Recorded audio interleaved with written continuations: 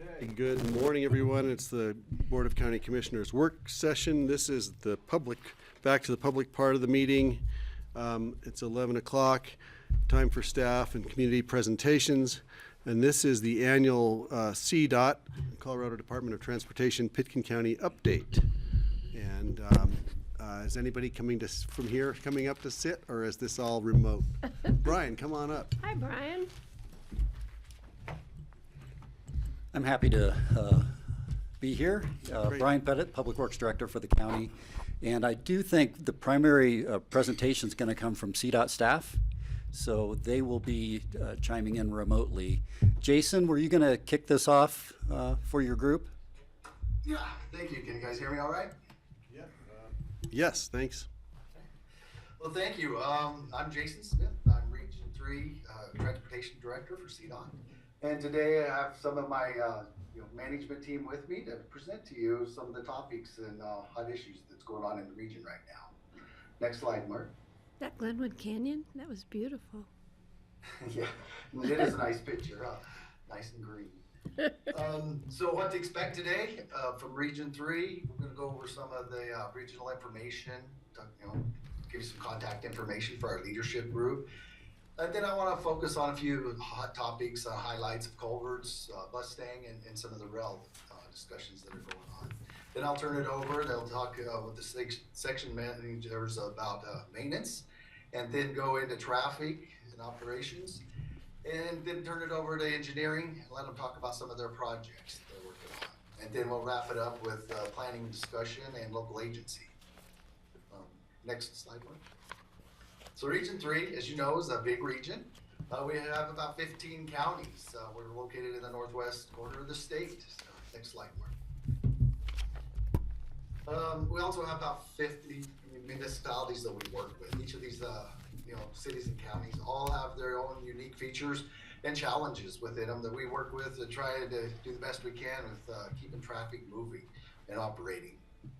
We have a lot of assets in the region as well. Over 700 bridges, 7 tunnels, 13 rest areas, and over 5,000 lane miles of highways in the region.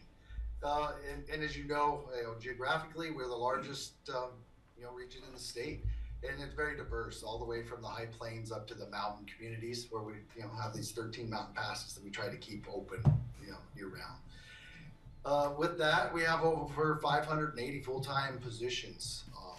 Like to say they're all full, but they're not currently. We have about 96 vacancies.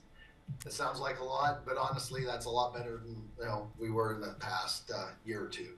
We were, I think, at the high point up over 130 vacancies, so we're making progress. A lot of extensive efforts have gone in, to hiring and recruiting and maintaining employees.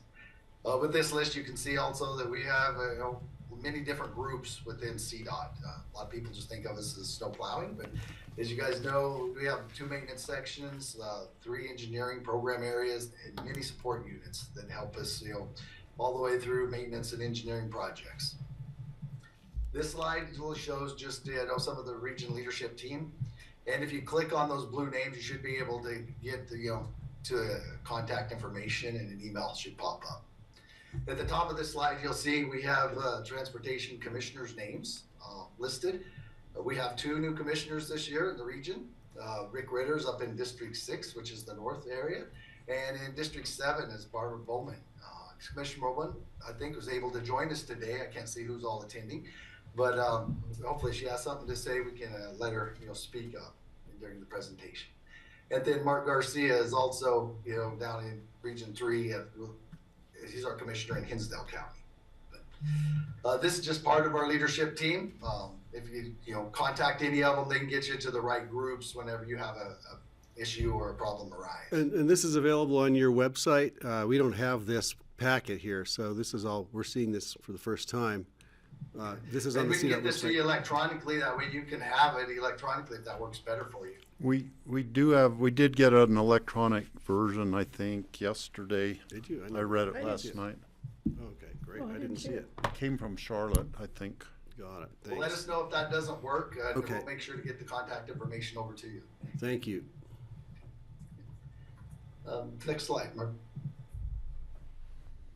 And so, like I said, there's a couple things I wanted to highlight this year. One of them being, culvert funding, and what's coming about, through Transportation Commission. As you know, we have three main types of funding that we have in the region, through the state system. Um, One type is what we call our capital improvement program. We have RPP funding, which is our region priority plan fund. And then we also have our 10-year plan funding included in that. And that's probably what you're familiar with some of the projects as we go through our planning cycle and you guys get to help prioritize, any needs that you have in your area. We also have safety funding that comes to the region. And this is, put really to where we have our biggest safety issues. And through these funds, we have to qualify through a benefit cost ratio where the funds can be utilized. So you have to show that there is going to be a great benefit for what cost you're putting in for. And those are more of the faster safety funds and hazard elimination funding that we get in the region. Then we also have another category, which are the asset management program. And these, are consistent programs that we get annually, and we divide it up through 12 different assets. The asset here I want to highlight is the culvert funds this year. And the reason I do want to highlight it is, usually we only get about $2 million per year for the region, entire region, to work on our culverts. This year, through federal redistribution of funds, we were getting about $65 million statewide. When I say the federal redistribution, that comes from FHWA. On an annual basis, they look at what funding is available through all the states, which states are not spending their funds, and which states are spending all their funds or could spend more. Well, CDOT's done a good job of spending funds, so it's pretty consistent. We get extra funds every year. This last year, we got approximately $170 million of additional funds into our coffers, and Transportation Commission voted to put about $65 million of that redistribution funds into our culvert program. Through the chart here, you can see Region 3 in the middle. Out of our high priority structures, we identified about 295 structures in the region that were critical. And these are critical because of, either their condition or their location.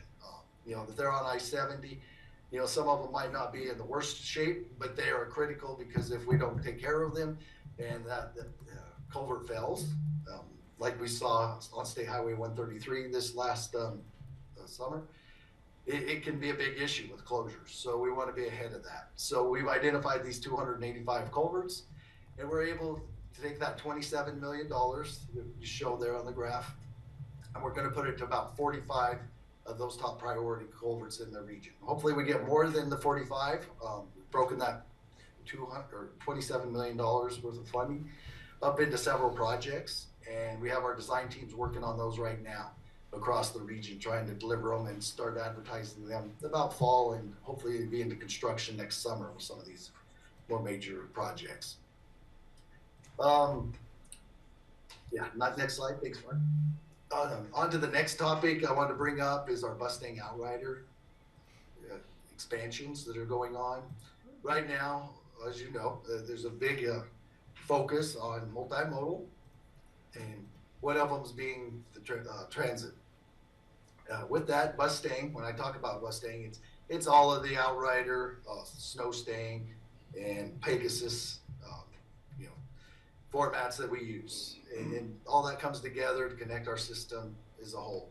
Right now, we know that there's a demand, and it's recognized out in the Region 3, Western Slope. It's still not completed, and as you can see on the map there's some gaps.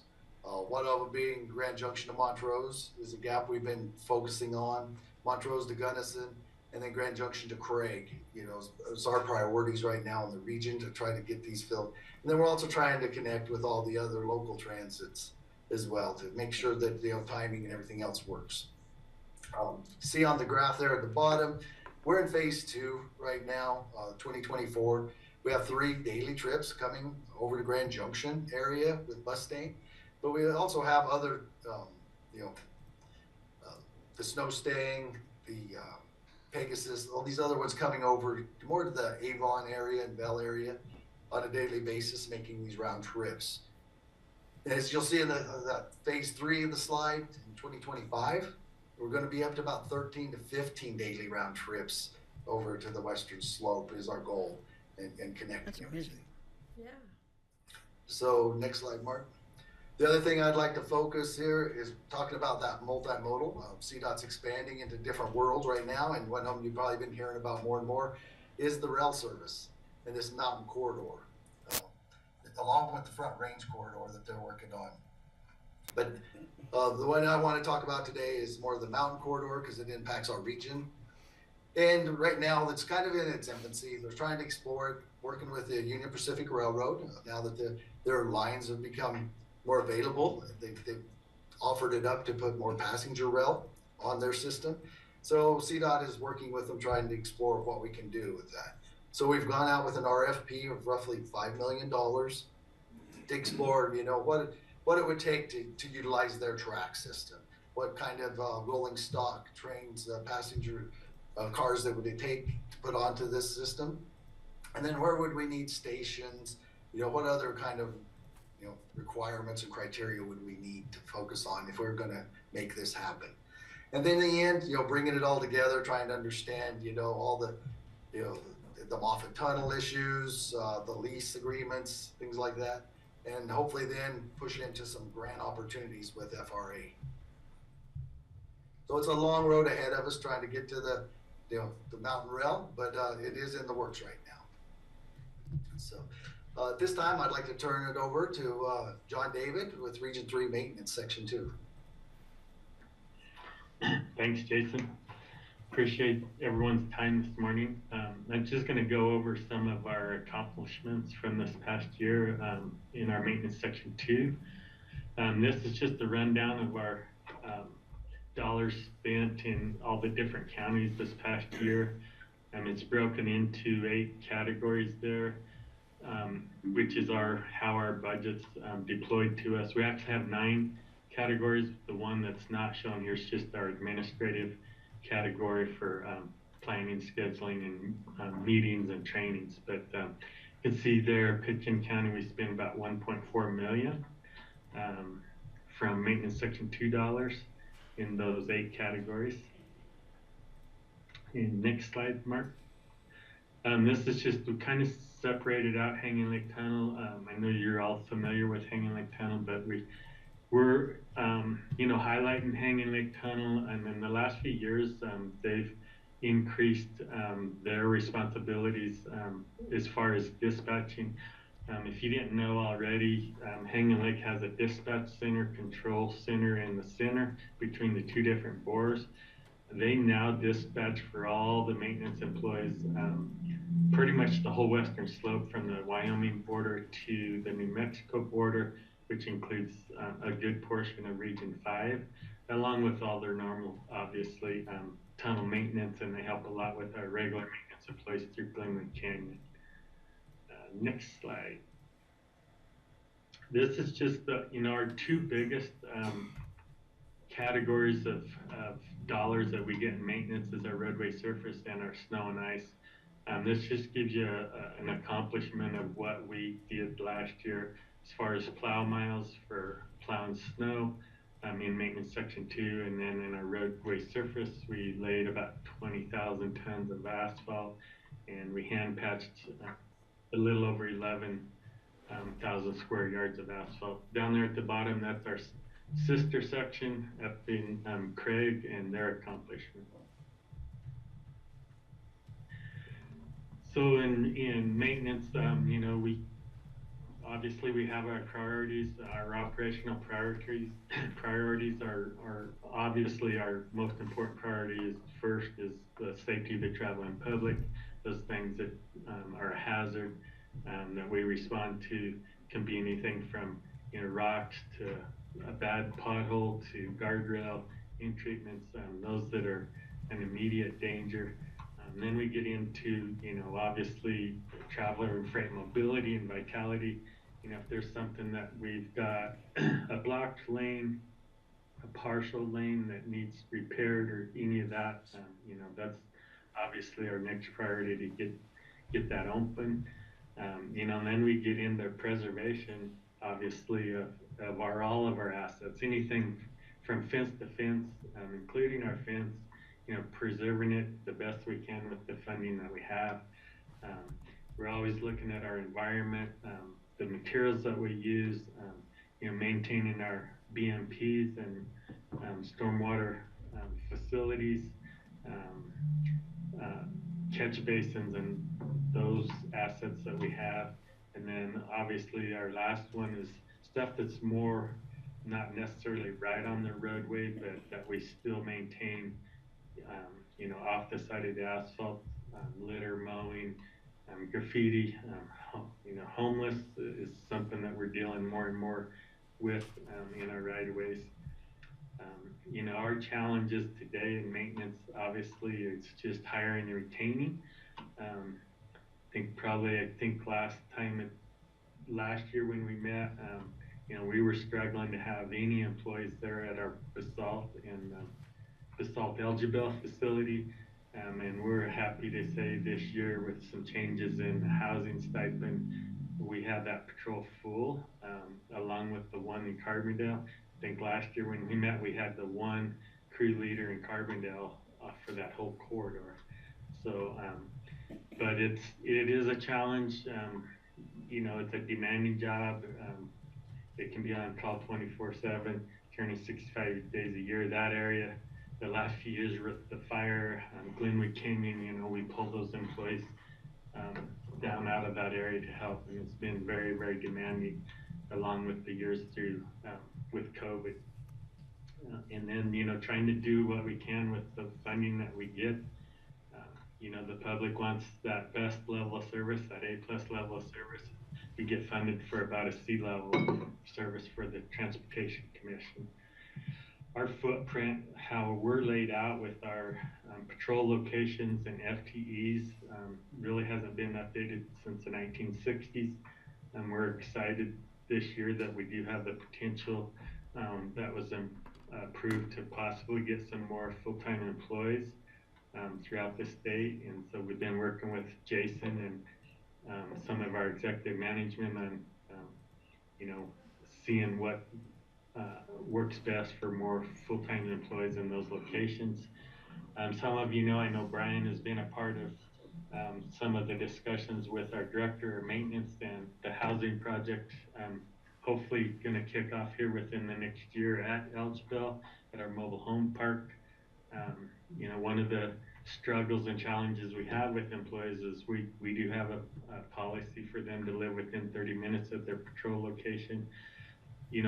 Pitkin County and Garfield County is one of those counties we've had to extend that and double it to 60 minutes instead of 30 minutes, just to be able to attract and get some employees into those locations. But we're hoping with the housing project that John Lorme, our director of maintenance, kicks off there at our mobile home park here in the next year, will just help us that much more to attract employees and hopefully retain employees. We do have a partnership with Glenwood Caverns in Glenwood with, we have first right of refusal to 5 apartments there.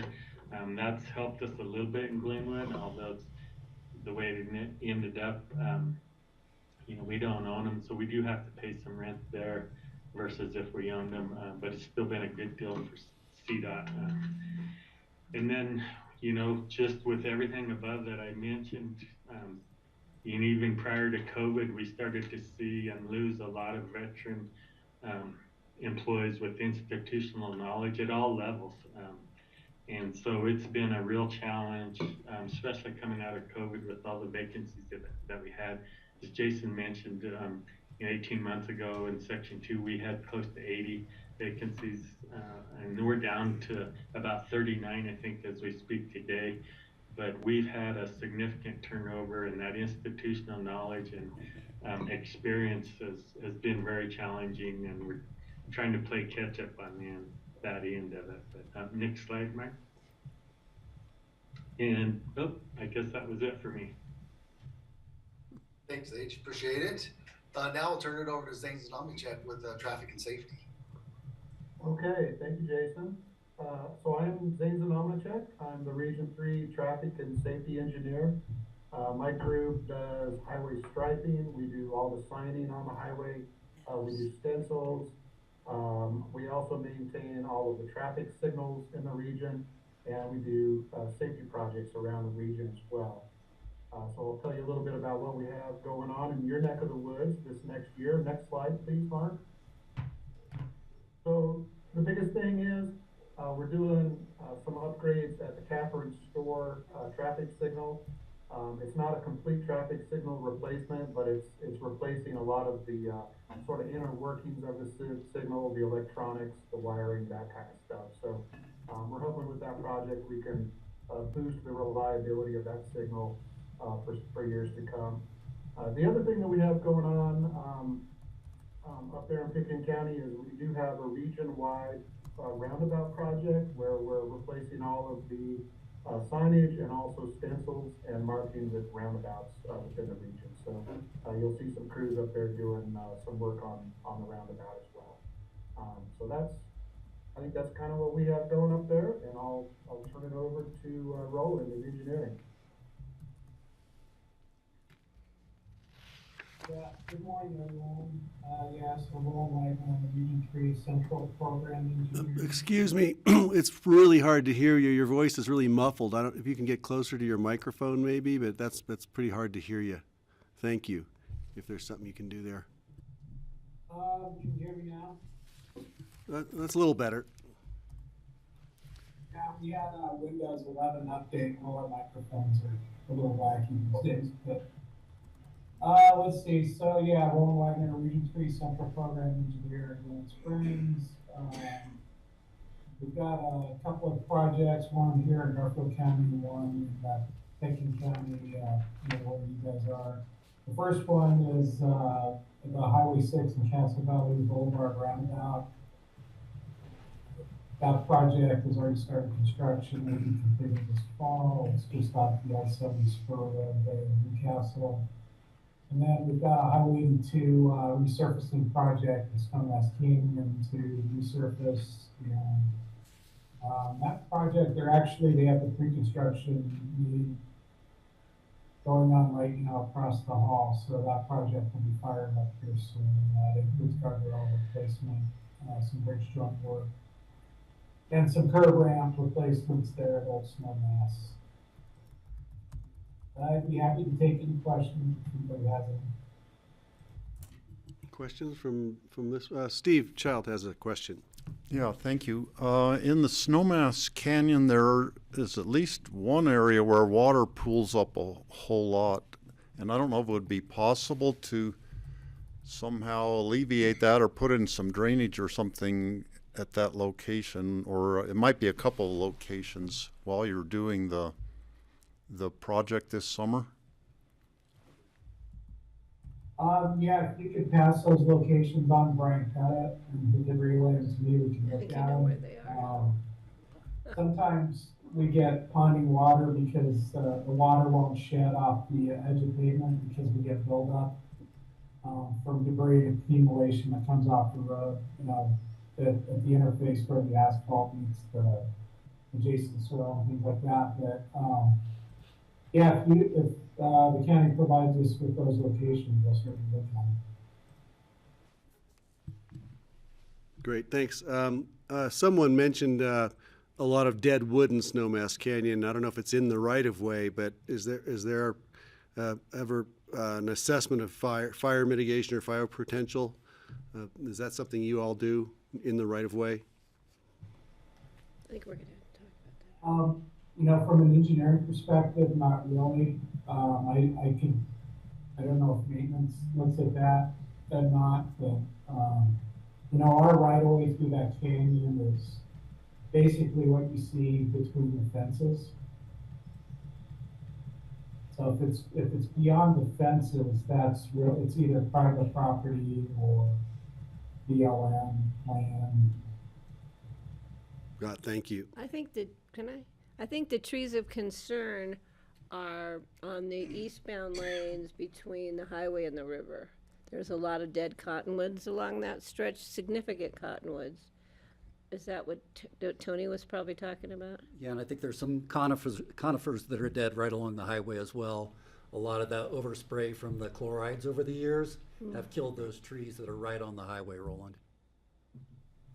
Yeah, I mean, if you guys want to send us some locations where you have concerns, we can certainly look at it. And I think the other issue besides the trees is the overgrowth of undergrowth along that section and the need to maybe do some trimming because it's a really, really potential fuel source. No, we had other things that I'm sure the board might want to bring up. I don't know when the appropriate time to do that is. It's not, they're not on your list, obviously, but they, maybe future Well, lists. and we will have time. We're not gonna take up the whole time. We'll have time for you guys, so, if Roland's finished there and if you guys have any other specific construction questions, now's the time for that, but then we only have a few more slides to get through, and then there'll be plenty of time, hopefully, for you guys to, bring up other items that you have. I just wanted to ask one thing about the roundabouts. It just seems that the roundabout, the striping and the signage, of course, doesn't get beat up so much, but anything on the pavement just gets torn up by the plows or by the weather, I guess. And so I guess that's something you need to do, but is it necessary is the question I have as an amateur watching it. Is it necessary to stripe if the stripes are just going to get faded out so rapidly? You're talking about our roundabout. Well, our roundabout Yeah. gets beat up. That's a good question, and, the way that roundabout up there was built, I mean, it doesn't rely on striping as much. So, the good thing is that it doesn't rely on striping as much. It can still function without the striping there, but, we do feel that there's benefit to at least doing our best to try to keep some semblance of markings there, and if they do wear off, then, it still probably works okay, but, ideally, striping should be there if we can. Thank you. Anybody else? No other, Brian has a comment. Just a quick question for Roland. Roland, for the project in Snowmass Canyon, what's the proposed duration of the project, and what type of delays would we see during rush hour coming up valley and going down valley? Yeah, good question, Brian. There'll be a press release coming out when the project starts up that'll have all that information. I don't have it offhand right now, but you'll be seeing a press release soon. I hope you'll get that to us before it goes to the press, just so we're prepared. That would be very helpful. Yeah, I could see there probably will be a whole lot of traffic going on the county roads as just people picking their detour of their choice to get around that project. I'm sure we'll see a lot of that on East Cypress Creek, Lower Capitol River. Creek, Snowmass Creek, the Lower River Road will probably all see a lot more traffic.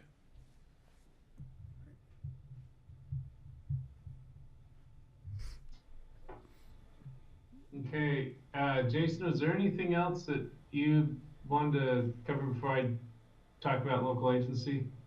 No, if that's all on Any the other projects, then I think jump right into local agency and planning. Okay, so one of the biggest growths Region 3 has had over the last few years is our local agency program with the several new fundings coming in through either MMOF, which is Multimodal Options Fund, or other programs from the state. Our local agency program has grown from about 16 programmed projects and $10 million in 2019 to 52 new programmed projects and about 50 million. This doesn't even include 2 federal grants that we got. One was received by Glenwood Springs and the other by the city of Delta. And so you can see the growth that we've done on this, and we've helped out our local agency partners to develop their projects and design a bunch and get some out to construction. One of the benefits that really comes from, or one of the sources of funding for these local agency projects and for all of CDOT and the counties and municipalities is the statewide HUTF, Highway Users Tax Fund. This is the gas tax that comes from the oil and gas, obviously. Right now, we're looking at about $600 million for CDOT this fiscal year. with 230 million for the counties and 162 for the municipalities. It's usually broken up about 60% to CDOT and 40% to the counties and municipalities. You'll also see that off the top comes out and funds the State Patrol and Department of Revenue. We do see this as still remaining flat with just a little bit of growth over the few years, but I know always that the cities and the counties are looking at this and watching this for their own funding as well. For CDOT, to the federal funds are included to have a total of about a $2 billion budget. And our biggest is our capital construction, 826 million, 40% of our budget goes to the capital construction, 10-year plan projects, RPP program. The next is our maintenance and operation, 505 million. And again, so that covers about 60% of our budget. The next biggest portion of our budget is our sub-allocated program. Again, this is the one that's funds that come into CDOT but go directly out to the local agencies through either revitalized main streets, MMOF, or other projects to help the local communities. And then the other highlight I want to do is 7.1%, the other programs and contingency funding and debt service. Our debt service, we went out for bonding in 2019, and the legislature through various years have covered our debt service, but our debt service this year will be about $130 million. So just wanted to kind of highlight those budget issues. One of the reasons we are doing this virtually this year is we're in kind of a rush for our planning. We're getting ready to go out for a new long-range plan.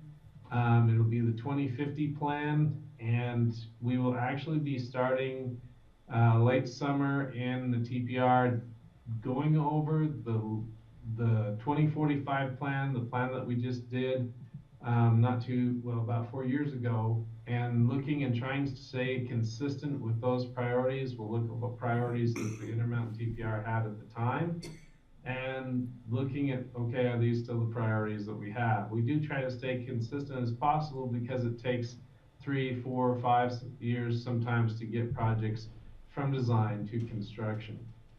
So we will be starting that through the TPR process, but the beginning of that really starts at these county meetings. So we need to get these county meetings wrapped up by July, August timeframe. Once we get the priorities done and the plan done, then we will do a new 10-year pipeline that then will go into this document. All of our past plans and the pipeline are in these links that you have in the electronic documents you sent, and so you can look at these. One of the things that they've asked me to focus on from headquarters is what we have in our 27-year plus projects. So in the 10-year plan, we have the 19 through 22 section, and then we have the 23 through 26 section, and those were all funded. The 27 plus projects were not funded, and they are just kind of planned and programmed. So we didn't put those fundings out there. There are 6 projects that are in the 27 plus. They're the I-70 West Vale, I-70 Glenwood Canyon, critical asset repair, I-70 and Colorado 9 exit 203 interchange improvements, the I-70 West Dowd safety improvement, US 24 improvements, and I-70 interchange improvements in Garfield County. There's a couple other projects that are safety issues to CDOT that we want to bring up as we go to the Intermountain TPR meetings this summer and fall, and that'll be Colorado 139 Douglas Pass North. It's over there on the Utah border, but it is in Garfield County, so it's in the Intermountain TPR. And then State Highway 13 Rifle North. These are highways that there are safety conditions on these sections that we want to bring to the forefront of the Intermountain TPR.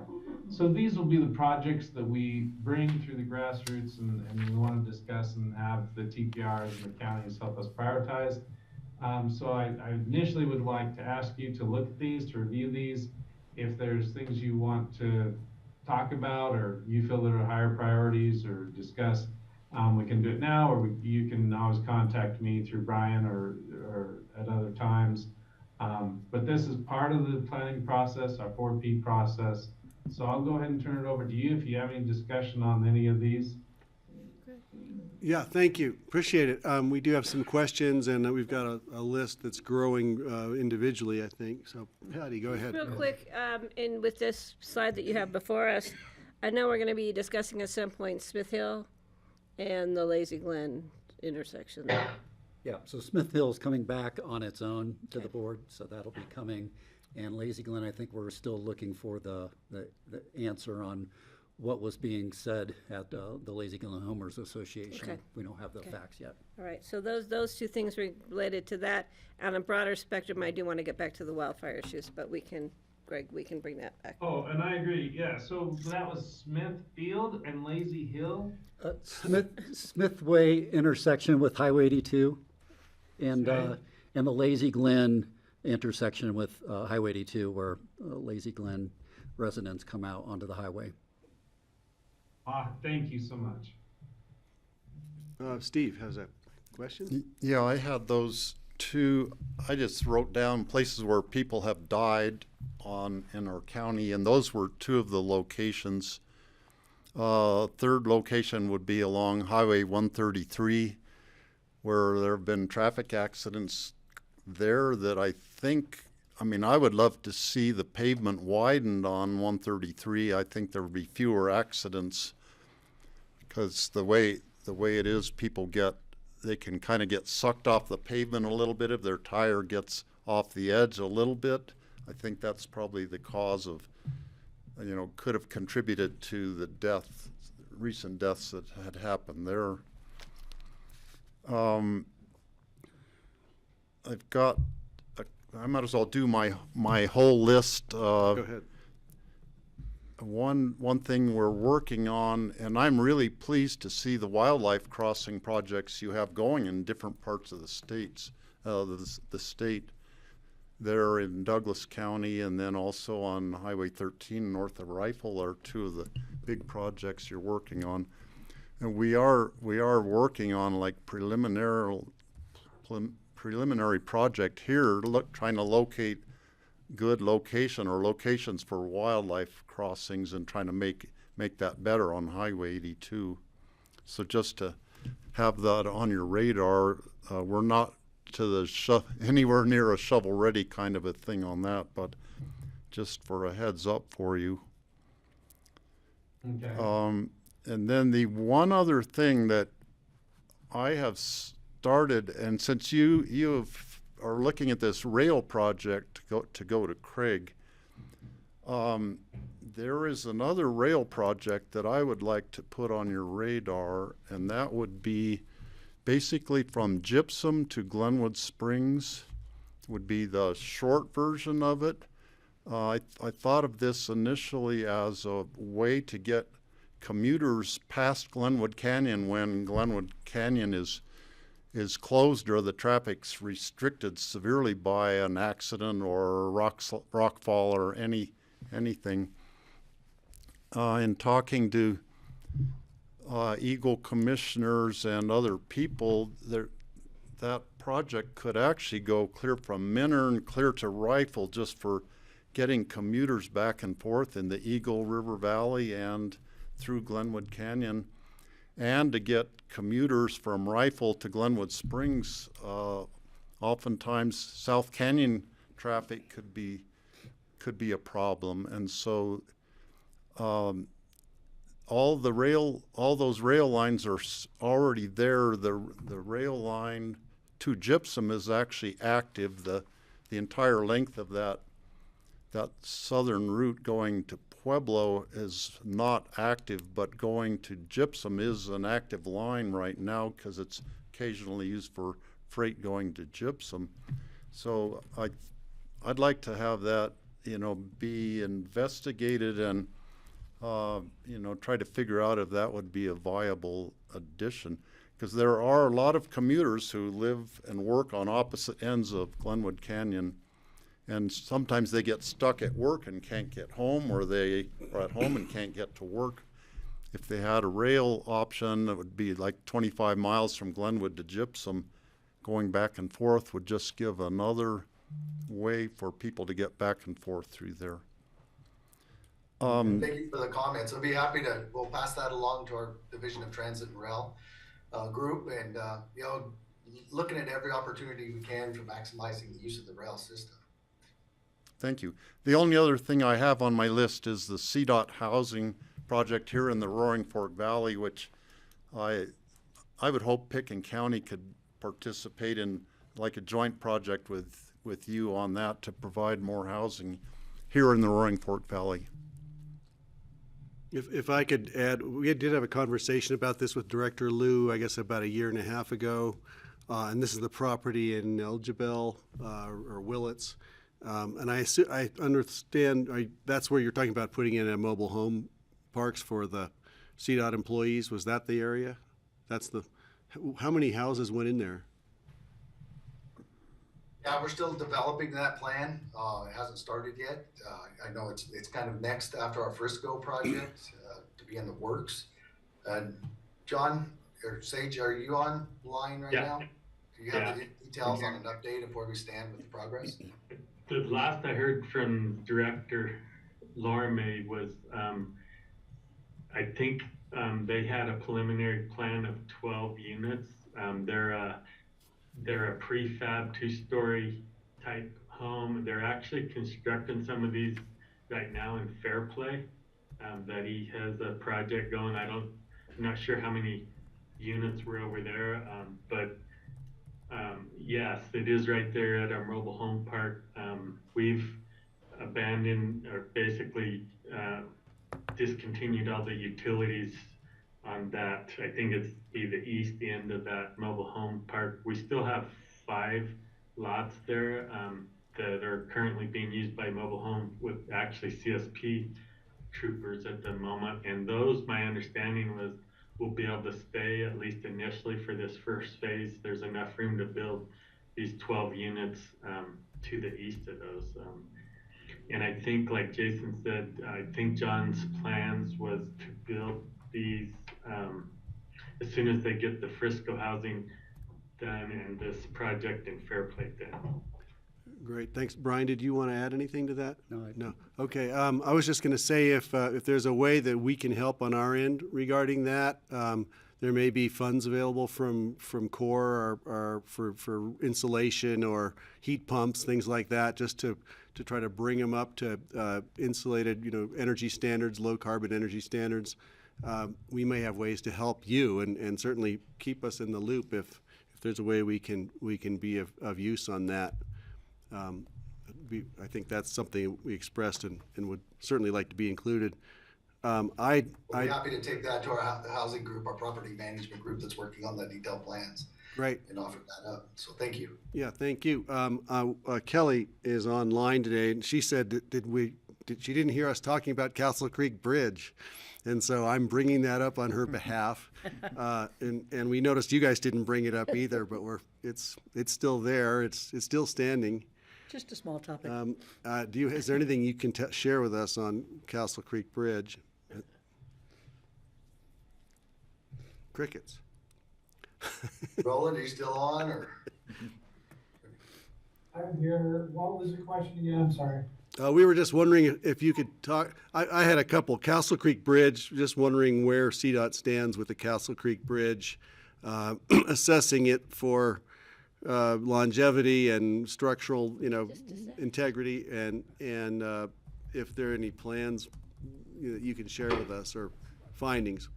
Yeah, they just assessed it. Yeah, so the last bridge inspection was in 2022. And we do biannual inspections on our bridge structures. So there should be another inspection probably this fall. Then, based on the outcome of that evaluation, it will inform CDOT's next steps. The last evaluation, which was in 22, it was kind of teetering on falling into the 4 category. When that occurs, then it triggers our process to start planning the bridge replacement. That's about all we have for, report on our process. I know the city of Aspen has been doing their own independent process. They had they retained Jacobs Engineering, the site consultant, to come out last fall and do an independent evaluation of the bridge superstructure and some of the structural elements. And I think their city staff and Jacobs are planning on briefing the Aspen City Council on that, I believe in April sometime. So. Okay, great. We'll look forward to that. Can I just ask a follow-up? Oh, there she is. Great. Hey, Kelly. Yeah, thanks. Thanks, Greg, for bringing that up, and thanks, Roland. I guess I'm wondering, just based on the project list, I think you showed us a 10-year project list. You know, if the bridge is not found to be, in sound health for ongoing purposes, does that get put on that project list? Does it bump something off that project list? Sort of how, I'm just curious how you guys like manage that, delivering something like a big project like that on your end. So again, as Jason talked earlier in the meeting, there's three real clear categories of funding. One is asset management, another is safety, and then we have the capital funding as the third category. Now the capital funding is the third category. Sometimes it's really big, other times it's like 8 million just for the RPP. When we went out for bonding, in the long range plan, there is like, I want to say 100 million for Pitkin County for the entrance to Aspen. They do have that on the long range plan, but that was not brought to the 10-year pipeline of funding, which had access to this other funding. And so it was kind of, okay, this is a priority, but it didn't raise to these other priorities that are out there. And that was a decision by by CDOT in accordance with TPR, and everybody within the Intermountain TPR was agreed. So when we look at those, when we look at these projects, those were the ones that came out of the 10-year pipeline. So those are the ones that we've been designing and working on. But at the same time, if something were to happen, so to answer your question, if something were to happen along Castle Creek, we still have the asset management, we still have the safety funds, we still have these other fundings that we can put to it. And so those are the things we're looking at, and we do need to kind of always keep an eye on that. And then Roland is working with the city of Aspen and what to do on there. But it would be funds to replace as is, or in kind or whatever, and the way it's at. So the city of Aspen is really looking at what if, and at least from what I understand and what I've been in the meetings I've been involved with. And so when we go into this next phase of the discussion with the Intermountain TPR, one of the things we need to look at is, yes, here's the projects we're designing, but all these other projects and all these other needs are out there. And then there is funding for other needs when there's safety issues, when there's asset management issues for like resurfacing and adding a little shoulder, or just doing the resurfacing projects. But if we need other funding, we're going to have to go to our capital construction program. Does that help answer your question?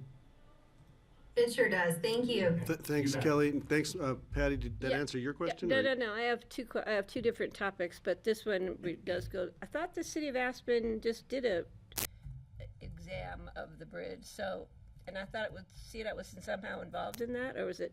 So that was just a couple months ago. So that you could, yeah. So there was a recent evaluation of the bridge conducted. Hey, Roland, it's Pete. Identify your full name. Oh, please. I am Pete Rice. I'm the Director of Parking and Transportation for the city. Thanks, Pete. Thank you. Yes, so we did an independent evaluation and went through the typical CDOT approvals for doing that in November. We've got the information back. I wouldn't worry, but we have some concerns. And so we do go back to our council on April 15th. And I think Mark described it pretty well. They're in the what if stage of There's going to be a lot of discussion on EIS, NEPA, the record of decision, and that's really going to be a focus of that work session, along with, we're going to talk about the bridge options. So similar to what Roland indicated, is like, what happens if it's in place? What does rehabbing a bridge look like in place? What are the impacts? So we have all those evaluations done now. Thank you. I thought there was a more recent one, and that may be a topic of conversation for our joint meeting with the city in May, just to pass that along. Thank you. My second issue goes back to wildfire and what we might be doing along the corridor to cut back brush or remove dead standing trees where it's appropriate. Brian, you have any input? Because I know that's a concern for the fire districts. Yeah, and I think also just general mowing of the grasses along the highway. So I know I talked to Scott about that recently with a couple fires that occurred along the highway that could be attributed to that vegetative growth. So I think what we were asking for is just for CDOT to put a little more emphasis on vegetation control along the highway itself. And what do we, maybe as the Board of Commissioners, need to do to incentivize CDOT to do that? We do not want to have wildfires. Sage, can you speak to kind of your process there and from a vegetation control standpoint along Highway 82, and if what we need to do on our end to help incentivize CDOT to pay more attention to that? The mowing piece is something that we can just do internally. We have, not just in the Highway 82 corridor, but 133 and many other areas, the last few years, just with vacancies, just to be, totally upfront, we just have not got to a normal vegetation mowing that we would normally do on an annual basis. Actually, Jason and a committee that Jason asked us to put together, looking at a vegetation plan for our whole maintenance section that will involve more, actually even working with the counties. If the counties can get more weed sprayers and doing IGAs with them, that's the, just to be in compliance with the, not just weed stuff, but we've lost several counties in the last few years that had sprayers just because they lost those employees also. That would be just the normal, though, mowing swath of 15 feet generally, or less for the small vegetation. The bigger stuff, we're talking about cottonwoods and that, honestly, I don't have a good answer for that. It's, if we have obviously a big tree that's, we can see that's causing a hazard for falling or something like that, if it's, our guys just are not expertise in doing that. Sometimes we'll hire a contractor just to come and help us remove that one tree per se, but that's more in the aspect of something that's, danger of falling or has partially broken off or something like that. Big projects for fire mitigation of, one that just, Jason, I don't know, we're not really funded to do anything like that. It seems like, and maybe Roland knows, it seems like Craig did a project years back with some beetle kill stuff, and had a big contract because of a similar situation, fire danger. I don't know, I see Mark shaking his head, but I'm not super familiar with that project because it was not in our maintenance section, but I don't know, Roland or Mark, if you guys have more. So that was actually several years ago when the beetle kill was really bad up there. They had a tree removal, and we did a project that did several areas, but it was right on the right of way of where we were at, and we sent out, some of it was successful to hire contractors. We just went out and hired contractors to do swaths of the highway, but again, they had to pick up the underbrush and clean up the wood and on and on. Some of it was fairly successful at the time. Others, we at least cleaned up. A lot of the fear was blowdown and other things. It wasn't just fire, it was just the high winds and stuff. So, and we get high winds throughout all of Colorado. So that is something that we can kind of look at as far as, because it wasn't even funded, I don't believe, out of RPP, Jason. It was funded more of just out of a project. But it was done through, from headquarters, because they recognized this, and it was done on a couple of regions as well. Have you thought about it with Macy? Okay, I would like to suggest that maybe we set up a meeting with our local fire districts and CDOT counties involved, see what we need to do. We don't want to wait until it's too late. We want to mitigate it now before we have a fire. We've been very careful in Pickens County and very lucky in Pickens County. But as the saying goes, it's not a matter of if, it's a matter of when, and we need to be as far ahead of it as we can. And if we need to, our state senator, Perry Will, is really involved in some wildfire issues. He's very well aware of it, and maybe we can bring him into the conversation and see what we might be able to do with some wildfire mitigation funding. But I think, and again, the question is how far our right-of-way goes. We'll have to look at that, because again, we only looked at really within our right-of-way and what we could do. But yeah, we'll definitely be partners in that conversation. yeah, I think we need to have that discussion. And as far as right-of-way issues, I totally understand. But we have a lot of private property owners adjacent to those right-of-ways, especially in Snowmass Canyon, who I think we could bring on board and help us out with this too. So. And private property owners can get really attached to their trees. Right. Well, I'm talking a lot of it is growth and a lot of and fire, and they need to understand that. But we do have specific wildfire mitigation issues with our building codes, and maybe it's time we look at that too. But as long as we bring everybody to the table to have the discussion, I think, and we need to do it soon, because we don't want to wait till the fall when we're through fire. Well, fire season's year round now anyway, so. So we can discuss on Thanks. how to do an assessment of that and then bring CDOT in at the appropriate time. you know. Or bring them in. Right. I had two last things I want to bring up. One was just an invitation for Jason and Director Lou to come visit us sometime up here. I'm grateful that you're able to get on Zoom and do the Zoom calls. We know the traffic, as everyone knows, the traffic between Glenwood and Aspen is actually pretty bad the entire way nowadays. So we're all looking at increased volumes of traffic, and we're looking for solutions on that, and I'm sure you are too. My final comment was that I'm somebody who lives near shale bluffs, and I watch the debris coming off shale bluffs every time there's a freeze-thaw cycle, and sometimes the cleanup on that takes a little while to get picked up. In fact, days if not weeks, and I wanted to know, are there ever going to be plans for any more increased scaling or carving some of shale bluffs back? And what would it cost? I've never understood what the actual cost would be, or if it was even possible. And I'd like to have that information, because right now we're looking at building some very expensive bridges for bike paths that might cost more than a scaling project. And I just wanted to understand that, so I'd have the context. But I don't know what's possible, or even what the cost would be for pulling shale bluffs back. Because right now we've got debris that almost reaches over across the white line into the road a lot of the time. And is that even on the list, or is that on a regular maintenance list? And we're running out of time. That's my last question. Thanks.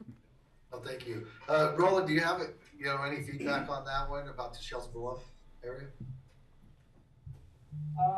No, I do know it's a maintenance burden, just because those bluffs, it's shale, and it's constantly sloughing off, and then it fills up between the barrier and the cliffs there, and maintenance, they've had a hard time with maintaining staffing in the area, so they probably don't get in and clean out behind that barrier as often as they would like to. But once it kind of fills up there, then it just spills over on the road, and that's all we've seen. But it's going to be a problem forever. It's difficult to engineer any kind of structures through geologic conditions like that. So we're looking at bike path trails and bridges. You might want to look at the geology pretty hard. And consider costs, like you were saying. Well, thank you. I guess I didn't expect more than that. Is there anything else, Brian? Do you have anything else you want to? We had a public safety concern from our local agency here about the in-section attenuators. We've had a lot of guardrail impacts over the last couple years, and a lot of those attenuators at the end of the guardrail have been damaged or no longer exist. I just wonder if there's going to be guardrail work occurring this summer along Highway 82.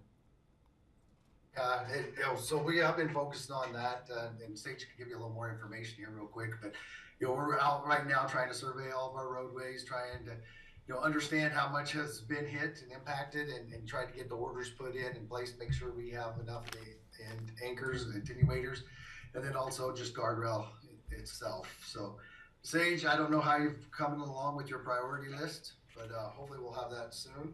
Is there any feedback you can give? Yeah, Brian. Exactly what Jason said. We're actually logging all of those as we speak, section-wide, and that along with our roadway surface itself. Looking at, to get started on our spring plans and summer plans for the guardrail ends, especially those attenuator ends, and then also the paving side of it. What the condition of certain areas of different roads, and trying to plan out our dollars going into our new fiscal year. Probably not going to be able to do a whole lot of paving this spring, budget-wise, but guardrail is one of those safety things that there is some cost, but it's nothing compared to paving. So those will. In some areas, some of the lower country's already working on and has replaced some of those guardrail ends and guardrail sections that's been severely damaged. But yeah, so hopefully we're hoping to we do have a bunch of them, as you know, not just on 82, but I-70 also. And so we're hoping to work through this season and get them all caught up this year before we go into winter again. Great, thanks. Steve had a question. Well, not a question. I wanted, having read through your report, your annual report for the whole state last night, I was really impressed with how many different projects CDOT has taken on all across the state and on different highways like Highway 71 south of Brush that I'm familiar with. I used to live along there for a while.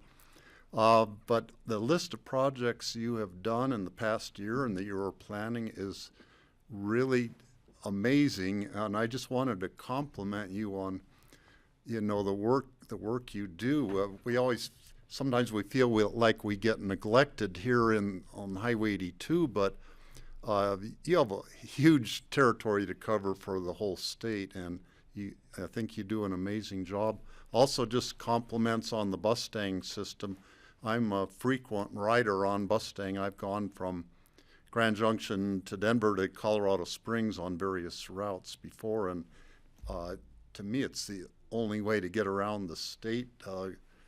You've done a good job on that. Thank you. I just want to thank you for the 27th Street project in Glenwood. That has been awesome. That is not an easy project, and it's really fun to see the progress moving along. My daughter and her family use it all the time. It's just really going to enhance safety, and I think bus ridership and bike ridership through that intersection will be a heck of a lot safer, and you guys are pretty awesome. That's quite a challenge there, so thank you.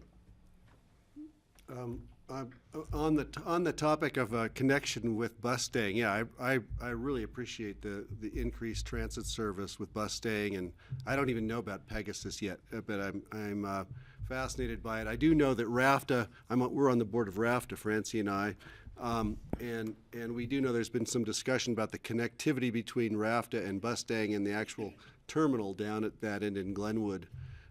Seems to be fairly minimal. People stand out there in the snow waiting for buses, and I'm wondering, I'm hoping the Mustang, improves that connectivity, that terminal at some point. I don't know if that's on your list or on Raft, as I'm sure Raft would love to talk to you about it. Thanks for joining us today. Yeah, thanks for coming in. I Thank think you for the opportunity. Yeah. You can contact me anytime with questions or through Brian or however. great. Thank Right, you so thanks. much. Come on, visit us sometime. Yeah, when the traffic's not so bad, come see We us. want you to drive Highway No, 82. I'll extend the invitation to Next Director Lewin. century. I know she's planning on trying to attend some groundbreaking and ribbon cuttings this Yeah, year. we got that Excellent. coming up. That'll be Thank you. great.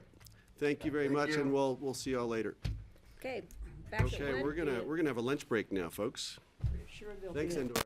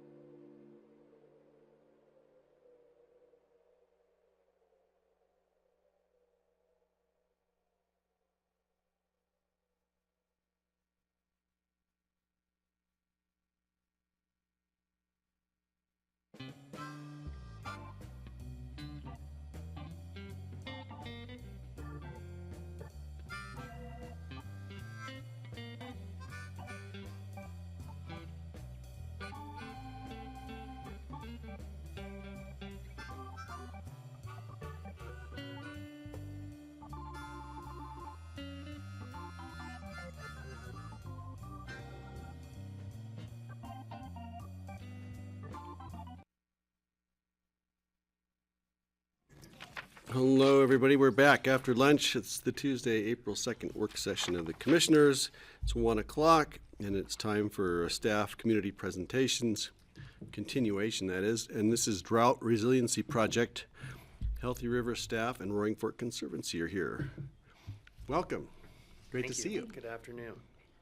Yeah, Great. take Well, it away. I can introduce everybody. I'm Lisa McDonald with the Healthy Rivers Program. I have Lisa Tasker here with the program as well, and staff from the Roaring Fork Conservancy, Rick LaFaro and Heather Lewin. Hi, Heather. Hi, Rick. Long time no see. Yeah, I great. have to say that Roaring Fork Conservancy report had some very long sentences in it. Very long. And there was a fairly significant vocabulary as well. Well, we like to keep people on their toes. That's right. You guys When you pay have for your two whole school seat, but you teachers on only the need the board. edge. There you go. Okay, well, Great. They don't let's miss get a started. Yeah, well, I'm going to introduce the project to you a little bit, and then the Conservancy take over from there. But this project came to the River Board after the Conservancy found out that there was not a need for contract water for supplemental releases from Rudai Reservoir this past winter. The board might remember that last year we granted $50,000, or partnered with the Conservancy for $50,000 for releases on Rudai for the Anchor Ice program. This past winter, they discovered that they did not need those, and in our 2024 budget process, we had $50,000 again funded for another 2024 for another round of the Anchor Ice program. So those funds were not needed. The Conservancy came to us with a drought resiliency project that they thought maybe we could use those funds with instead. So they are here today to talk about that. The River Board heard the request 3 different times. They had the Conservancy come back on 3 different occasions to discuss. They had some technical questions after the fact, and so invited the Conservancy back to further discuss some of those things. They also wanted to try to figure out a means to communicate to the BoCC on their decision making. Usually during our grant process, we have a score sheet. They can provide comments to the BoCC. On projects like this, partnerships and things, we don't have something like that available. Usually in an agenda item summary, we just note that it's generally a unanimous decision and recommendation by the River Board. This time it was not, and so they wondered how they could express that information to the BoCC. They felt the motion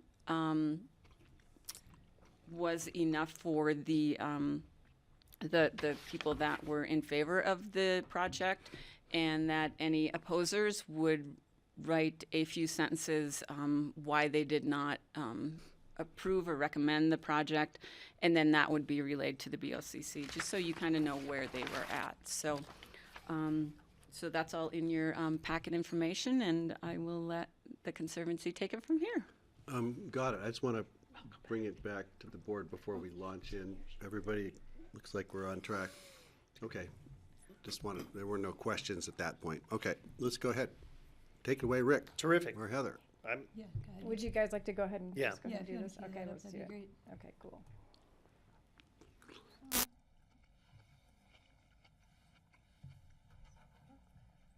me share this one. Hold on. Yep.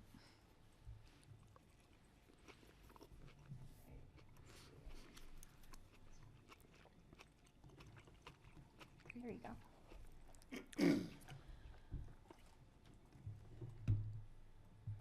Great, so thank you all. We just wanted to share a little bit of the background, both on a quick review of the Anchor Ice project and why why that funding wasn't necessary this year, and then some information that might help clarify some of those long sentences in that report that that came through, because I know it was a very technical document. We worked with some partners on putting that together. We've used this presentation a few times. You guys know where we are and in the Roaring Fork watershed. As a reminder, Roaring Fork Conservancy, right, is our local watershed organization. We work through both science, policy, and education on water quantity, water quality, and habitat preservation. And we see a lot of value in both of these projects. both in our mission and how it aligns with the Healthy Rivers program. So just a very quick update on Anchor Ice. I'm not going to go into too much detail beyond the fact that we do have our water quality staff out monitoring Anchor Ice twice a week on the frying pan based on temperature, weather conditions. This year, with a rather warm winter, and as we came into the winter season last year, we worked with the Bureau of Reclamation. Of course, we don't make the decisions on what water is released and how much, right? That's all done by the Bureau of Reclamation based on their needs for fill of the reservoir and what reservoir levels they need to maintain throughout the winter, and then their hopes going into the fall. And this year, with the amount of water that they finished the summer, moving into this winter, Tim Miller, who works for the Bureau of Reclamation, approached us and said, I think we should be able to run this at 70 to 90 CFS through the course of the winter because of the levels that are in Rudai Reservoir at the end of the fall. So at that point, we knew we did not require water to be leased, which is great. It means that we had a wet enough year, and the way that releases were managed, that they were able to hold that water, and the Bureau helps them to make sure that they've got enough space in the reservoir for this year's snowfall moving forward. So basically what we saw this year was that with that increased flow and rather mild air temperatures, we saw generally less both surface ice and anchor ice. We haven't crunched the numbers officially yet, but those were kind of the broad observations. And so the challenge of it is you wish that we could have had one or the other. Either a warm winter with low flows, so we could see how that impacts it, or a cold winter with higher flows. But having both, this wasn't a completely unexpected result to see less anchor ice in the river this year. What was the difference between reservoir levels that made them draw the conclusion they could release more from the previous year? I can't remember the exact numbers, but I think they try to get Rudai at about 68,000 acre feet heading into winter, and usually try to get that number around 62,000 acre feet to allow enough room for filling in the spring runoff system. So they'll draw it down to 62, roughly. Yes, and again, don't this hold year me to they had those. enough to do that. Based on the winter we had last year and the robust summer and whatnot, they had plenty of water in the reservoir to release. Interesting. Thanks. And so what we've moved on with is a really interesting partnership and project in a drought resiliency project, and it started with some funding from the Colorado Ag Water Conservation Board. And it's sort of a three-tiered project, and we're going to talk mostly about the on-the-ground piece. We're looking at basically concerns over prolonged drought and reduced access to water. And in that question, is there a way that improved soil health can mitigate the impacts of reduced water availability or help the recovery of these agricultural areas post-drought? And so I think when we look at this kind of in a historical context, you didn't always see partnerships between agriculture and environmental groups like ours. And so initially it seems like an unlikely pairing, but when you look at the amount of common ground that we found, possibly because of some of these prolonged drought areas, and when we're looking at wildlife habitat, migration corridors, the economic, scenic, and historic benefits of agricultural areas, we really think that there's a great opportunity for partnerships in seeing the benefits of maintaining agriculture in our valley in the long term is beneficial to both our communities and to our watersheds. When we see what the alternatives have become, basically either a dried up kind of dusty field of weeds or a hardscaped development, we think that those alternatives are significantly more detrimental, and that working together in partnerships with the local ranching community really benefit everybody. They benefit the river, they benefit the community, and they benefit long-term community values. So the project started pretty small. We were looking at one ranch and one ranch space, and we were approached by several other ranchers and ended up with 4 different properties spread throughout the watershed. So we've got one property that's up the Frying Pan, one property in Carbondale, one property up on Missouri Heights, and then the Pickens County open space in the Emma area. And so we felt very lucky that we're able to kind of represent a lot of the different geographic areas and different soil types in the valley within this process. And so the effort, that said, each of these groups provided much more than a piece of land. Their insights, their tools, their communication, their understanding, their problem-solving ability as we went through the process of building this study and putting the first phase of it on the ground was really, really invaluable. And then you can see the list of our current funders, the Ag Water Alliance, the CWCB, the River District, Atlantic Aviation, and Eagle County have all supported the project at this point. So we'll kind of give a high view of the study and what we're looking at and what's being done on the ground and on these fields. And this is something that hasn't been done in this area before. So as I mentioned, we've got 4 different fields in different geographic areas within the valley, and within each of these fields, we've got 3 different soil treatments. We've got an aeration, a biochar an amendment, and then basically a control plot where nothing's done. I believe the next one actually is probably a better photo there, yeah. And so each field has a 3-acre parcel where you look at deficit irrigation or full irrigation, a control plot with no treatment, and then a mix of aeration and biochar or just aeration on the field to see if you can impact the yields in these areas with these different soil amendments. And so if in a year where were constrained, whether it was because of drought and there is no water available, or because of senior water call that limits availability, if you'd then be able to economically, and that's another piece of the study, look at some of these soil amendments to then continue to keep your fields productive, or be able to rebound faster following reduced water. So last fall, each of those areas had the aeration and biochar on the ground. Prior to that happening, these field measurements were done, biomass sampling, and soil health, all through in partnership with Colorado State University. Biochar amendments and aeration were done in the fall on each field, and then we'll do those same measurements through the course of this summer. Can I ask a quick question? Of course.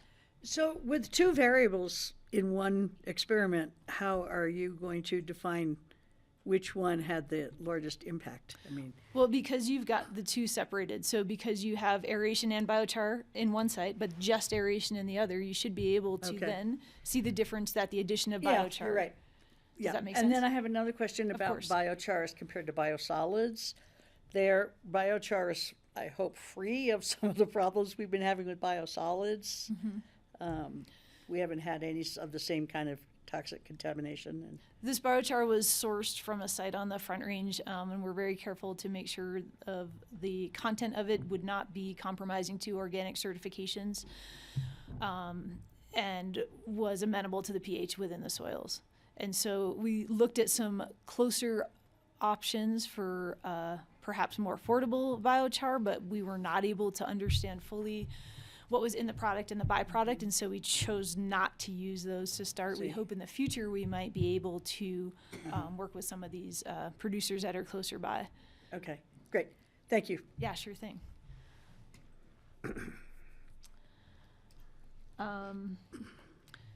So yep, through the course of last summer, some baseline monitoring just to understand the state of the fields as they were.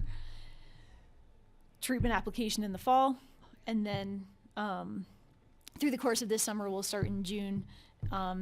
Because all of those different fields have different irrigation methods as well as timing, the shutoff for that deficit irrigation will vary from field to field, but from there we'll have set times throughout the summer.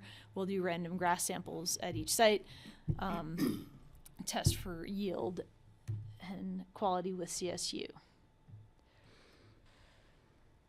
And so from there, again, we hope to understand the impact of less water on the field, and is yield reduction offset by adding these soil amendments and doing this work. And so there is a lot of anecdotal information out there about biochar, but there hasn't been very many controlled studies done. And so it's got a lot of eyes and a lot of attention throughout the state. We were really excited with the number of local ranchers that were enthusiastic about participating in the process. And so our hope is moving through this summer, we'll be able to come back at this time next year with some answers to what we've seen through the course of that study. Can I ask one more question? Absolutely. About that last picture? Sure. So is the irrigation on the different places the same type of irrigation? Is it all like side rolls or flood? It's not. It's different on the different It's different sites? on the different sites. By intentionally? So based mostly on what they had there, just what's so existing. that we didn't need to redo an irrigation system Okay. through the course. And, and the hope is that learning through these different types of irrigation as well. I'm just thinking it's so hard to measure water when you're flood irrigating, how much water is actually, as compared to a sprinkler. It's like, how are you gonna do that? Like through the soil content or of water? Or? They've got, I think which one's flood irrigated? Is it I think Cap K, Juflis is Cap flood. K is flood irrigated? And so I think they're looking at metering some of the pipes to understand exactly how much the water application is there. And then we are doing soil moisture tests as well throughout the process to understand Right. what's And water maintained depth. in the soil. Yeah. Okay. And then there are equations you can do to understand the evaporation and that too. So Yeah, there's just such a difference in the different ways of applying water. It's hard to compare. Well, it'll be interesting to see the results. Thank you so much. sure. And yeah, so this is our budget as it stands right now. And basically, again, you can see we've got a significant amount of funding that we've leveraged throughout the process from a variety of sources. We didn't talk too much about our conservation survey or the consumptive use modeling. If you guys are interested, we're happy to give you a high level on what those are. You may have read about them in that study, that summary that was put together. But the idea is to put them all together to really get this comprehensive picture of water conservation, how it works, is it possible, and who would participate and why.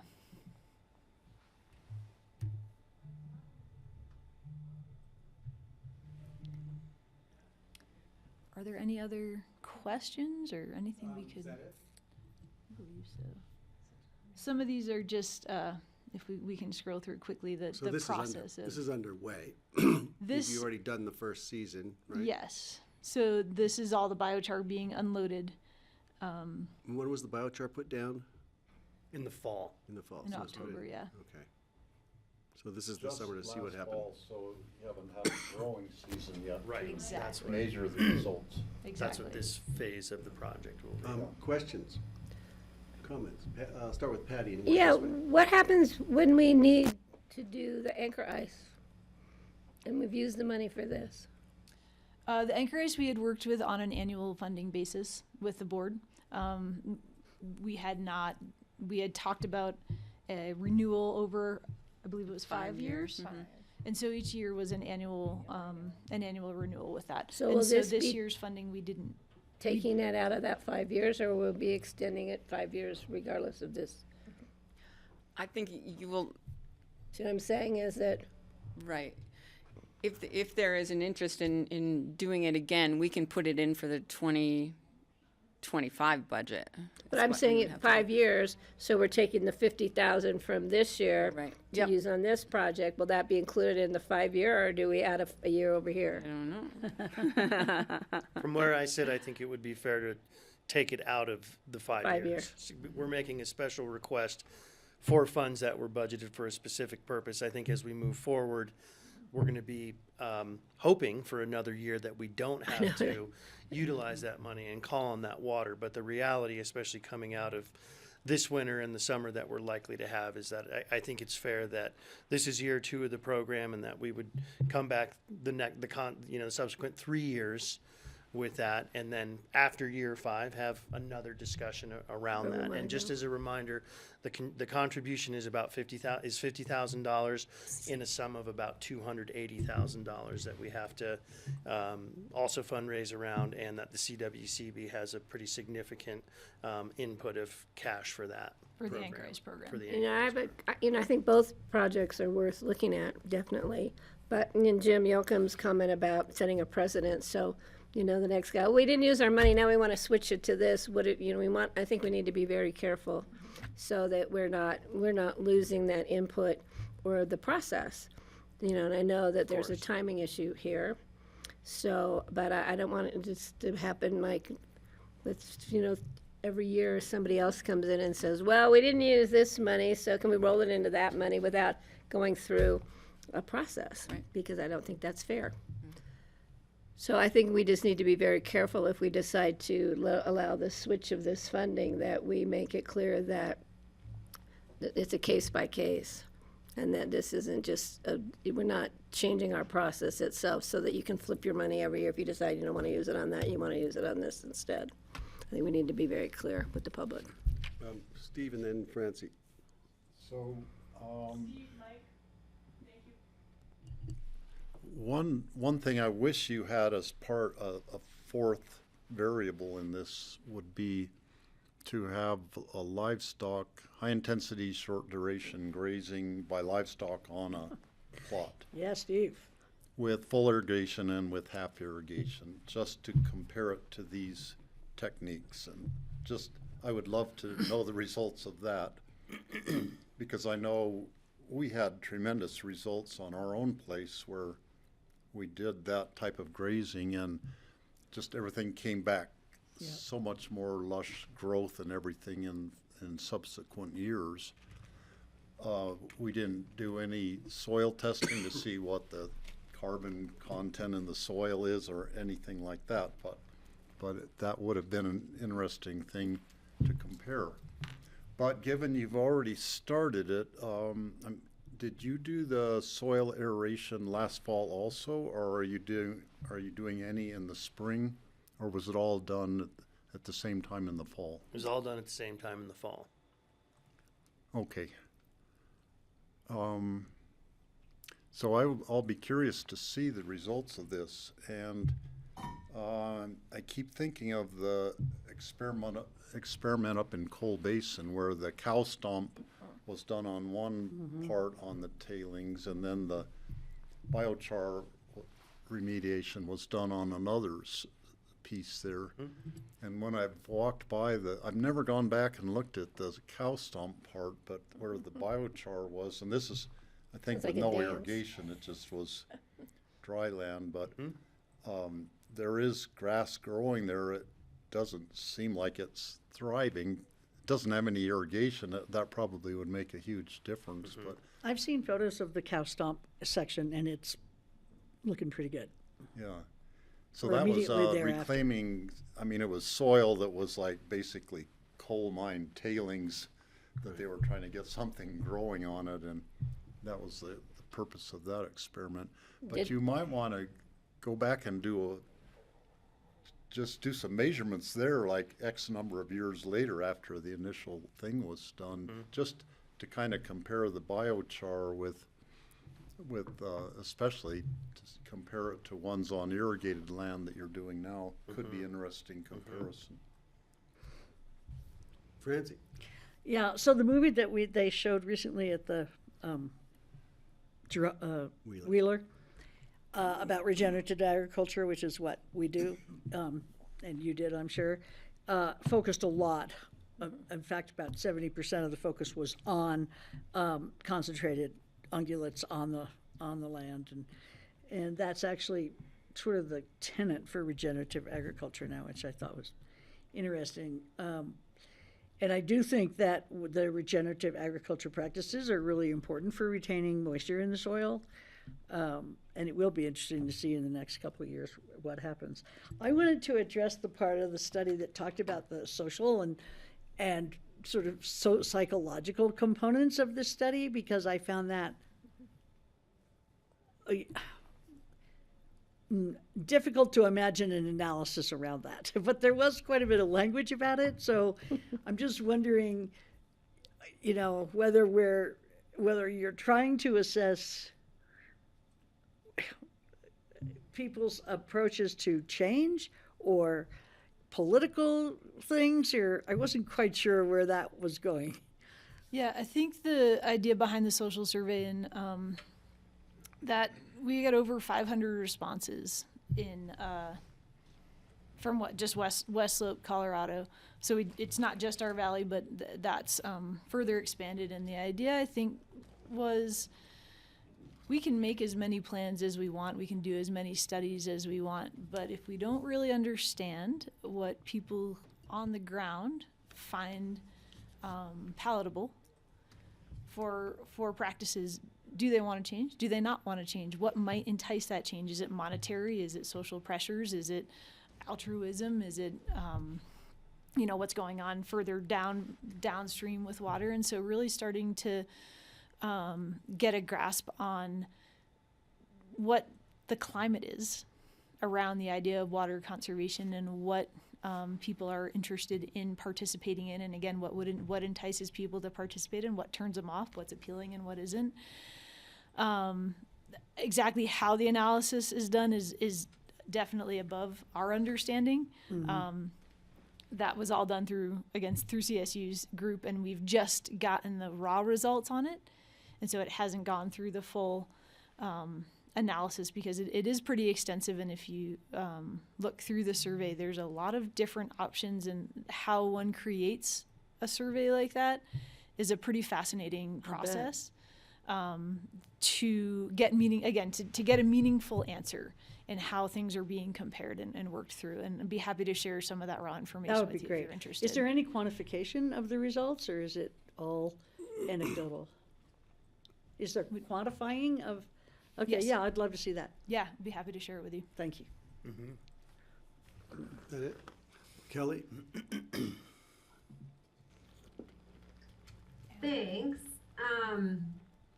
I'm not sure I totally fully understand all of this, not being a farmer, but my questions are, do the farmers on these properties have any hypotheses about how it's going to turn out?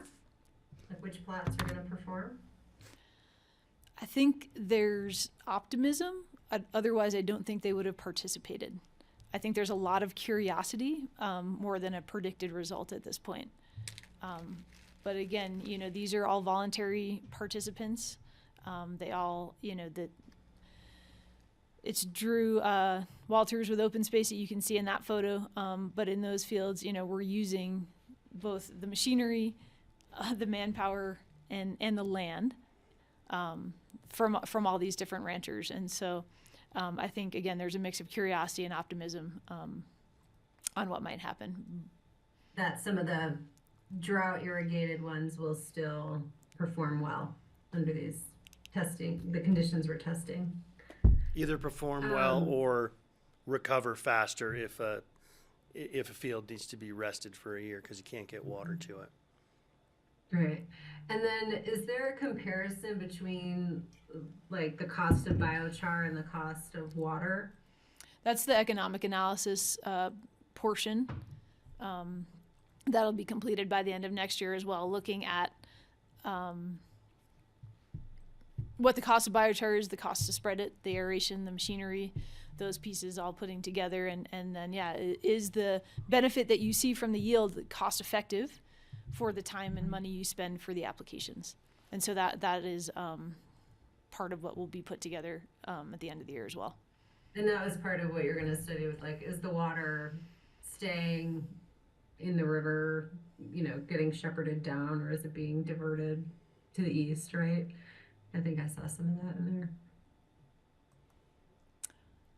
This study doesn't look necessarily at where any conserved water is landing. It's really looking at the soil health and yield from these places, from the places with different treatments and different levels of water applied. It doesn't really get too much into if you conserve, where it goes, where it doesn't go, and how it gets there. That's kind of that's a whole nother ball there. Okay, thank you. Steve. So I think a lot of the value of this. That off again. Oh, sorry. A lot of the value of this study will be the drought resiliency of the different fields. Using our property as just an example, on Capitol Creek, in a dry year, we have a junior water right. We lose our water sooner. Some years you don't get as much rain. So we've kind of been doing this experiment for decades up there, where some years it is more of a drought condition. And knowing the results of your study now could potentially have helped us for years on what's the best treatment to try to have more production when you have less water. Also, could we get by with half the water in an average year and be just as productive?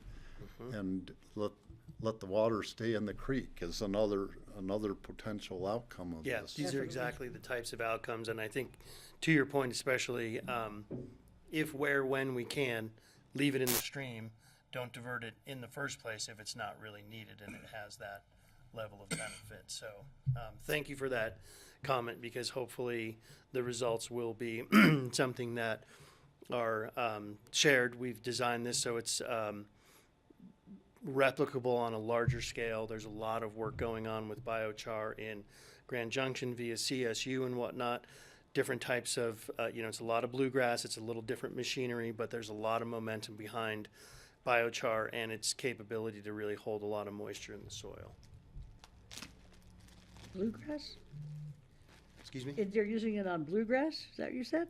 Yeah, and different like control. golf courses or something? Yeah, it's more of a, it's not really a golf course, but it's a different type of aeration, and it's more of a plug irrigation or a aeration that you would see on a golf course Right, or lawn. your lawn or whatnot, and then the biochar is actually injected.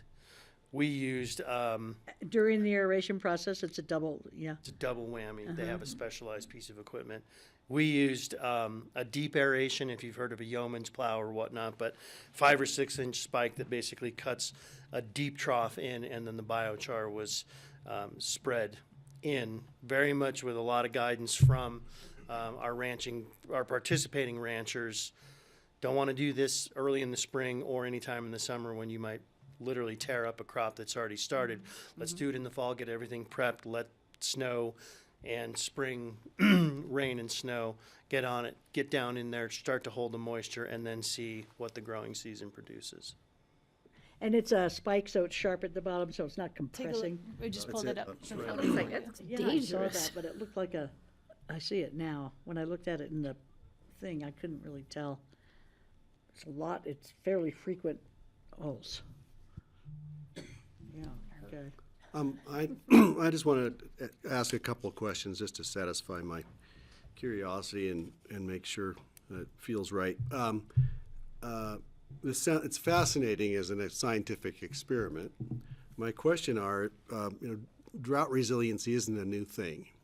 So to what extent are we being redundant with this? And that's one question. The second question is, have you talked to all the farmers and ranchers in the valley who may have practices established, like what Steve and friends here are talking about, rotational grazing, things like that? And should that be part of an experiment like this? So how useful is it going to be? You've got 4 ranchers, which is great. It's better than 1.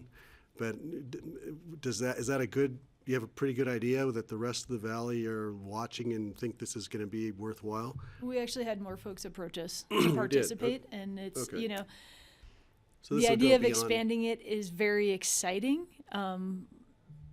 But I think why the reason that we didn't, when there's a cost to each ranch, to each space, and to each use, and then with each additional variable, it complicates, right, the Sure. setup. So the idea here was to really drill down on this one variable, this looking at the soil aeration and biochar.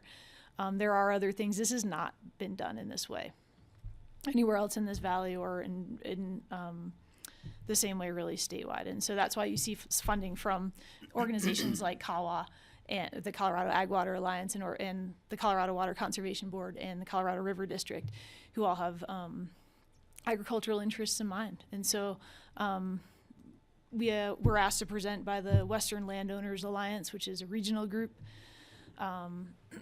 with over 600 viewers on that, to talk about what this project is and what we're doing, and a lot of great questions. And so I do think there's interest. I do think that there are a lot of folks like Steve that are trying things, but might not have the resources or time to do a controlled experiment in that way, and to really be able to say, well, if I do this here and not here, what happens, versus I know this works right here. And so I think that the utility of it comes in the scientific process that's then useful on the ground as well. And so that's really the idea behind it, and why it feels simple, maybe oversimplified, so that you can really drill down and understand exactly what's going on, so you don't contaminate those variables at all. The other questions were, do other, you'd assume any rancher or farmer out there would be trying to do whatever they can to improve their soil health. So maybe this will actually help them. Maybe this is a way of learning without having to put a lot of money in on an experiment themselves. I understand that. Now, I got the impression from Bill Yocums is that you were already funded. It looks like you're mostly funded for this. Was there always a big funding gap, or is this just an additional economic analysis and all that? Is that additional, to use this funding, or what, why did this?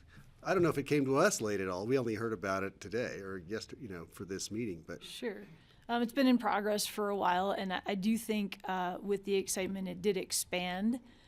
It started with one field, then it was 2 fields, then it was 3 fields, then it was 4 fields. And so the ability and the benefits that we thought that brought, we were able to fund getting that initial phase done. And we felt confident because we think it's such a useful, beneficial, and, worthwhile project that we said we'll work and we'll find the funding on the other side of it, so we can make sure that we get the analysis done that we need to. And then how will you promote it to the agricultural community, and when you have information to share, how's that going to get out so we make sure they see it? Sure. I think we'll use some of the paths that we already have with groups like CAWA and the Western Landowners Alliance, with word of mouth through the folks that we're doing through CSU and their CSU extension, which we worked with pretty closely. We're also with Picken County Open Space and Drew Walters, who's with CSU extension, working with them. We hope to get it out in as many different means as we can. And we've got a pretty enthusiastic group of ranchers when they're available. To also help kind of share and. Okay, I hope you as could much bring as it we back can. to us. It'd just be great to have some ranchers here talking about how important this would be, because that would help. We'd be happy to bring them back. And as Heather mentioned, we had people approaching us. We had over 600 sign up for a webinar that we did with a rancher speaking. We had a target of 500 surveys. We got over 650 on the Western Slope, with a lot of really good information about people not necessarily wanting to bear all of the cost or all of the brunt of conservation, but certainly interested in how can we do the same or more with less. And that's really, at the end of the day, what we're interested in too. We see the potential value of livestock and whatnot we're focused on water, obviously, and not every one of these operations has livestock, so some of them are just growing hay and whatnot, but that, and we've been very surprised at the level of interest outside of our river community, and it feels like an exciting and an innovative project for something for an organization like us to be embarking on, for Healthy Rivers to have a foot in it as well too, based on how much we all value agriculture here, whether we are, you know, direct products of it and have made our lives and our livelihood on it, or if we're the casual observer who's a tourist or someone who's moved here in the last year and sees a green irrigated field with turkeys or elk or deer or horses and cattle or whatnot, and not development, or even worse, the dusty field with weed skeletons and dead cottonwoods and on and on and on. So part of it is a very direct approach to kind of literally and physically get outside of the river channel for Roaring Fork Conservancy and look at the landscape and look at valuing and holding on to something that's very important to everybody in the valley, everybody in the room here. So it's a pretty neat project for us. Right. Well, It is, it's really cool. And I would say that heavy of a response from the Western Slope producers would indicate that there's not so much obstinance as maybe was thought. Yeah. That's really gratifying to hear that. Is that a nice way to put Okay, that? now what do you need from us? Do you need a thumbs up? Do you need It's already been approved by the River Board, and the They've funding approved it. has been in So we're in just the hearing budget. about So, it. yeah, Okay. we're just here to give you short of any like information. real knee-jerk reaction Yeah. or anything. Okay. What if So we you guys said are no? good. I want to get us back toward our schedule. We went over. This is fascinating, so we went over time. And we're out all summer. If anybody would like to come out, check out any of these fields, come out and see what we're doing on the ground, please reach out. Please don't hesitate. We'd be happy to sort of Put to us show on the you and to calendar let for you the- chat with some of Yeah. the ranching crew that's I only go out there when there's baby knows cows. the nuts and bolts of it. Oh, I just want to hear And the they're the final report. happiest How did it when they're work and babies. what did we learn? Absolutely. We'll be And back then. Is one of these at the turnabout? Yes. There you go. Okay, we need to switch to our next topic, which is you two, right? Great. Thanks, guys. Thank you. Thank you, all. guys. We Good to really see you. Appreciate it. Thank you. Thank you, guys. It's very interesting. Thanks for Lisa. coming in. Okay, Tracy said she saw the all right, next, osprey. I saw them yesterday. Next is we're going beavers. to talk about beavers now. I know. Yeah. Next victim. The only reason we came in today was to hear about the beavers. Welcome.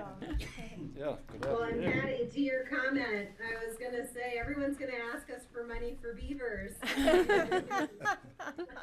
I want to see beavers out grazing those meadows.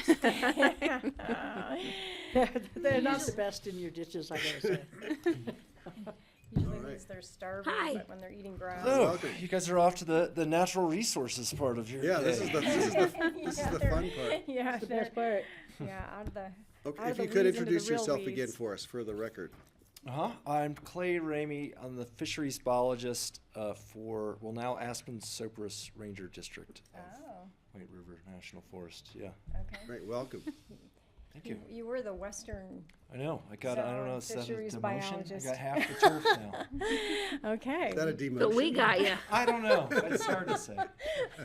Focus, We got It got special bigger. It wasn't a promotion, so I don't know. Yeah, right. You got more to do with the same amount of money. Isn't that funny how that works? Yeah. So of course today we get to talk more about our favorite large rodent and keystone species, Castor canadensis. Let's do it.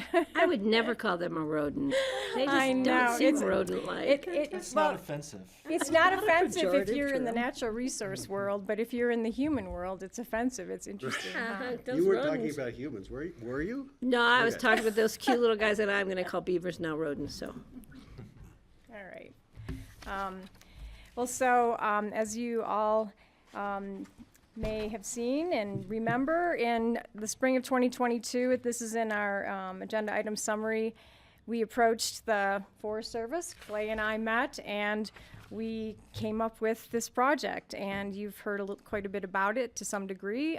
February 2023, the BoCC approved a formal resolution authorizing yourselves to enter into a collection agreement with USFS, White River National Forest, Aspen Soper Ranger District, in order to implement actions to promote beaver utilization of our headwater streams. And why do we want to do that? To promote watershed health and the myriad of benefits they provide to our streams and our wetlands. And real quick, I just wanted to go over the list of benefits for anybody who's seen this presentation for the first time. Benefits of beavers, it's nice to just remind ourselves they improve water tables and increase groundwater storage. They're great at sediment retention. They happen to flatten out the hydrographs or help with flood attenuation. They help decrease water temperatures, and they increase the extent of riparian and wetland vegetation communities. So that's all the good stuff, and there's a longer list than that. So this agreement was the means to allow for funding to the USFS, and $50,000 was agreed upon for 2023 efforts, with another $50,000 allocated in the 2024 budget process to be utilized this coming year for further work, which you'll hear more about in a future meeting. Staff will present a funding resolution if necessary after a scope of work is determined and a process established again with the Forest Service. So those details we may hear a taste of today of what's coming for this summer, but for now, Clay is going to focus on 2023 when he hired 2 interns last summer who focused on conducting an inventory on a subset of watersheds throughout the Roaring Fork Valley on the forest. The county-federal partnership is the first known step within our watershed in attempting to understand the extent of beavers and their habitat, which is a very critical first step in understanding what next moves we need to make to promote beavers, which is another and very long story that we'd love to share with you at some point. But for now, let's have Clay go ahead and give you the results of last summer, which is very interesting. All right, I'm gonna pop this up for you. Yeah, this whole thing again. Share the screen. Well, so we found some beavers. That's a good sign. So that was good. That was good news, yep. Yeah, you never know. You never know about these things. All right. That one doesn't look too healthy. Yeah, that's a late stage beaver there. Late stage. Wow, I never realized the teeth. No, that's an ice age. Isn't that an ice age beaver? Well, it's yeah, it looks big. Yeah, I think back in the day they were, I don't know, that big maybe. There was some way back when Yeah, that were scale's a giant. little funny. Yeah, But you can once you've, I don't know, that's easy to recognize when you see it, I think. Very interesting bone structure. Well, that's why I put it on there. I thought, well, Very interesting. who doesn't like a good skull? and they have to keep Oh, there chewing we go. on things because their teeth grow and grow and grow and grow, and if they don't, then it's not good. It's a terrible situation. Well, so as discussed last year, we took your money and we hired 2 Forest Service seasonals. Who this was 99% of the job. So this is more or less all they did. And I can't remember if I sort of ran through study design stuff, and I'll just suffice it to say we threw random dots. This was 321,000 acres. Wow. We can't visit all of that. And the way that you sort of deal with that is through randomization, so that we're not only sampling things next to roads or any number of other biases we'd introduce. So these seasonals, I gave them a list of these points, and you guys provided a truck, and they set out chasing these. So June, it was there was water. We had snow, you'll recall, last year. So it was kind of a slow start. But that gave us a chance to kind of run through protocol and kind of get used to what we were doing. They ended up with 119 random sites. And again, I had really no idea how many they were going to get. In 41 days of surveys, which is one of those numbers that you kind of hate to generate because, I don't know, it's just kind of sad that that's all you get out of the summer. But at any rate, so there were 47 dams at these random sites as it happens. So, and this beaver sign, we had to sort of characterize a difference between a beaver actually, like, literally living at that point all the time versus one sort of passing through. And so more or less half the sites we went to had some indication that there were beaver there. That, again, not necessarily living at that point, but they were coming and going through there. You say passing through, an itinerant beaver, what is the Well, range? this could be like chewed up sticks or, a cut tree here and there, tracks in the mud, those kind of things. As opposed to like a dam and a lodge. Like they're obviously living at that point. So what is your legend for the green circles, the red circles, and the orange triangles on there? So these green circles were places that there were beavers living at that point. And so the point was literally a point with 100-meter circle around it. Mm-hmm. So, a kind of a small area. So the green circles were there were beavers living in that circle. The little triangles, there was evidence that there had been beavers living at that point, but didn't appear to be at the time. And the red circles was, just so far as we could tell, there had never been any beaver there ever, so far as we could determine. And so you can see, on our map here, these beavers are present, kind of sort of everywhere, but they're widely distributed. So we have little pockets that are occupied, and a lot of area that's not occupied. And there were some differences sort of by huck, by each of these, purple squiggly polygon things. And a huck is? Is a hydrologic unit, Okay. a watershed, a sub-watershed. And so in that upper frying pan, you can, we didn't find any current beavers. And we found only a few places where there had been beavers in the past. But then that Thompson Creek over to the left, that's thick with beavers. East Maroon had a lot of beavers. Castle Creek, we went, they were not random sites, so our random sites we didn't land on a lot of places that were currently occupied, so far as we could tell. And we wanted to kind of bump that number up a little bit because we wanted to be able to describe the conditions that we could associate with beaver occupation.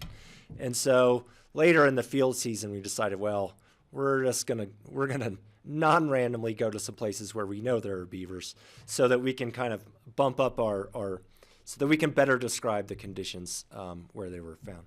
So can I get a reference point on this map? So Sure, yeah, and I stared at know this where I thing all the time. am. So Is that a confluence in the middle? Except there's beaver over here in the pond, so right in downtown Aspen. So what's that in the middle right there with that? Is that a confluence? well, so let's see. So if we start at 9 o'clock Okay. on these huck things, these Yeah. purple lines. So at 9 o'clock is Thompson Creek. So that's Thompson. That's Thompson up above Carbondale. So Right. then if you go to, whatever that is, 8 o'clock, is Capitol Creek. Snowmass Creek has a bunch of orange triangles Right. on it. East Maroon, or Maroon Creek, is the one kind of at 6 o'clock. And then Conundrum is the long skinny one is Conundrum. Then Castle Creek. Then you're over to 3 o'clock is Hunter Creek. Okay. Above that is Woody Creek. And then all that whole cluster of 4 there at 3 o'clock is the upper frying pan. So Got it. Chapman, North Fork, South Got Fork. it. Okay. I was askew. Yeah. So you didn't even go on the upper Roaring Fork? No, I didn't. And that wasn't really intentional, I suppose. It just kind of worked out. That's how it that worked way. out. Okay, yeah, just wondering. Which would have been there. Yeah, Yeah, which one is of the gaps. sort of the blank spot. Yeah, at 5 o'clock. And the brown line indicates the non-random? Yeah, Yeah, that's got it. correct. So we went to Castle Creek, but so we didn't. And as we run through this, some of these summary numbers are important that we only use the random sites. because when you go to a place that you know there's beavers there, that's, you know, You're loading it. that changes things. So I could use the data from those non-random sites for some purposes, but not for other purposes. So one thing I noticed, I live on Capitol Creek, and I've noticed that the beaver dams up in the forests there, the beavers haven't seemed to be present. Well, they're all down on private land downstream. They're still in the creek. They're just not on Forest Service land right now. Yeah. And they probably will migrate back up when there's new growth of willows or aspens or something up there. They didn't have a permit. Forest Service, right? Well, and that's kind of what, you know, stranger things have happened, certainly.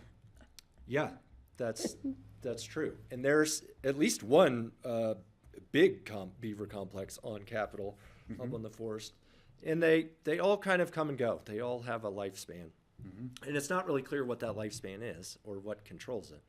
But there are definitely sort of phases where you have a lot of beavers, and then you might go a few years and you don't. And it's I wish I could tell you what drives all that, but I don't know.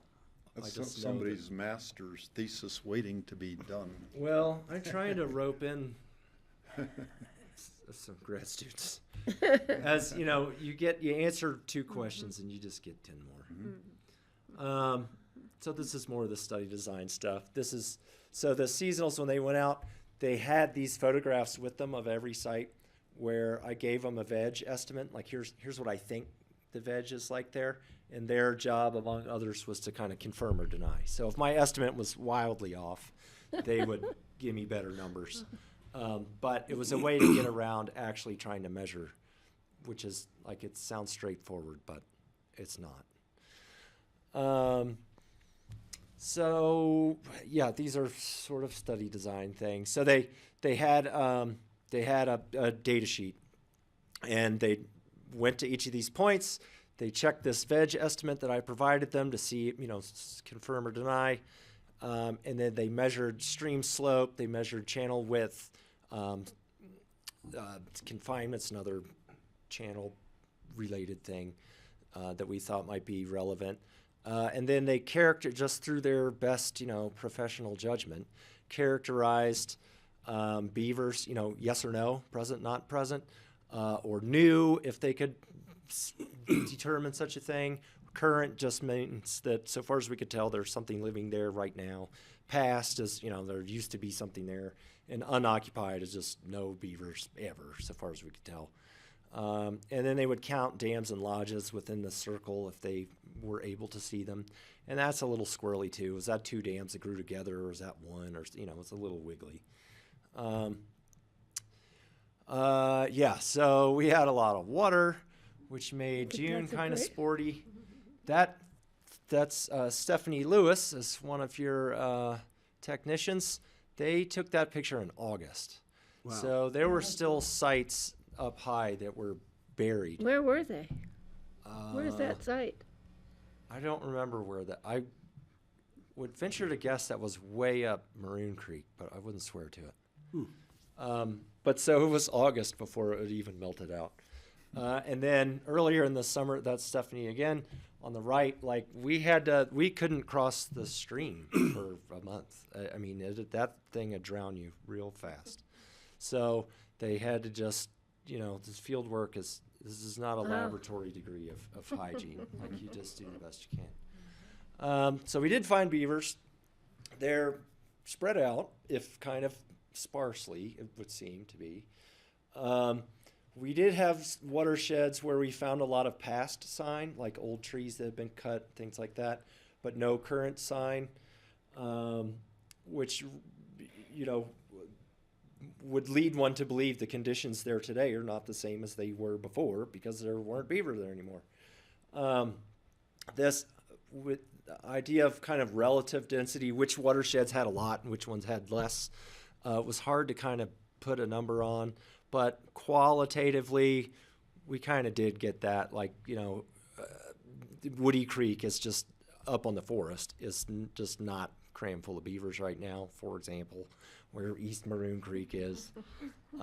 We still had small sample sizes, which is, you know, the bane of everyone's existence. It's hard to just get enough.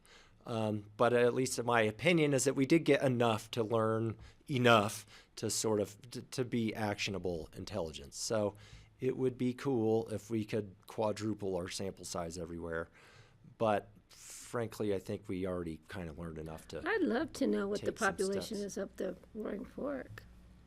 Yeah, up the like Independence Pass, whatever Yeah, top well, of the fork. difficult in that area seems to have a lot of activity. What's that subdivision up there, Popcorn Lane?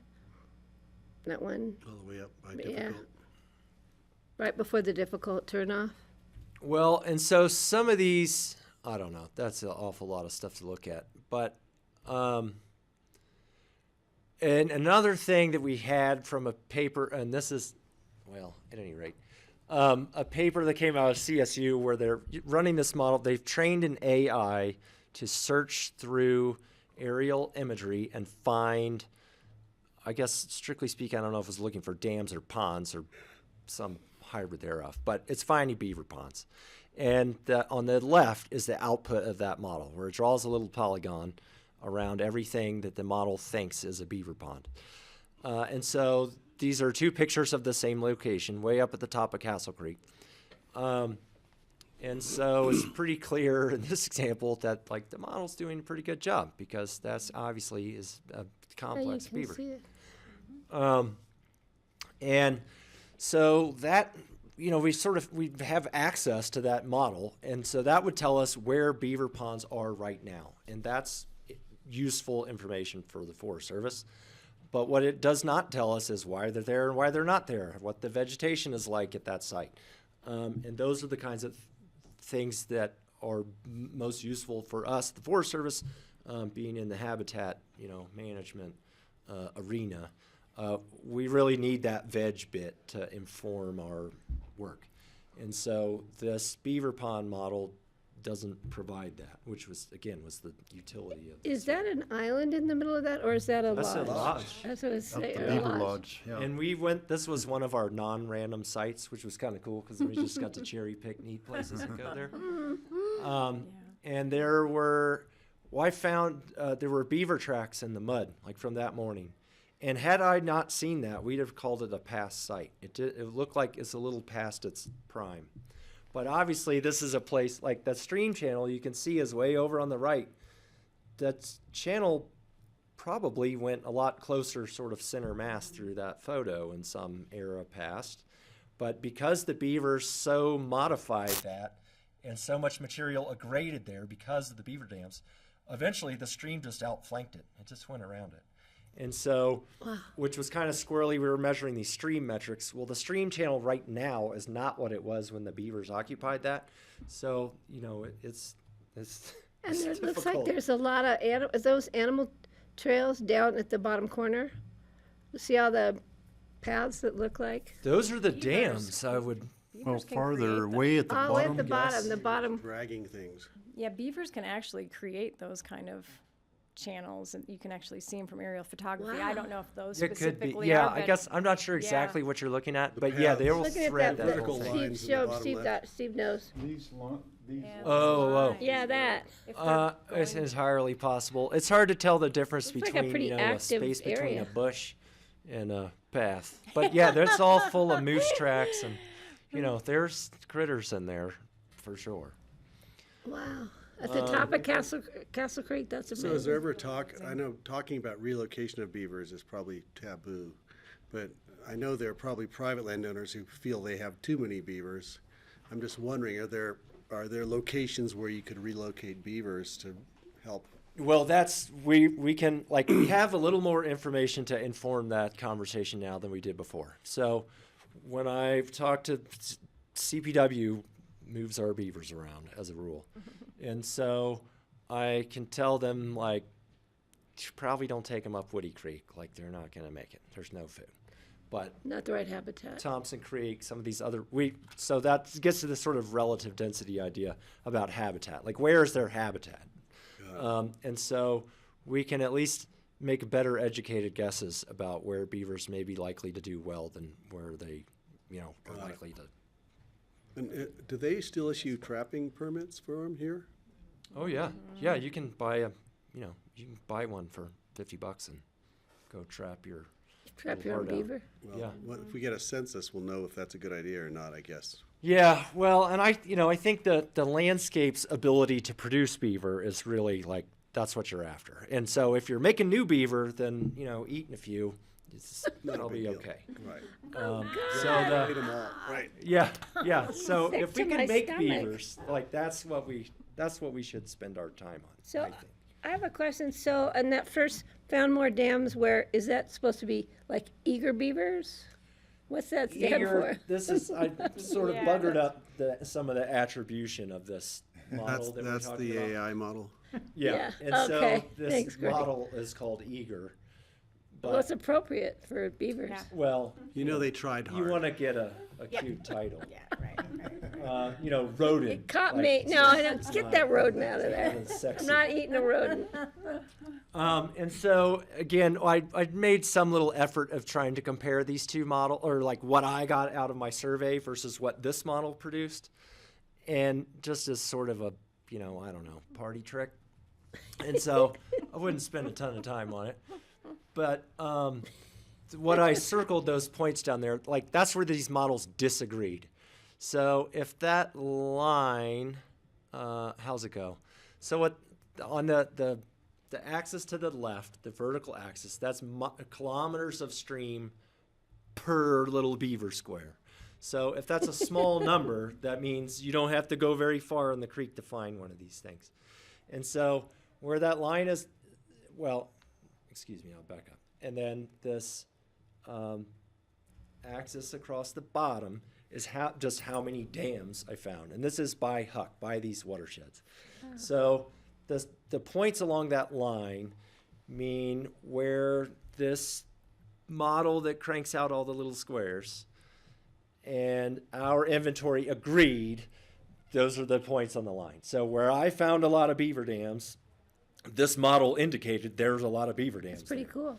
So these points that I circled are where those models disagreed, where I didn't find any beaver dams, but that Eager model found a whole lot of them. So like we disagreed there.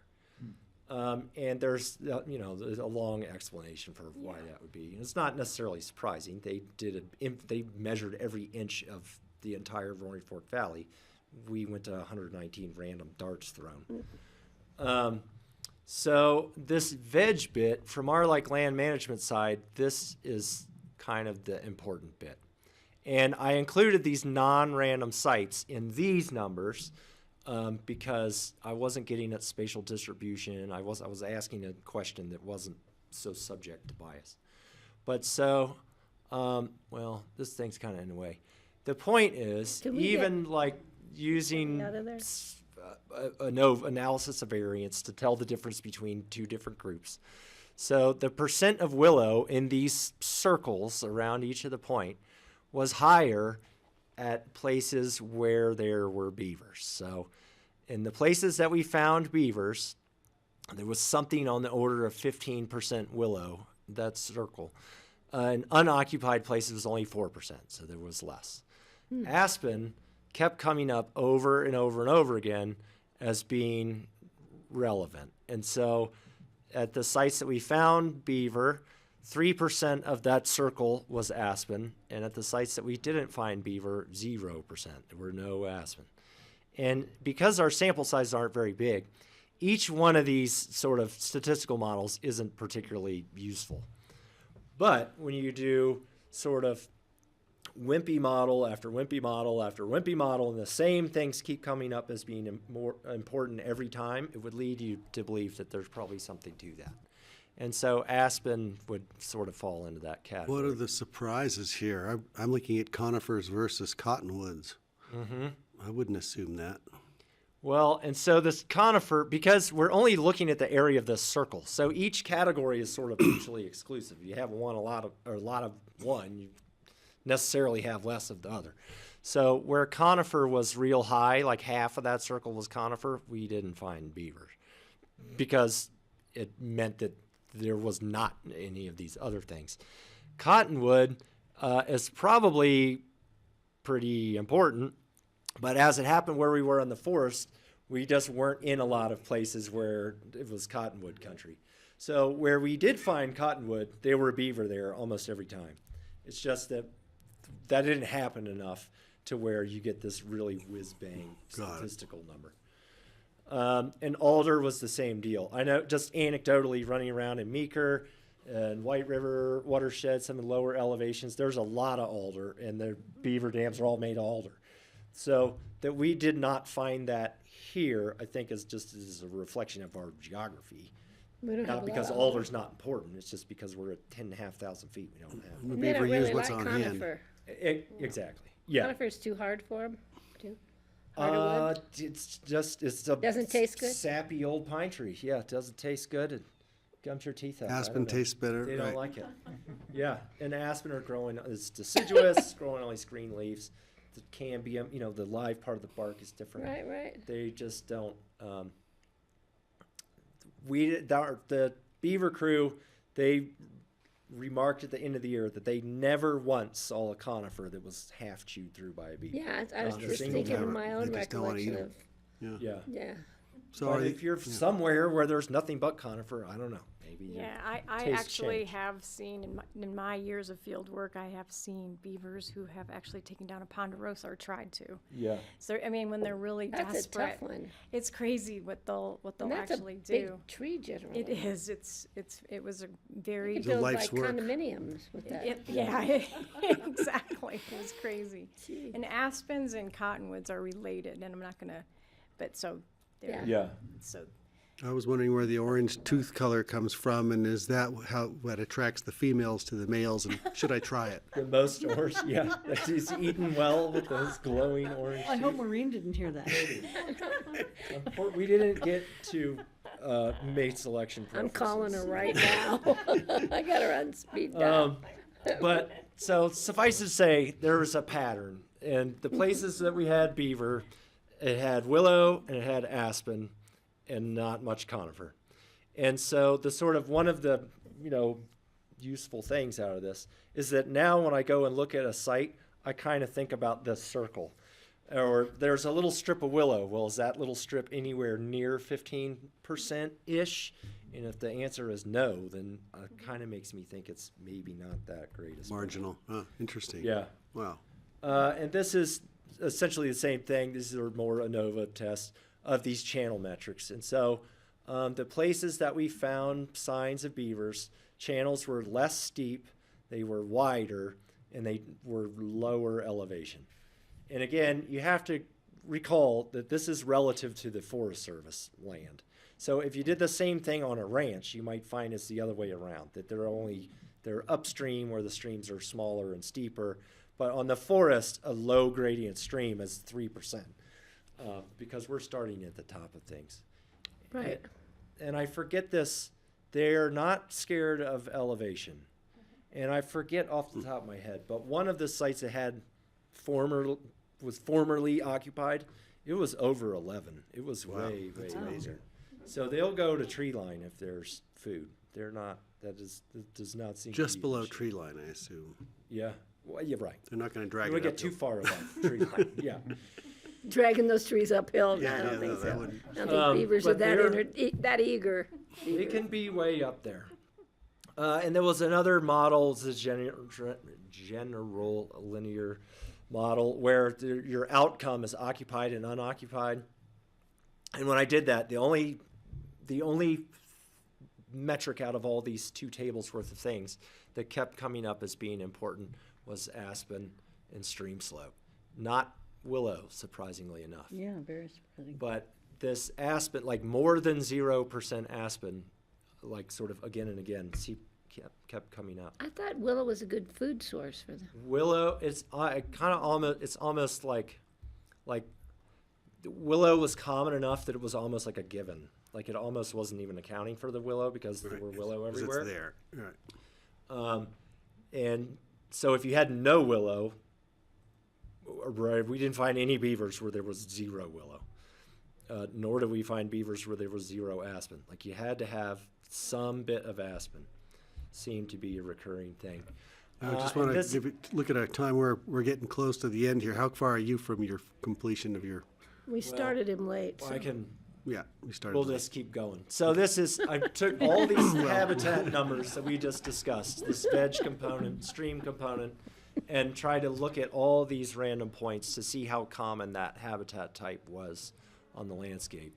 And so this graph at like, whatever it is, 4 o'clock, all these red circles, so what this is saying is places that we found a lot of beavers, and the frequency of the habitat that we think beavers use. If those agree, like, this relationships should be significant.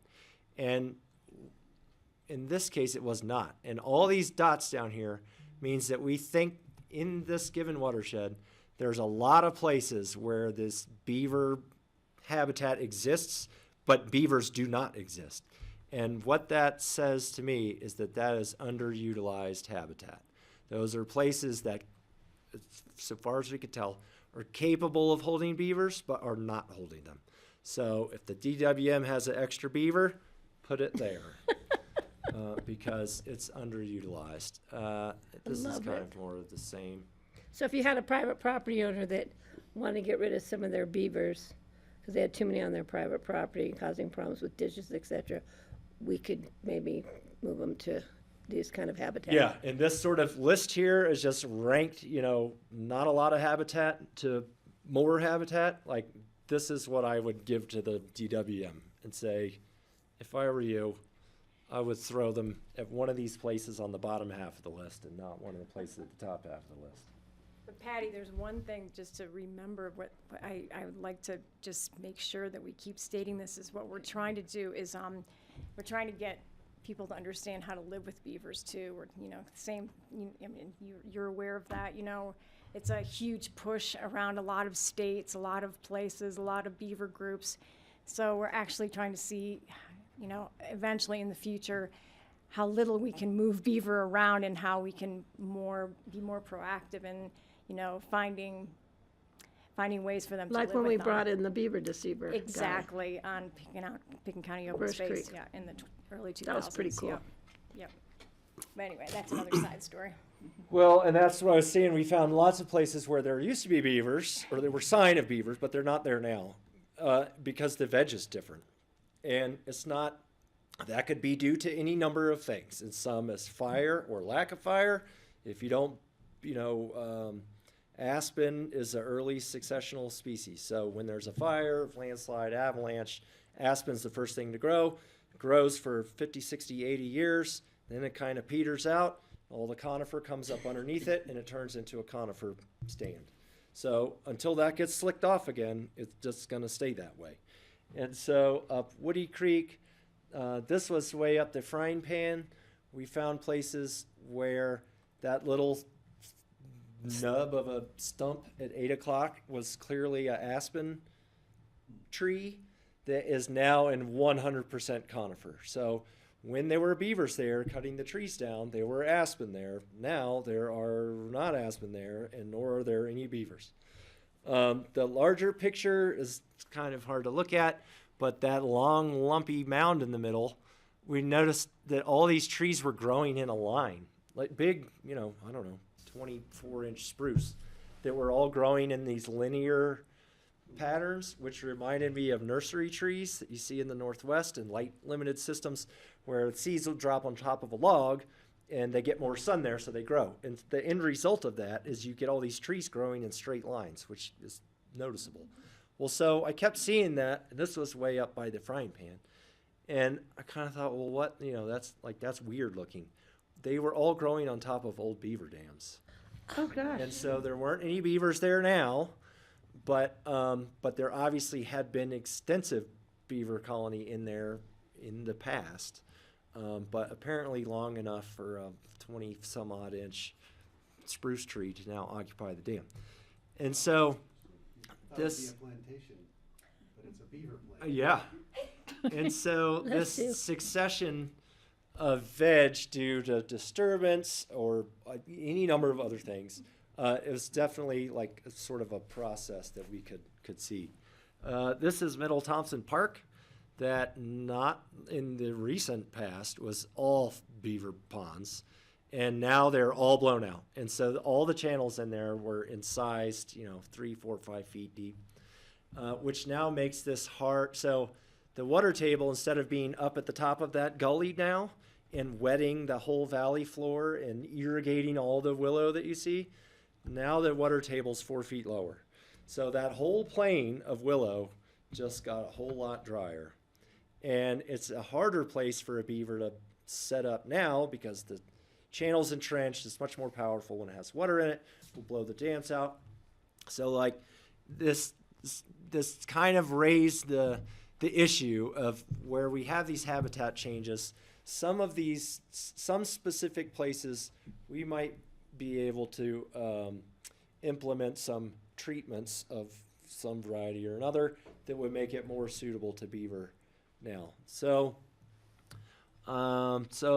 again, sort of the gist was we found them, they're spread out. We didn't have huge sample size, but we feel like we learned enough to take some stabs at things. And my impression is that there is some greater capacity on the landscape than what we have at the moment. And there are places on the landscape that we might be able to like make a little better by putting posts or BDAs or structures in the creek that beavers can glom onto. We could put beavers in those places and they might be likely to do well. Things along those lines. I like the term actionable intelligence. Well, I think, that's kind of, It's a good we're term. an applied science agency at the Forest Service. So I think we learned enough to The different to form kinda of AI, take right? some steps. Yeah. Yeah. I like that. So these are just sort of more things that we might be able to do. What's Vince? So Vince is a virtual, it's like your invisible fence virtual that you have fence. for your dog that is being utilized for cattle. Okay. And so it's being used on the western slope and not on other places in the country. And so it's a way, when it's working well, it's a way to move cattle around on the landscape without having to build a hard fence that then you have to maintain and all these other things. Rotational grazers use those. Yeah. So on Middle or Thompson Creek, for example, their permittees, my understanding as of yesterday, is they've got some grant money to use this fence system. So now if we have a piece of the watershed, like I just showed a picture where the streams are all entrenched, we want to grow more willow. If we grow more willow and the cows eat them, we don't come out ahead. So with this fence, the cowboys can program on their computer at home, don't go in this half of the park, and draw a circle around it, and the cows won't go there. And so we can turn off a half a park for, call it 3 years. It's the collars? Yeah, they're wearing It collars. just tells them to not go there. Yeah. Yeah, it strongly suggests that they not be this there. last summer, our neighbors put the collars on all 400 of their mama cows. Oh. And it was about 2 weeks after they were out on the forest that here come cows walking down the road out of the forest. So it maybe kept most of the cows where they belong, but it didn't keep all of them where they belonged. Well, that's, it's new technology and it's all electronic. So when your cell phone bugs out, like nothing happens. When that thing bugs out, all your cows leave. The cows go home. And there's sort of precision and accuracy things to sort out. Like maybe we can keep them out of a 300-acre, polygon. But a 10-acre polygon is too small. Like it's not that kind of accurate. It's not that accurate. And then the cows need to learn how to use it too. Like there's that a might training be why period. they maybe start getting shocked, and instead of backing away, maybe they ran forward through the. Yeah, I don't know. There's a force field. There's a bunch of variables. Yeah. But again, the alternative is you go and you buy whatever $10,000 worth of fence, and you go and install it, and then you go and cut the trees off of it, and So like the sort of the status quo is not flawless either, but it's another tool that we can maybe use to affect the distribution of cattle Interesting. to our, to our benefit. But we're not putting the collars on the beavers. No, but now that you mention it, like it'd be kind of neat to steer them around too. Like, here, listen, you got 5 years here. Except they're in water a but lot, now we're so I gonna don't bump know. you over there. I don't know. That's It's a lot easier to put them on a cow that's was inside gonna your say. pasture than to find a beaver and catch it. And They then got their collar it, neck, and then not you know, electrocute it when they're it goes fat. in the water with its electric collar on. this fine line between genius and madness. So We found a collar on our hillside the other day. There's a really big monitor thing on it, but it was only like this big, so it didn't seem like it would be off an Yeah. elk, but we didn't know what it was from. it's a felon's ankle. Was it a bracelet. wolf? We're gonna ask Yeah, exactly. John Groves. Was it a wolf? Yeah, Probably we got new not. critters with collars these days. My first thought. So anyway, so all what we've collected has, like, we can speak more educatedly about what we want to do and where we ought to do it, what kind of habitat we need to look for. This was up the frying pan was the only site that had 0 aspen, and it was full of beavers, and it was almost all willow. So Yes, it's all willow. yeah, and that was certainly 5 foot tall. And that's a dam right there? Yeah, And then it's willow. I'm sorry. It's willow. Yeah. I'm impressed But you there made was her a way in lot of willow, a whole bunch of it. So it suggested that maybe once you get above some certain threshold, that like maybe maybe you can get by without aspen. I don't but- know how she got in there. They walked. Stephanie. This was more or less all she did all summer. 500 miles they walked. No, yes, but the willow is so thick. Have you ever Oh, yeah. tried to go through willow that thick? It's all not fun. No, it's not. You use It your whips you hands. continually, and Yeah. She asked a beaver how to get through the willow. Yeah. Looks like she could be a resident there. Yeah. Yeah. She's Well, very she kind of involved, yeah. she spent all summer there. So seeing the dead great job. spruce there, that would be a way you could actually locate where there have been recent beaver dams. That If your spruce are That dead it- or not. the dams have blown out, but the spruces are all dead. They all drowned from the water. Yeah. And I mean, that might be a way just to locate previous sites where there had been a dam in recent decades. Well, and that's this this other model that's searching aerial imagery is pretty cool because it just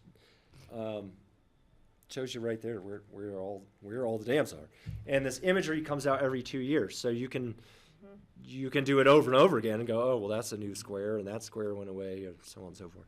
we always go overtime on beavers. Yeah, I know. Yeah. We do. So I want to know. It's I wanna, easy to sort of get I want to sidetracked. know what can we do to further this project?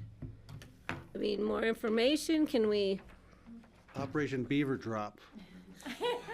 Yeah, well, A little that was parachute. the thing in the 50s and 60s. They drop them in, they fly them in and They drop put them in crates and put parachutes on them. And Those They- famous guys photos. with flannel shirts and cigarettes kicked them out the door of the airplane, and they parachuted them into the Big Burn.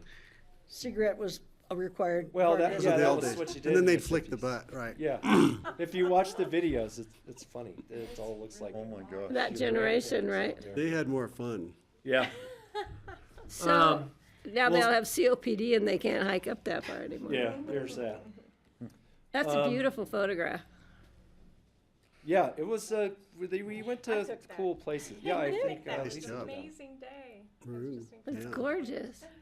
Um, And that looks great. like a fresh cut there, fresh chew. Very impressive. So we got, at this point, or sort of this upcoming field season, like, we decided that Thompson Creek is a place that we can probably make hay up Well, there. we're moving the oil drillers out so beavers can come in. Yeah, right. Well, and there's still, anyway, it looks like there's a lot of potential up there, and some some manipulations that we can do that would be likely to make things more hospitable for beaver.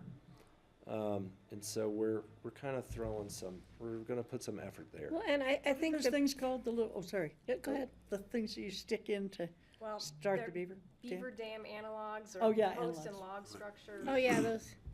I was just saying that for me, of course, I think they're fascinating creatures, but what they do for river health is important, and it goes back to what we used to allow them to do years and years ago before we killed them all and wore them on our backs and our heads, and ate them probably.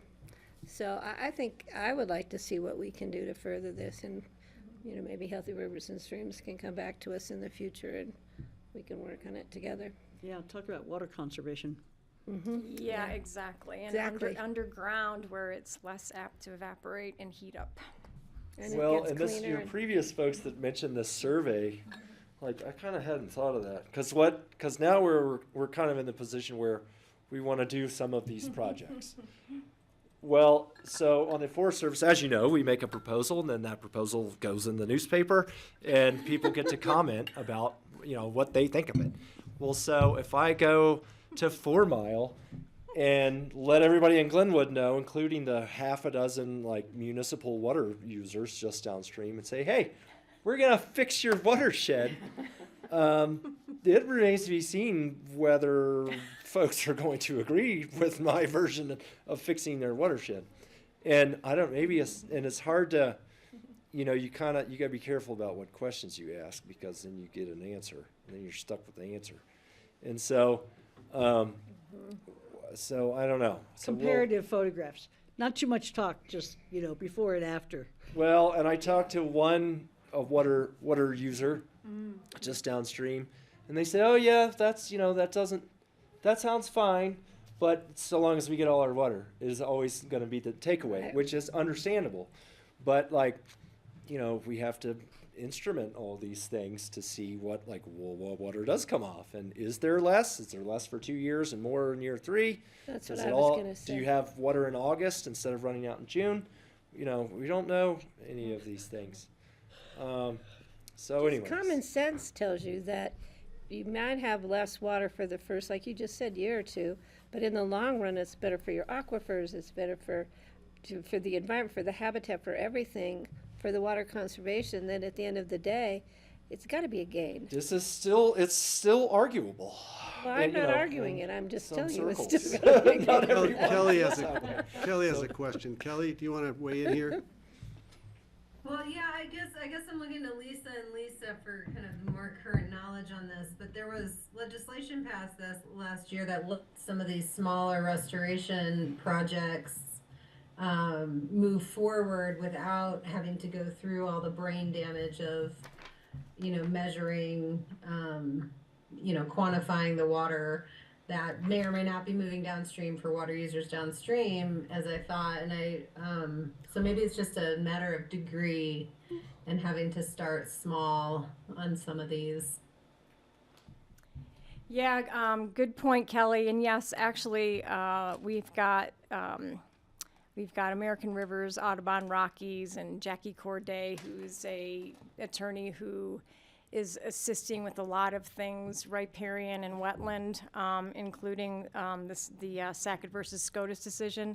But they're coming to give a 2-day workshop in June at the CMC Spring Valley campus. And they are actually trying to tag on to all of these meetings that they did across the state, trying to help people understand what that stream restoration did and didn't do for them as far as low-tech process-based restoration projects.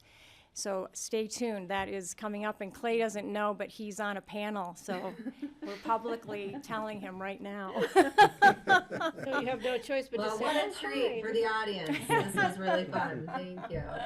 Yeah, let us know when that is, so if we want to attend, if we can. Yep. Well, and thank you guys for allocating Thank some you. money. We would not have done this otherwise, not because it wasn't useful, but I don't have 2 people twiddling their thumbs all summer looking for stuff to do. And so the only reason we had people to go do this was because you rented them. Did as they it have were. That's our job, we Excellent. allocate money. Well Spent. I envy in them. my opinion, it was very helpful. And you found him housing. We did. Miraculous. You paid rent for Stephanie in the middle there. She rented something. She got a friendly rate from a local, which was helpful. And yeah, she was the only one that needed housing. come to find out. And they have fun? Yeah, I think they all told me they enjoyed it, and they seem to, and they did real well. It's hard, hiring people is difficult, but I got very lucky, and I had Samantha, the girl in the green hat. She had worked for me a couple years previous and wasn't supposed to come back, but did, and so she was really good. And so Stephanie did this beaver stuff. That's all she did, but her helper kind of rotated around, and folks would get tired of doing one thing and want to change the scenery, and so they would do the other job. And so you hired 2 people, but you actually got kind of 4 or 5 rotating. You gotta Those blame 'em. beavers are irresistible, I'm telling you. Yeah, it was a Very little fun- rodents. It's an interesting No, task. great office. I think we want to, I appreciate you coming and doing this. This was great. And we'll hopefully hear more as it progresses. Clay. Yeah, good. Yeah, thank you. I got to move on. We got to get our legislative update before our break. I did want to thank Clay. I don't know if I know I've sent some clips to the commissioners, but we're doing our little local up on the mountain, the 82 interviews through great. Aspen Daily News. Right. And Clay was kind enough to go up on the mountain and great. talk beavers with us. So we'll send up. Excellent. Yeah, we want to Kelly see did that. Wild and Scenic for us, and Heather actually went up on the mountain with one of our board members for Crystal River Project. So Right. when I get all those clips together, I'll flip them out to Great, everybody. thank you. So that's been fun, and appreciate Clay going up. Right? Yeah. Osprey pictures. Fun. Osprey are back. I know, and my daughter's seen him. I haven't seen him yet. My granddaughter saw him first. Yeah. Little Mac, that's her bird. And the herons, and we saw a Okay. heron flying the Okay. river in front Thank of you us. for coming Have a in. good day. Have a good one. Hi, thank I you. gotta stick around. Check for in this, later, but Lee. yeah, let's do. Okay, thanks. Thanks, guys. Hi, Levi. Hello. Thanks for waiting, Levi. Oh, thanks for having me. Late. May I present? Okay, I'll be right back up. John, while he's setting up, and Francie and Greg, I want to ask you guys, Zoom. we're having this elected officials thing coming up in Glenwood. I didn't know who all was going, but I just thought it might be a good opportunity to bring him along and introduce him to the local electeds, so he knows if we have legislative issues, Him, they. meaning Levi? Talking Levi. that's you, Levi, being him. I know, that was I was thinking you're going to bring the beaver guy? Right. I'm talking Levi. not? Clay That's can a come if tough he act to wants to, but I'm follow. talking Levi. I know, it's not fair, is it?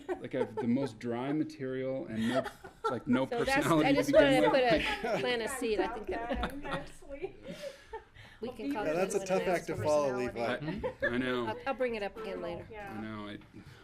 Apologies. I in just thought while advance. he was here, I'd trap him. I'm gonna stick around a little bit for the dredge and fill. Okay, excellent.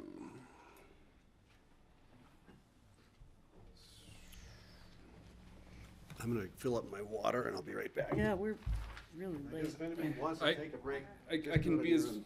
as quick as possible. Yeah. It's much shorter than last time, so hopefully not that much.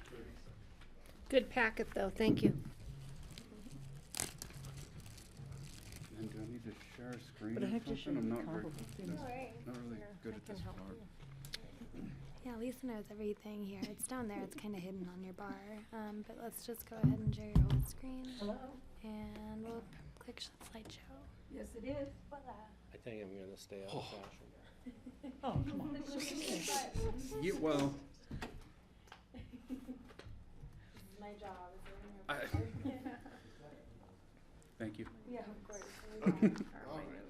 Let's do it. All right, good afternoon. I'm Levi Borst, a management analyst in the county manager's office, and joining me, carryover from the last meeting, thank you. Yes, Lisa Tasker with the Picken County Healthy Rivers Program. And she is here just because we have some new legislation about dredge and fill that I definitely need all the help I can get with. So as we talked about last time, the session began January 10th. It is over 5 weeks from tomorrow. So a lot of the things that have kind of been stuck in appropriations and waiting for committee should start moving pretty quickly. Should I wait for Patty? She got a phone call right then and went out the door. Okay. So 680 plus or minus pieces of legislation, and this link here goes to the tracker that shows our different organizational priorities, things like that. I'll share this presentation with you when I'm done, so you can check it out whenever you get time. Thanks. Okay, so fill and dredge.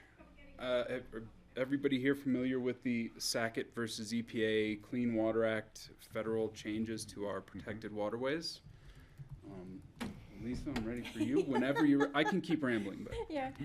Well, no, this is your list, but go ahead, and I mean, both of us are getting up to speed. Levi and myself. I have spoken with a number of people, Tori Jarvis. But anyway, so we're slowly getting up to speed on this. But go ahead, you've got your list. And Sure. I can answer some questions maybe. Yeah, so I think that case changed a lot of the federal protections to essentially extend only to navigable surface water, which of course is a pretty small percentage of water that a lot of us feel like should be protected. And so the state has stepped in with a couple different bills to address protecting those waterways as we go forward. So the first is the House bill, and this is the Speaker's bill, Speaker McCluskey, and it's a gap to replace those lost federal protections. So this, I think, is probably the more encompassing of the two bills. The consensus from the people I've spoken with like this bill better than the one we'll talk about next. So this extends protections to surface, subsurface waters, including seasonal wetlands, which I think is pretty important here. It lists CDPHE as the regulatory agency, which is probably the point of most concern for this bill, and just what kind of capacity does CDPHE to have to issue permits and manage this increased workload. Maybe let's stop a little bit for a minute here.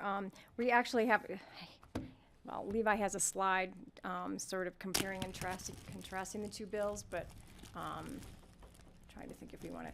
CDPHE is actually thought of as being the more adept agency at taking on this new program, state program, because they already take care of everything else that has to do with the Clean Water Act. So they're already a regulatory agency, whereas Department of Natural Resources is not really a regulatory agency in any way, shape, or form as far as, our state waters and wetlands are concerned. Anyway, go ahead. We'll talk maybe a little bit more. Thank you.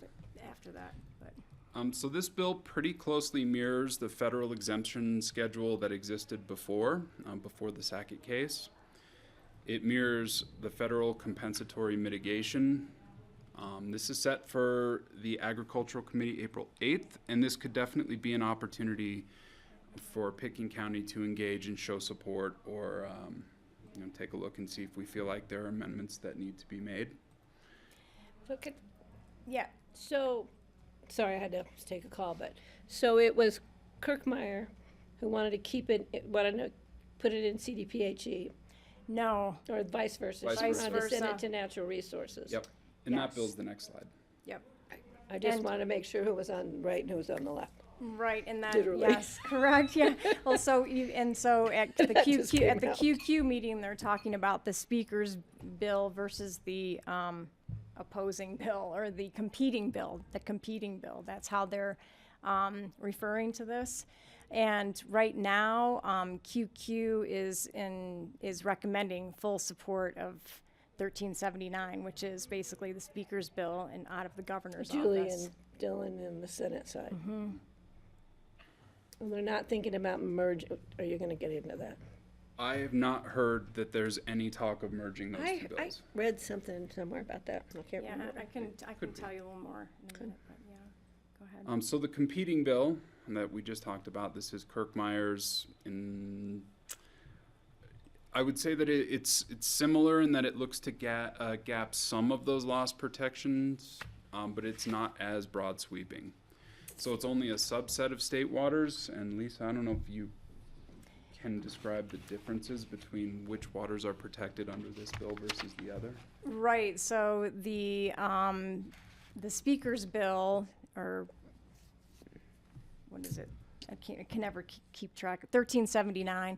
1379, the Speaker's bill uses the definition of state waters, which basically covers everything that was covered in prior to the Trump administration under the 404 permitting process under the Army Corps of Engineers, and makes sure to take care of a lot of our, intermittent streams and ephemeral streams and wetlands that are not, don't appear to be visibly connected to a navigable water.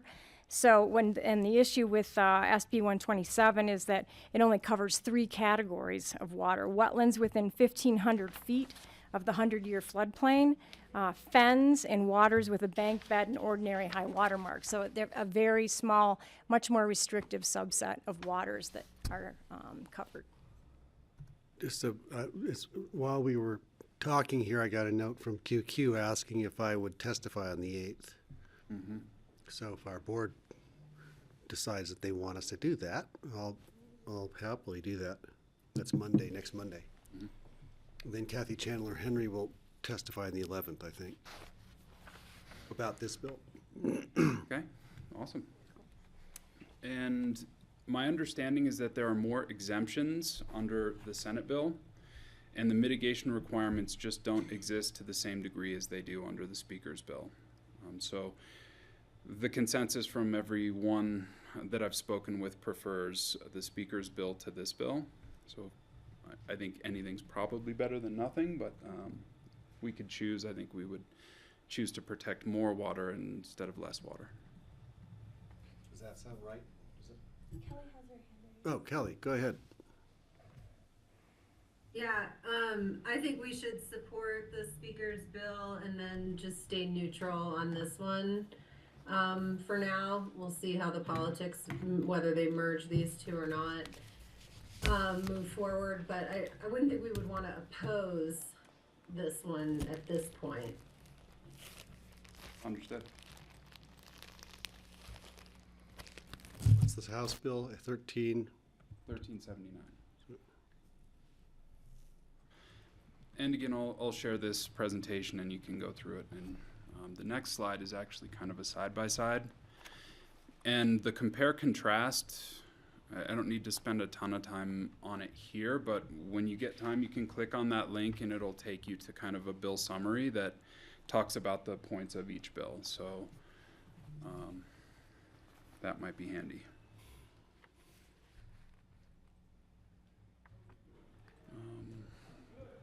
I think these are the things that Lisa just talked about. 3 categories of wetlands versus the definition of state waters. So it's a question of what's more broadly sweeping, I think. Right. And there has been a lot of talk about the expense of this bill, but the governor's office supposedly has, I think it's $600,000 set aside to start this new state agency, basically.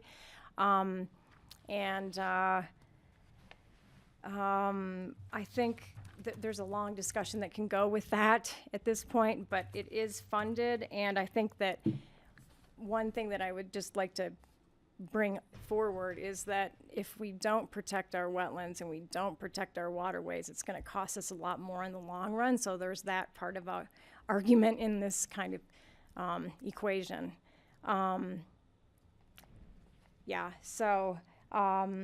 I think that right now the CWC, the Colorado Water Congress, has a dredge and fill subcommittee that is working on doing amendments now to Senate Bill 1379. They're not focusing at all on 127, so I think that there is some rumor that 127 could go away, but don't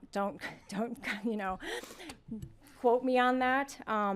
So there is some effort going on behind the scenes to sort of look at those amendments right now from the Colorado Water Congress and that committee to see what can be potentially incorporated into the House bill, so the Speaker's bill. So just to let you guys know that. So you're saying 127 would be more expensive to actually pull off and... You know, I don't know that 127 would be more expensive, but it is an argument from the folks who are more in favorable of 127 that it's going to be very expensive to implement the 1379 bill. Oh, interesting, okay.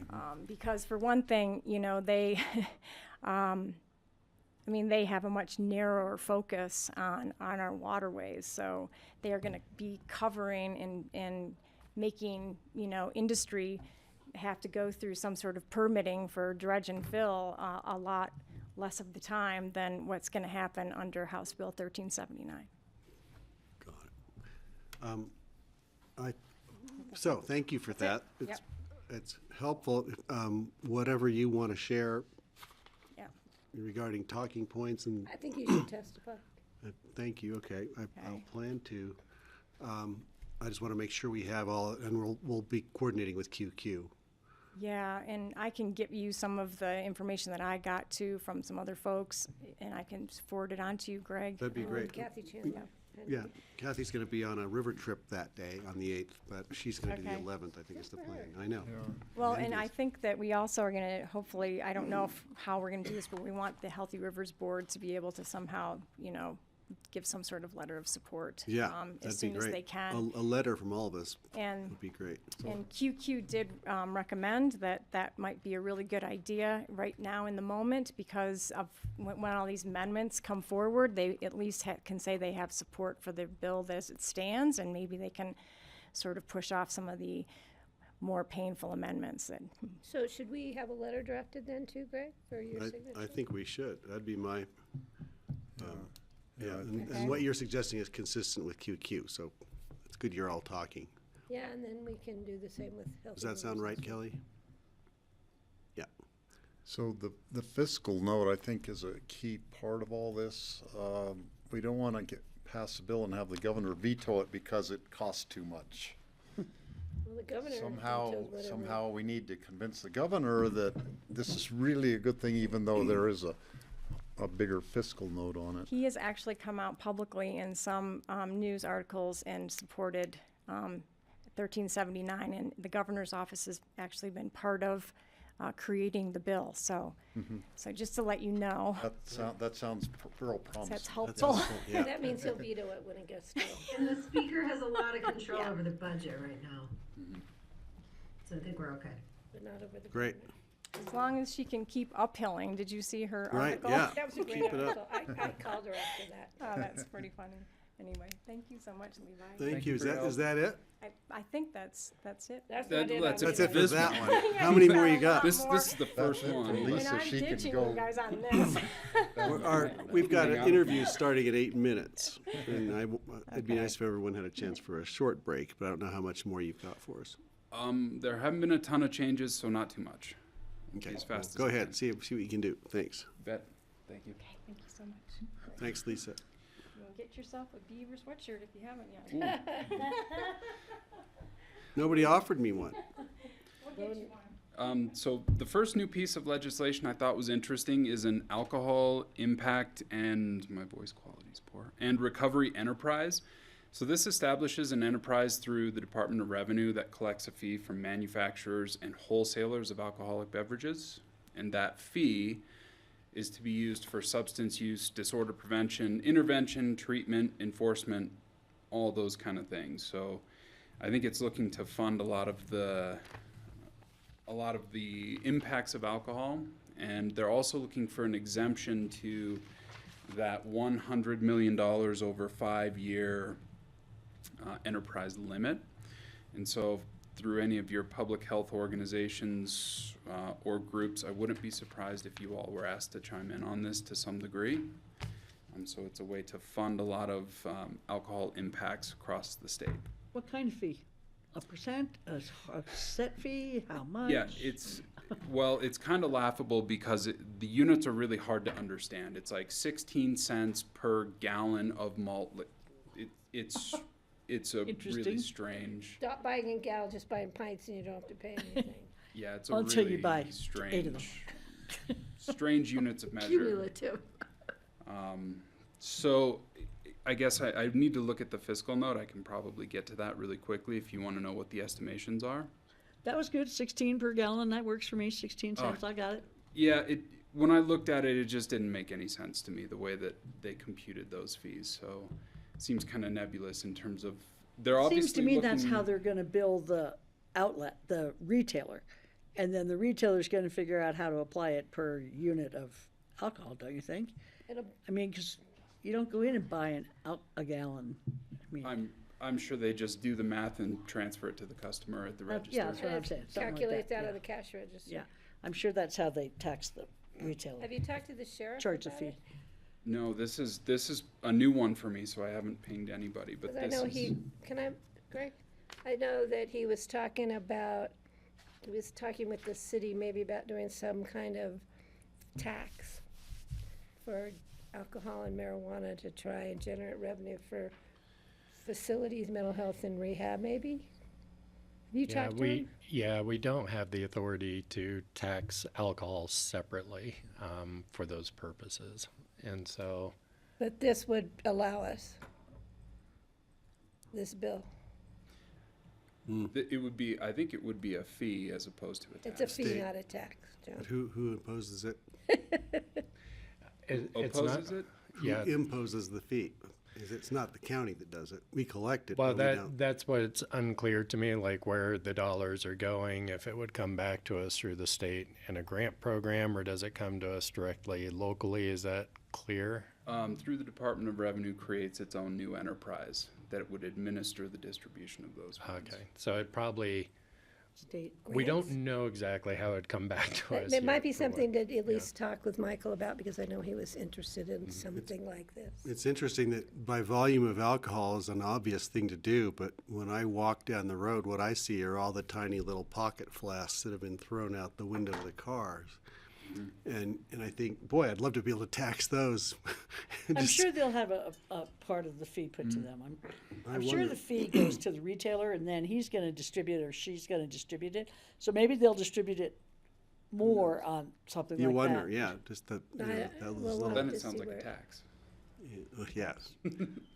Well, if they keep us in the loop, well, it's set for finance April 9th. We're not going to engage before then, I assume, unless public health wants to, or somebody wants to do it.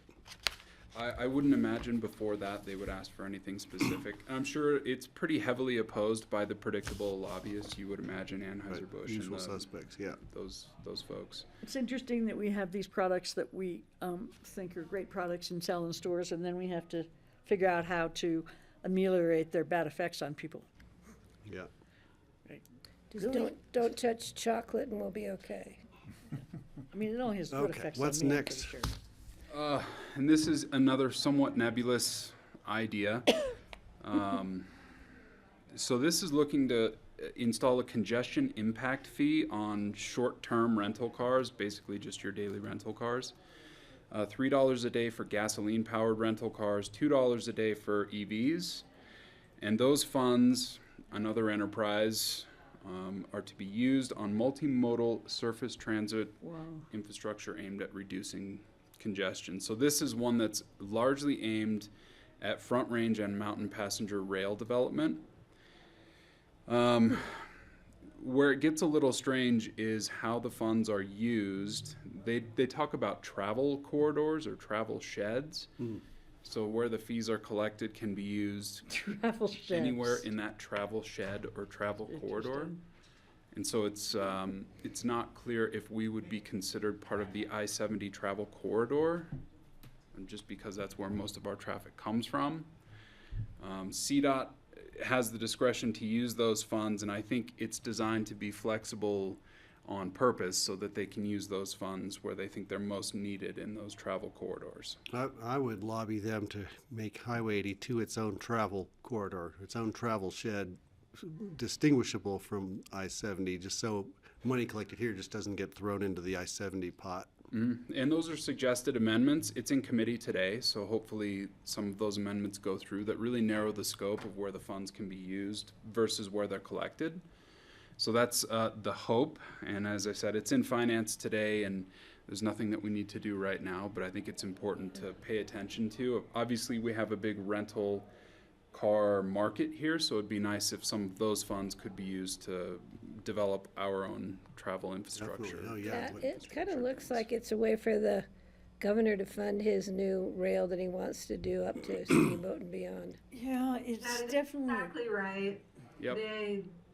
you know, they're trying to position the Front Range Rail project pretty highly on the federal projects list for the, you know, remaining $4 billion or whatever it is out of the infrastructure funds that were allocated, and they need matching money to do it. I support what they're trying to do here statewide. I just would be concerned if money raised here gets sent to the Front Range. And Especially if it was servicing a tourist resort like Steamboat. They're certainly coming up with ways to tax people without calling it a tax. Yep, yep. Welcome to the new world.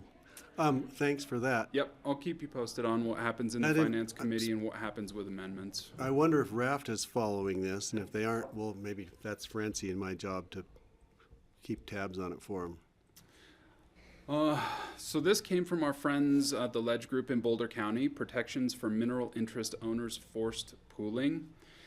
And it took me a while to understand this, and I'm sure I still don't fully understand it, but when there are established drilling units, owners of certain parcels can be forced to pool their mineral, basically their mineral drilling rights.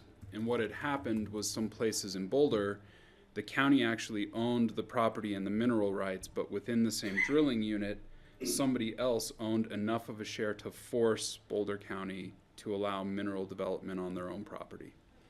So Against their philosophical against their beliefs about philosophical oil, yes.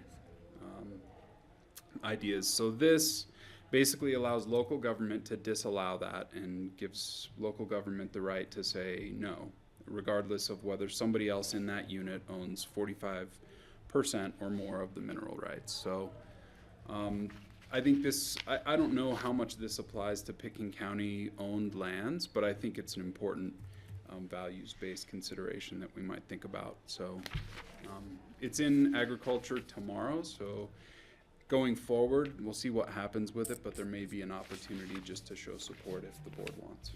All right, I'd be interested in following that. And again, when you get time, you can click on the info sheets and get more details. I'll try to pick it up.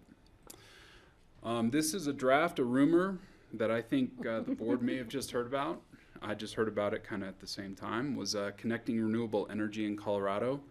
Basically, statewide siting and permitting standards for commercial wind and solar facilities statewide. So that may preempt some of the things we're trying to do with zoning, siting, land use. There's a typo. So it's draft legislation that I've sent to ComDev as well as to our county attorney's office just to get a read on how this plays with what we're already doing. And it hasn't been introduced yet, so it's just in draft, and I'll keep watching this one. I think that's an important one. Why do they want to do that? What's the point? I think there's a perception that some counties are so restrictive in terms of renewable energy development that it's disallowed or really discouraged there. And It's interesting because some of our most conservative counties have the most renewable energy sites. I wish they didn't. So this is the bill that we got a letter from someone from La Plata County about that. Correct. Kelly has her hand up. Kelly. Yeah, I just would offer, I was chatting about this bill with Chris Menges, who, you know, used to work in the city's climate office and was on our growth advisory committee. And he is working very intimately on this with Will Torr's office and former Governor Ritter, and offered to come and present, you know, a summary of those conversations and those stakeholding efforts that they've been doing as we consider a position on this bill. Great, thanks, So Kelly. that is of interest. Maybe we schedule it for 15 minutes for open discussion. I would definitely want to do that. I attended one of the weekend seminars that they conducted last fall on that topic, and it'd be great to get an update on where they are. Awesome. A lot of the ADU, TOC, this is kind of circling back on some of the prior discussions we've had. Not a whole lot has happened on a lot of these bills yet. The 1152 ADU bill, which doesn't apply to us, there's nothing to report. The second ADU bill is suspected to die soon. So even if that were to pass, we're not terribly concerned about it. And the TOC bill doesn't apply to us either. So I'll just keep moving. I know we're behind. Strategic growth, the 174 bill is in committee today, so I'll keep you posted what those amendments are, if there are amendments, and if it even gets out of committee. And the second strategic growth with the climate element written into the comp plan is set for committee next week. So nothing to report there either. I would like us to take a stand on that eventually, though, in favor of it, because it doesn't threaten us, but it does push some other places who don't want to have these kind of action plans. Right, because towards- we're in that already ahead of the direction. bill, so we'd be a good person to support it. This is our opportunity to be a model. The construction defect, the Laid Senate over? bill was laid over, so there's nothing to report there. And the House bill is in floor work today. So it'll be interesting to see how that shakes out. I think there's very little consensus on what the actual issue is of why we're not seeing more multifamily growth or development, and nobody can seem to agree. So, I just had a discussion with Jeffrey Woodruff about this. And there's a lot of multifamily housing projects or apartments being built in Colorado. The companies are all retaining them as rental units, so they don't have to deal with construction defects. Until the warranties wear out, And then they at sell. some point in time, they could then sell them as condominiumize it.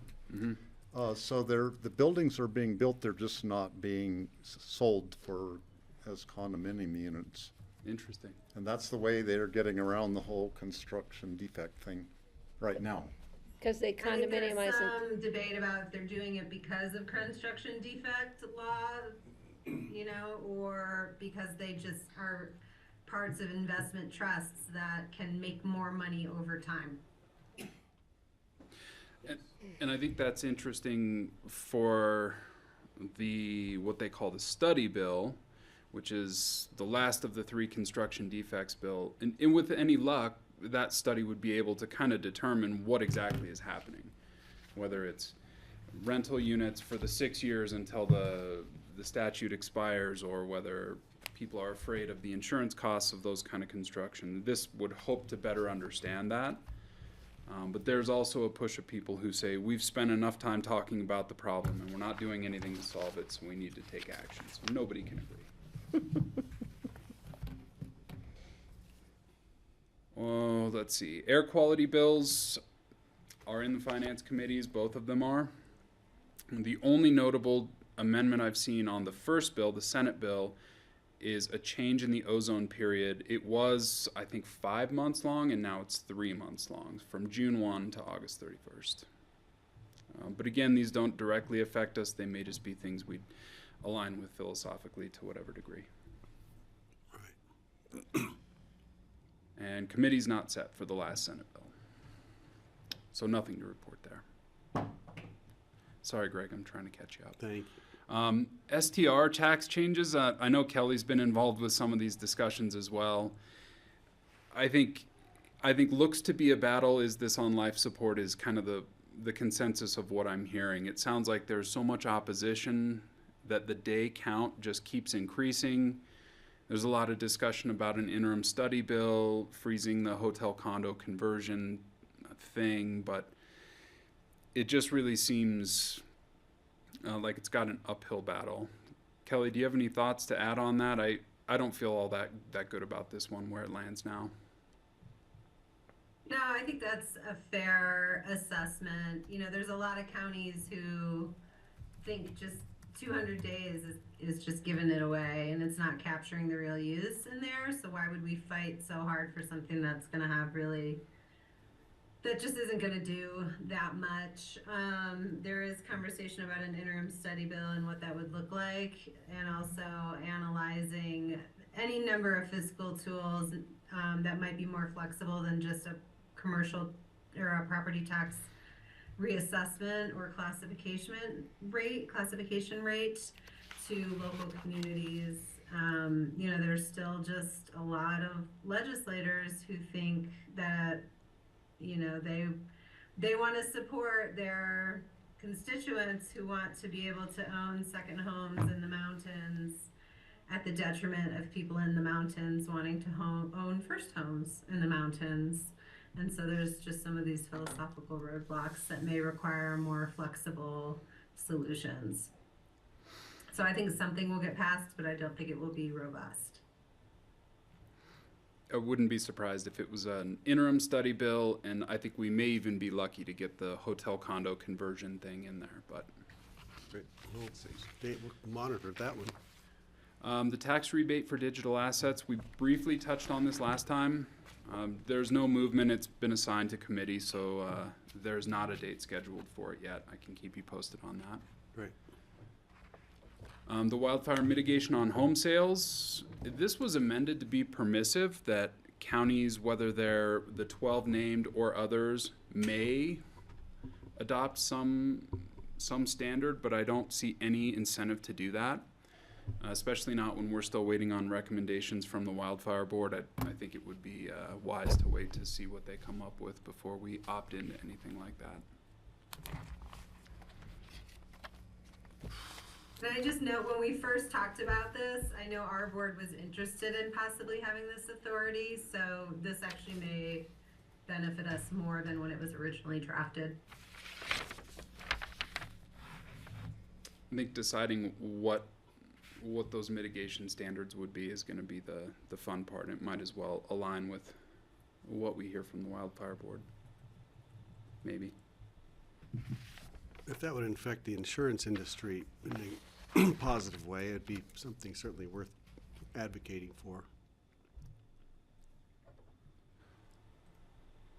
Okay, moving right along. I'm trying to push the button. Oh, sorry.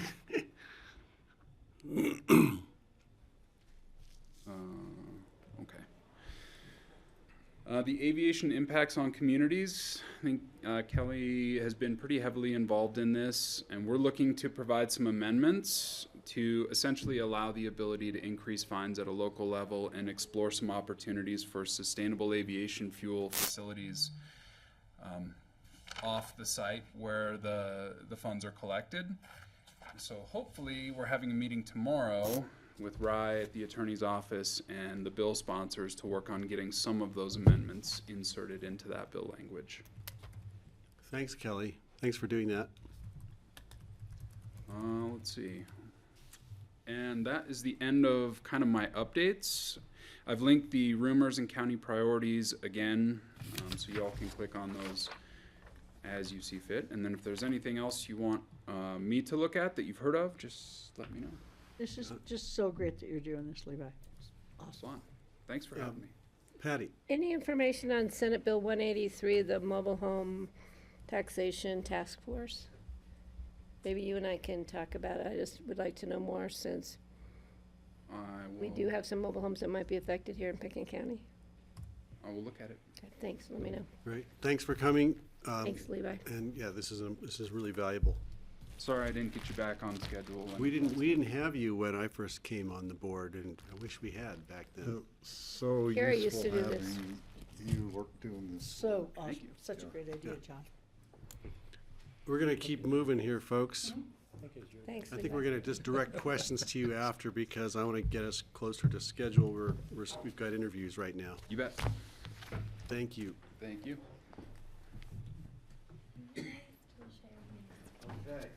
All right, Charlotte and interviewees, thanks for your patience, everyone. Hi, Charlotte. Hi. And this is Justin up first. Yeah, welcome. Hi, how are you? Let's make sure that you're. Yep. Okay, we're talking about Redstone Historic Preservation Committee. Find him. Where is that? She's always shy in the back of the room. Yes, our first interview today is Redstone Historic Preservation, and Justin Abad is here. Justin. Hi. I did learn this morning, since packet material was submitted, that Nancy Crummy has resigned from this board. So that leaves another regular position plus the 3 alternates. So, Got it. So another seat's, we're gonna be interviewing for an additional seat. Okay. Yes. We have lots of openings still. Great. Welcome, Justin. If you could tell us about your interest in. Sure. I looking through your packet, your application. It says you've lived in Pitkin County for a year, but but you've been here longer with Clark's and. That's right. Yeah, I relocated out to the Valley in July of 2021. I was hired by the group that opened Casa d'Angelo to help open their restaurant. Okay. So I landed here and ended up working with Angelo to open his space. From there, moved to Luigi's spot at Duimani and Aquilina right before he sold to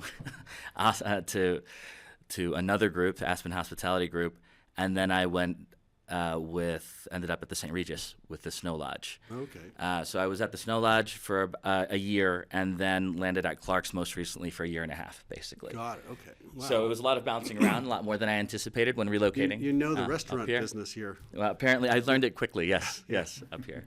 But my background is primarily, almost entirely in Washington, D.C. I moved to D.C. in 2001 to start at George Washington University. Graduated in 2004. And the entire time was working in hospitality. Ended up purchasing the restaurant that I was working at in college. We won a Beard Award in 2004, opened a few more restaurants, consulted for quite a bit. But I think if you talk to any Washingtonian after 3 administrations consecutively, you usually get burnt out. You want to get out. So regardless of the side, after 3, I was ready for something new. Was lucky enough to land a consulting role in Vail at first with Sweet Basil. And as the cliche goes, kind of fell in love with the mountains and everything about it. Packed up and moved out here. The Valley was much more of a fit here to me in terms of the kind of community that I was looking for. I now have a 3-year-old daughter, and her mother and her had relocated from Denver about a year and a half ago and are living up here full-time in Carbondale. In my old apartment, and I relocated to Redstone in last March, basically. So now that I know that my family will be here full time, this is absolutely the place that I'd like to plant roots. Whether or not I will be involved in the Aspen restaurant scene for a little while, that's to be determined. I'd like to try and invest a little bit more in the local community in Redstone because I think there's great opportunity there. They don't have a master sommelier. They do not have a master sommelier. They would not with me either. I'm Oh, I only thought you were- advanced level, I believe. Oh, well. This is my last We can certification. work on that.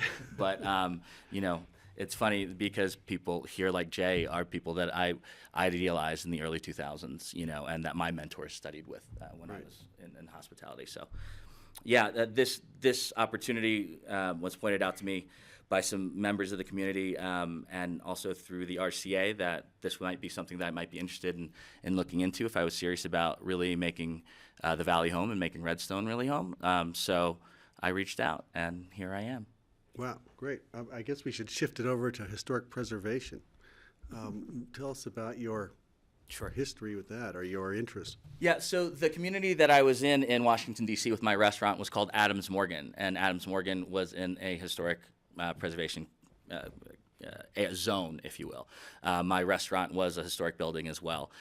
So understanding, I think, the importance of maintaining the character in which draws people to these communities, it's vital for the growth of the communities. The growth is going to happen, I think, but I think, again, from my perspective, being responsible about the growth and being involved in it as a community member, I think will ultimately retain the character that makes me want to live there.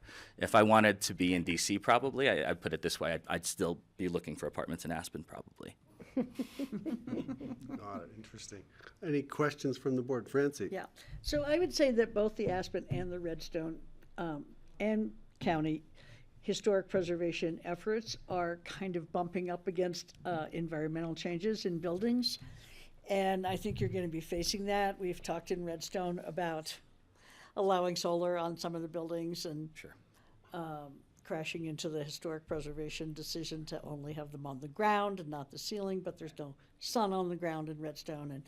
And I know in Aspen, my son is working on a historic building where they are trying to put on some more reasonable roofing not getting rid of the old, but putting Right. it on and running into all kinds of things. So I think that's the quintessential problem that Yeah. the historic preservation societies in all of our areas are facing. And I'm wondering if you might have any opinions on what direction we should go, or whether we should incorporate new kinds of building materials and so Sure. on.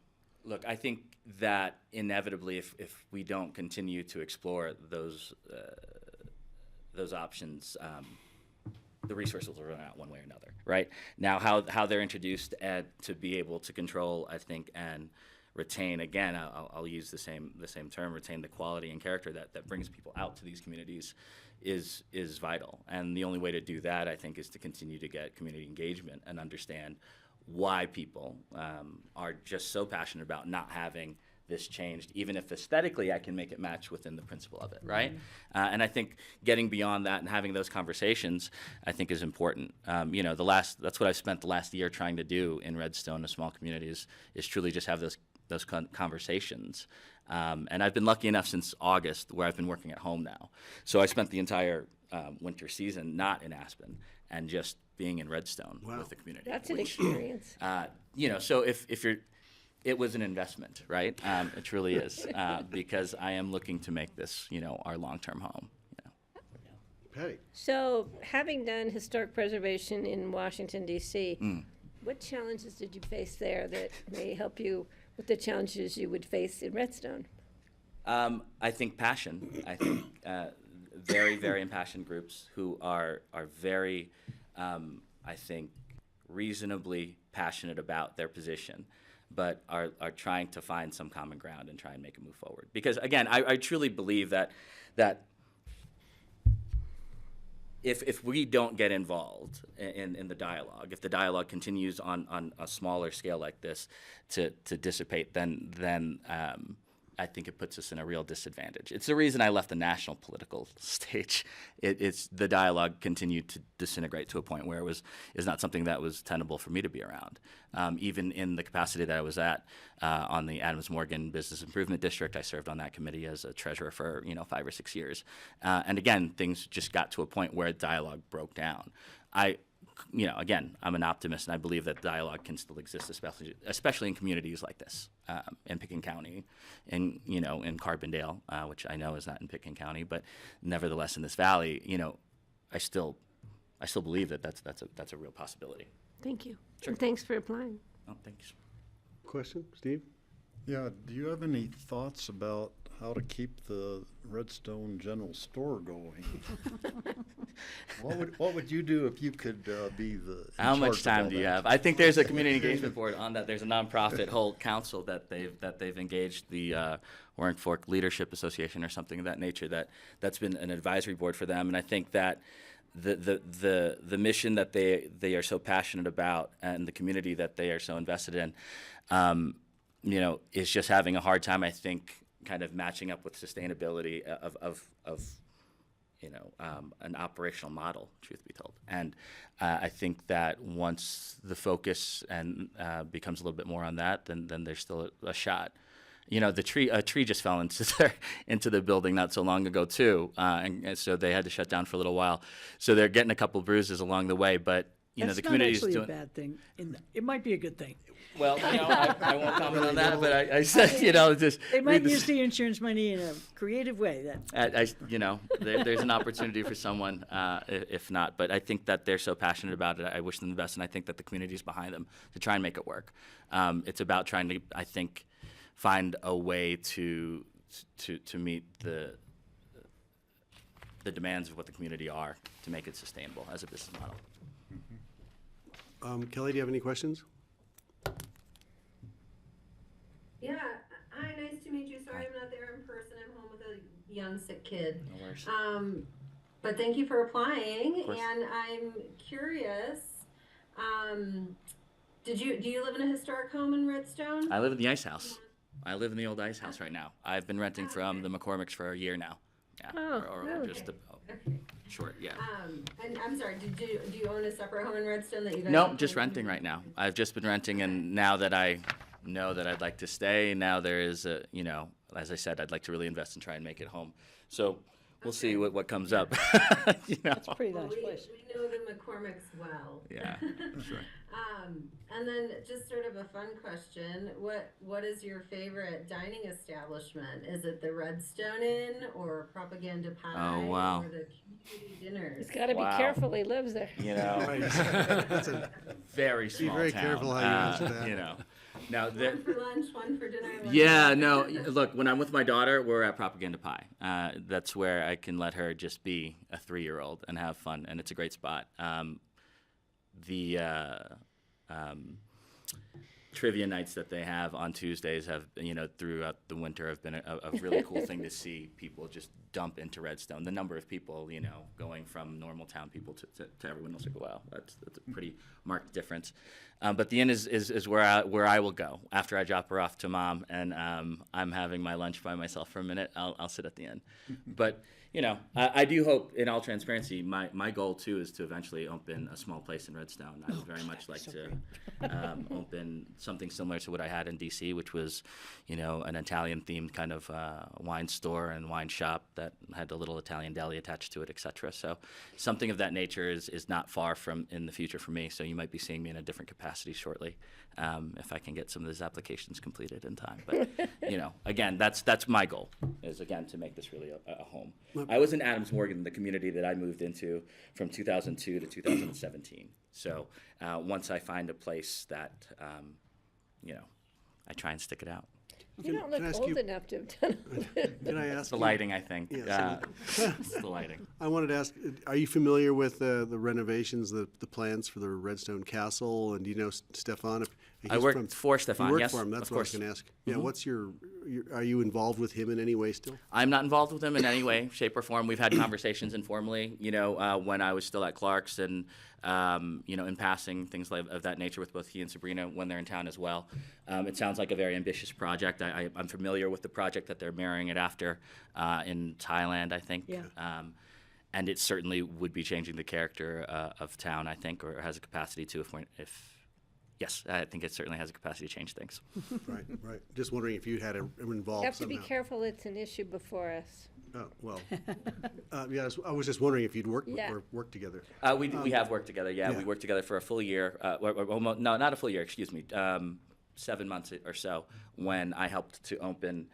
I took over the Snow Lodge the first season. It came off the mountain and moved into the St. Regis, and they were taking over the chef's room there. Originally, I was just supposed to do the fine dining restaurant. Very quickly, that turned into managing what it is now, which is not my background in nightlife. It's not my background. The Emerald Room? A Jade Room, I think they Jade called Room, it most Jade Room, recently. right. Yeah, if I believe so. The I green want room. to tie this up. We've got more to go. Francie? I just wanted to thank you for applying. I think it's great. If you open something up there, you can bet my family and I will be there often. Good. And I hope you'll come to the caucus meeting next week. It would be really great to see you there. I will, yes, most definitely. Great. Well, thank you for coming in. Thank you. We make our decision somewhere down the road. We'll have a If you're date. coming into town from the far distances of Redstone. Oh, it's not an issue at all. And when you get tired of the cuisine there, go to Fat Belly Burger in Carbondale. Oh, I hear listen, it's really good. one of my daughter's favorites. Dad, can we get a Because their burger ice cream again? is the Now best. we're- Well, now that's the we're problem, the talking. ice cream We're part. getting Well, really kind glad of to hear it. I know I'm incestuous the here. manager there. My son owns it at Fat Belly. Oh, So- good to know. She loves it. She does. But I didn't put the plug in. No. That was a setup I'm a by big Steve. fan. Thank you all very much for your Thank time. you. I appreciate Thanks it. for coming. Thank It's you great again. talking to you. Appreciate it. Thank you. Can't wait to see what you do out there. Thanks. Okay. So Thank you. Up next, Harrison? Harrison. Harrison's here. All right. Finally. Okay. Thanks for waiting for us. Absolutely. How are you all? Great. Good. Yeah, thanks. First, we might as well jump right in. Tell us about your interest. First, you have to identify yourself for the record. Harrison Sachs. I'm and an then- Aspen resident. An interest in, the board, history in Aspen. What can you share with us? Well, I moved here in 1987, was here about 8 years, left for a couple years, couldn't function in the real world, and came back, and I've been here since 1999. My interest in this, I was on the original Aspen Vision Committee, and I, at that time, lived in the ABC. So I think I got put on that because I do have some background in aviation, or my family does in particular, and was a nearby resident. And I found that to be a really interesting, great thing to get involved in with the community. And I've stayed very interested and involved in it since then. And I think, again, I'd be a nice fit as far as sort of understanding all the background and all that time and energy that was put in there originally. In regards to aviation, my brother is a commercial pilot. My father is a pilot's license. We all love that. I'm really hopeful that my 8th grader is going to take the aviation program at Aspen High School, which would be great. I tried hard for the senior, but he was a little focused on other things.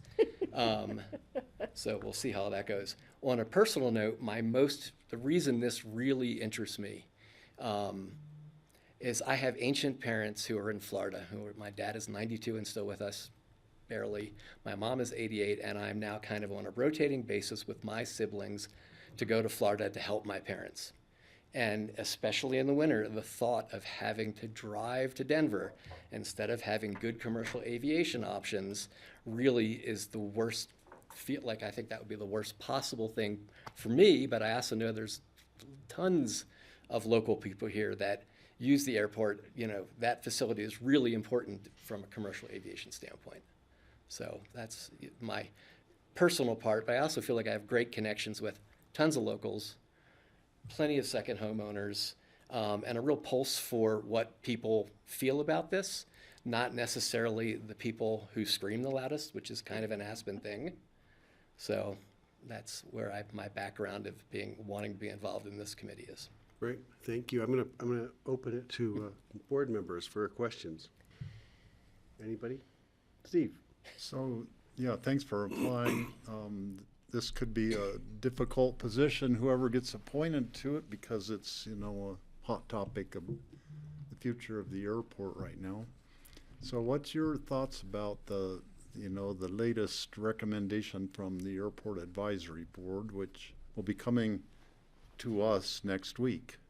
I was at that meeting. I spoke at that meeting. Mm-hmm. I think when we made all the recommendations as part of the Vision Committee, the only thing we didn't have in our pocket was the fact that the runway was falling apart. And I think if we had that, we would have said we need to go with exactly what is now proposed. Mm-hmm. I think that still meets really an enormous amount of the recommendations in our report. And I think there's a lot of new things that are on the table, in particular related to how this is going to get paid. And I would encourage all of you to support that and do it as quickly as possible. I think it's the right thing for the community. I think the community supports it. And again, I think that there's some loud voices out in the community, like every topic in Aspen, that don't really represent the vast majority of people and users at the airport. Mm-hmm. So. Okay, thank you. Okay. Questions? Well, thank you very Francie? much for applying. It's not the easiest volunteer job in the county right now. I'm glad that you agree with us. That's nice. I wonder if you would just speak for a minute to any thoughts on reducing the impact of private aviation at the airport.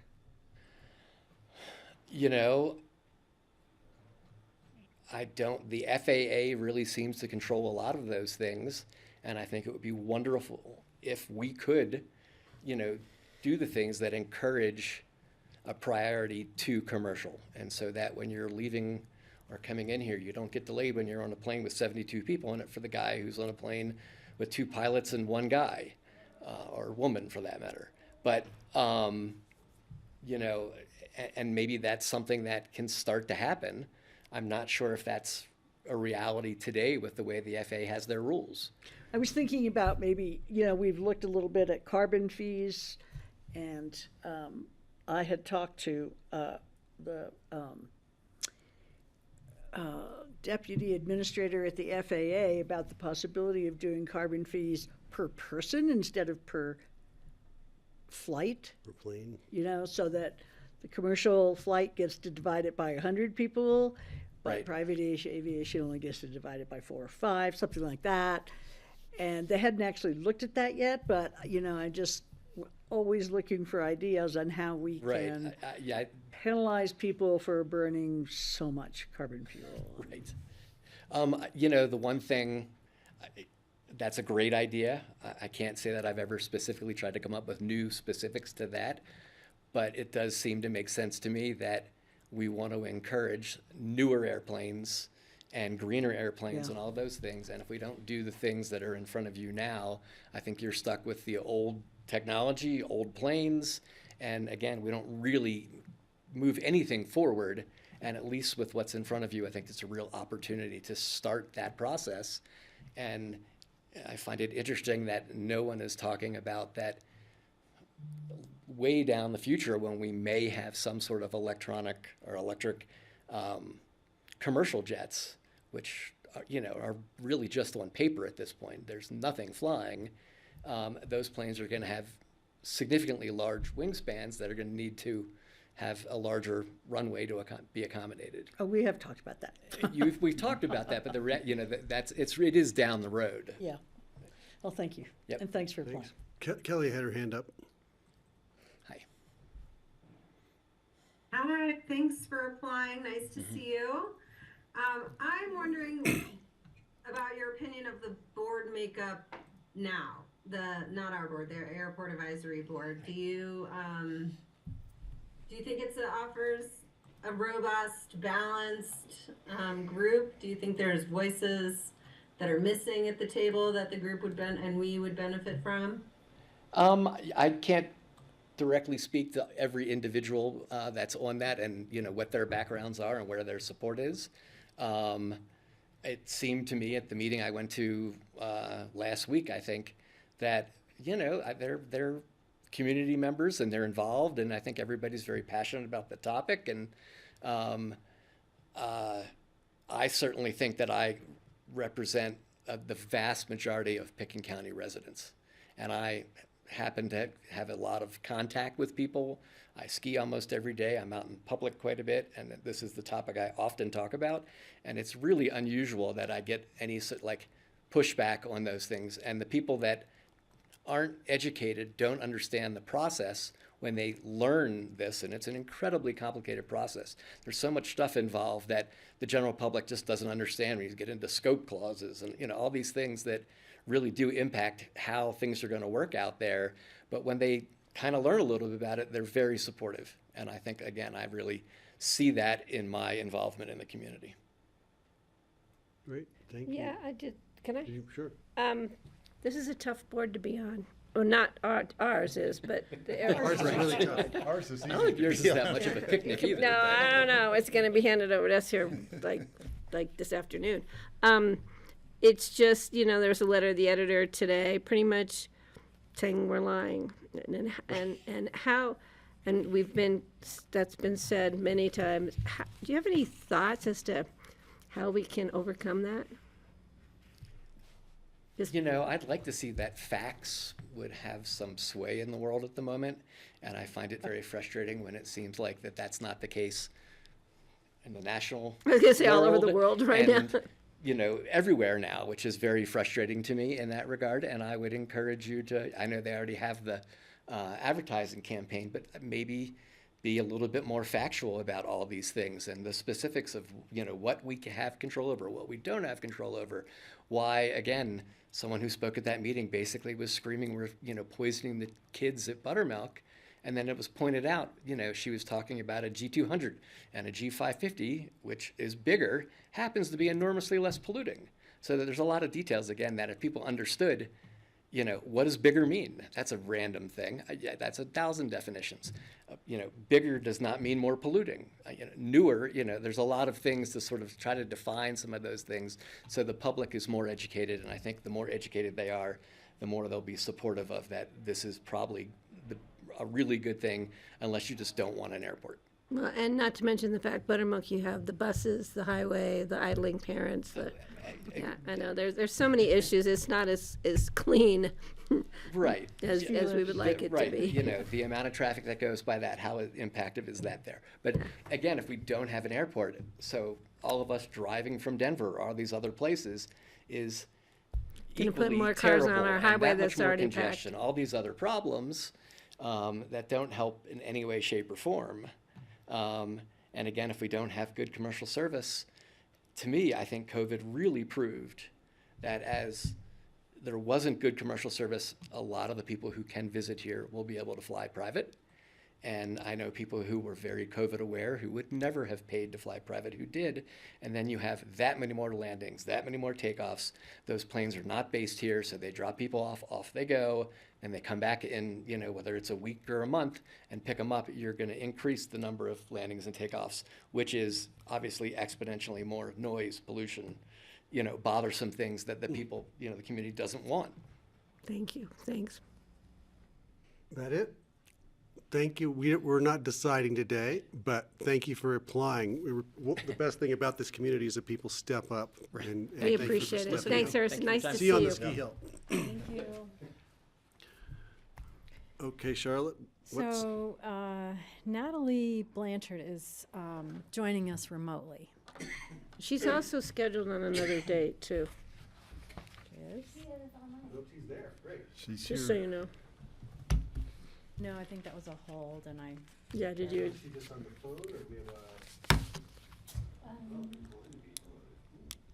She pushed the wrong button. Natalie, are you with us? Do you want to be with us? Hi, Natalie. Please accept the promotion to panelist. That will allow you to talk and share your video. Thanks, Michaela.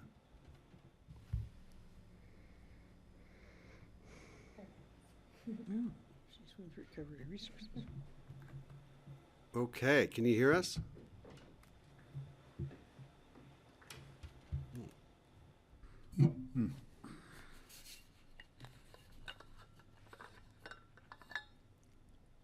There she is. Okay. Oh, I Okay, keep getting these little messages. we hear you now. We hear you. Okay. There you are. Hi, Natalie. Thank you. Hi. Thank you for allowing me to join remotely. Yeah, please, thanks, and we've seen your resume, and Bridget's joining us also. And thank you for applying, and we're really grateful that you stepped up. And just want to hear a little bit about your interest in the library and the community and. Library. Or, excuse me. Senior services. Senior services, sorry, I skipped. I was thinking about the library. Senior services, thank you. Give us a little, tell us about yourself. I like the library as well, but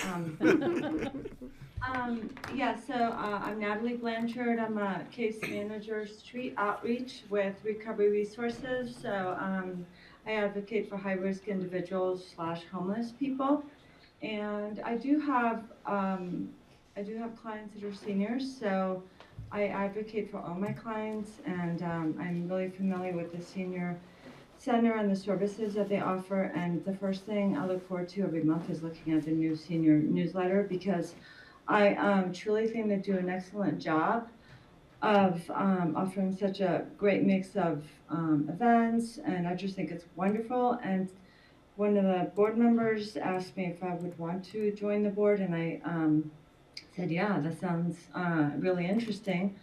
And so prior to working as a case manager with Recovery Resources, I was a medical assistant, so I've had other experience in sort of like in healthcare. And so I'm interested in the well-being of individuals, whether they're, regardless of their age. And I just thought this might be a great opportunity. Yeah, thank you, and sorry for that mistake, because I had read your resume and your application, and it's really, you've got a broad range of experience. There's a mix of helping with the business aspect, but then also as a medical assistant. I find that really fascinating, and that you're interested in working with homeless people's also fascinating to me. So thank you for stepping up, and I have people who want to ask you questions here, so I'm going to start with Patty. Yes, thank you, Natalie. Nice to see you. Thanks for applying. As Greg always says, and he's so right on about it, we really appreciate people in this community stepping up and wanting to be part of our volunteer committees. And I just wanted to ask you, how this committee, the senior services, is really fun. Are you ready for that? Yeah, I always love fun. They do great things. They are definitely entertaining, and I think you will enjoy it immensely, especially with your background. So I don't really have any other questions of that, but again, thank you for applying. We appreciate it. Steve?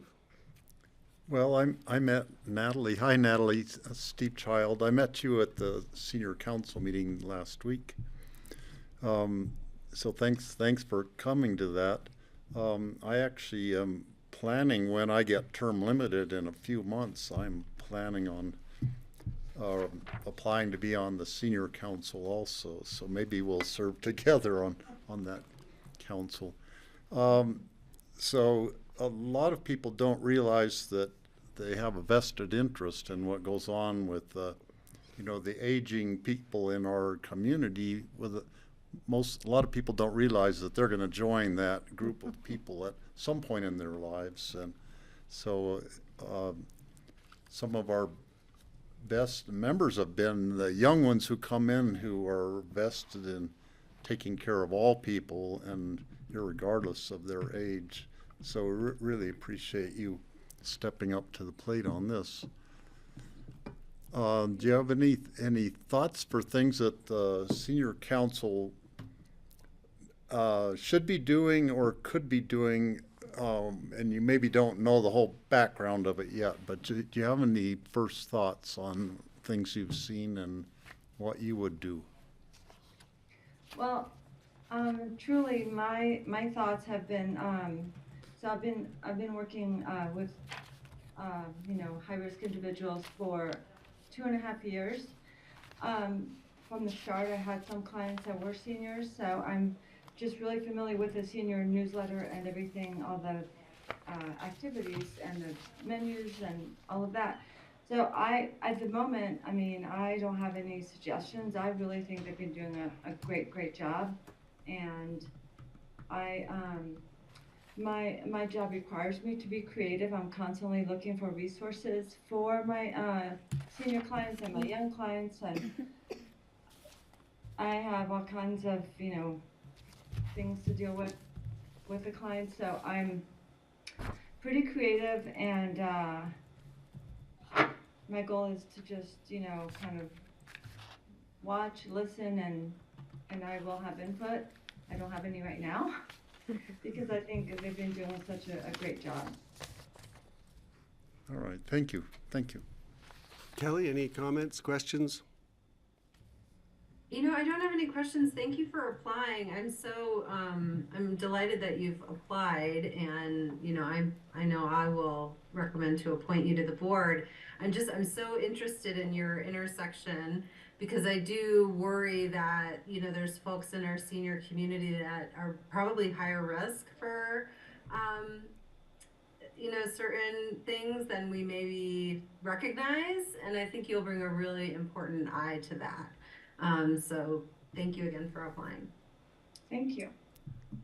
Great. Thank you for coming in. Francie Francie still wants to talk. Sorry. Yeah, thank you so much for applying. I just want to tell you how much I appreciate the work you've been doing with recovery resources. That is a really challenging field, and it takes really special people to do that kind of work.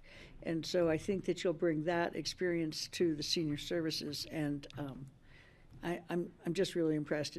It's not easy work, and it's very generous. So thank you. Great. Thank you for coming. I'm going to send Charlotte up.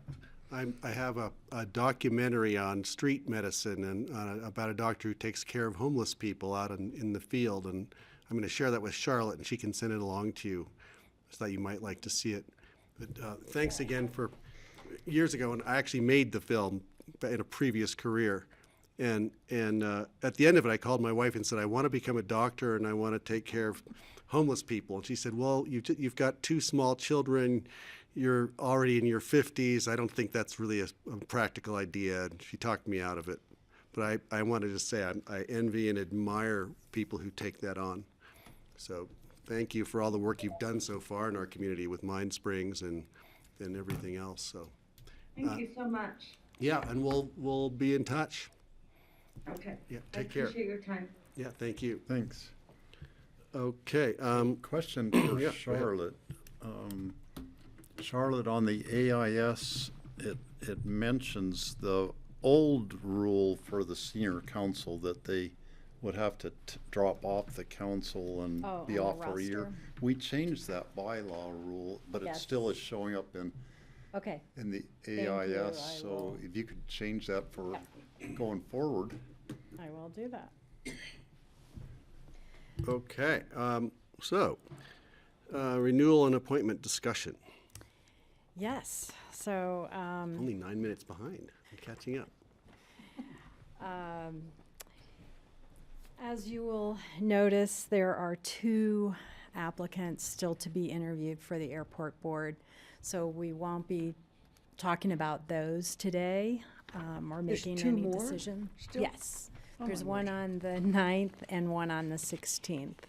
That was as soon as I could get them scheduled, so. So one question about that, actually, we do have the one renewal. Are we not gonna decide on the Valerie Braun's position, or?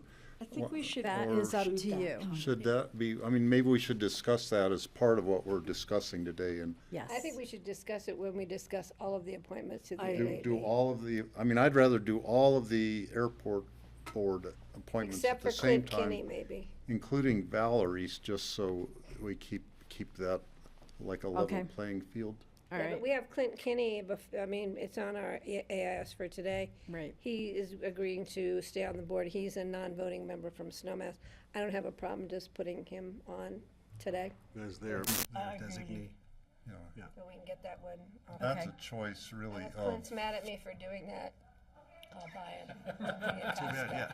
so that's It's always actually the a best choice way to of put somebody Snowmass on. Town Council to appoint someone to represent them, is that right? Yeah, it's been our practice for our ex officio municipal representatives to be appointed by those boards.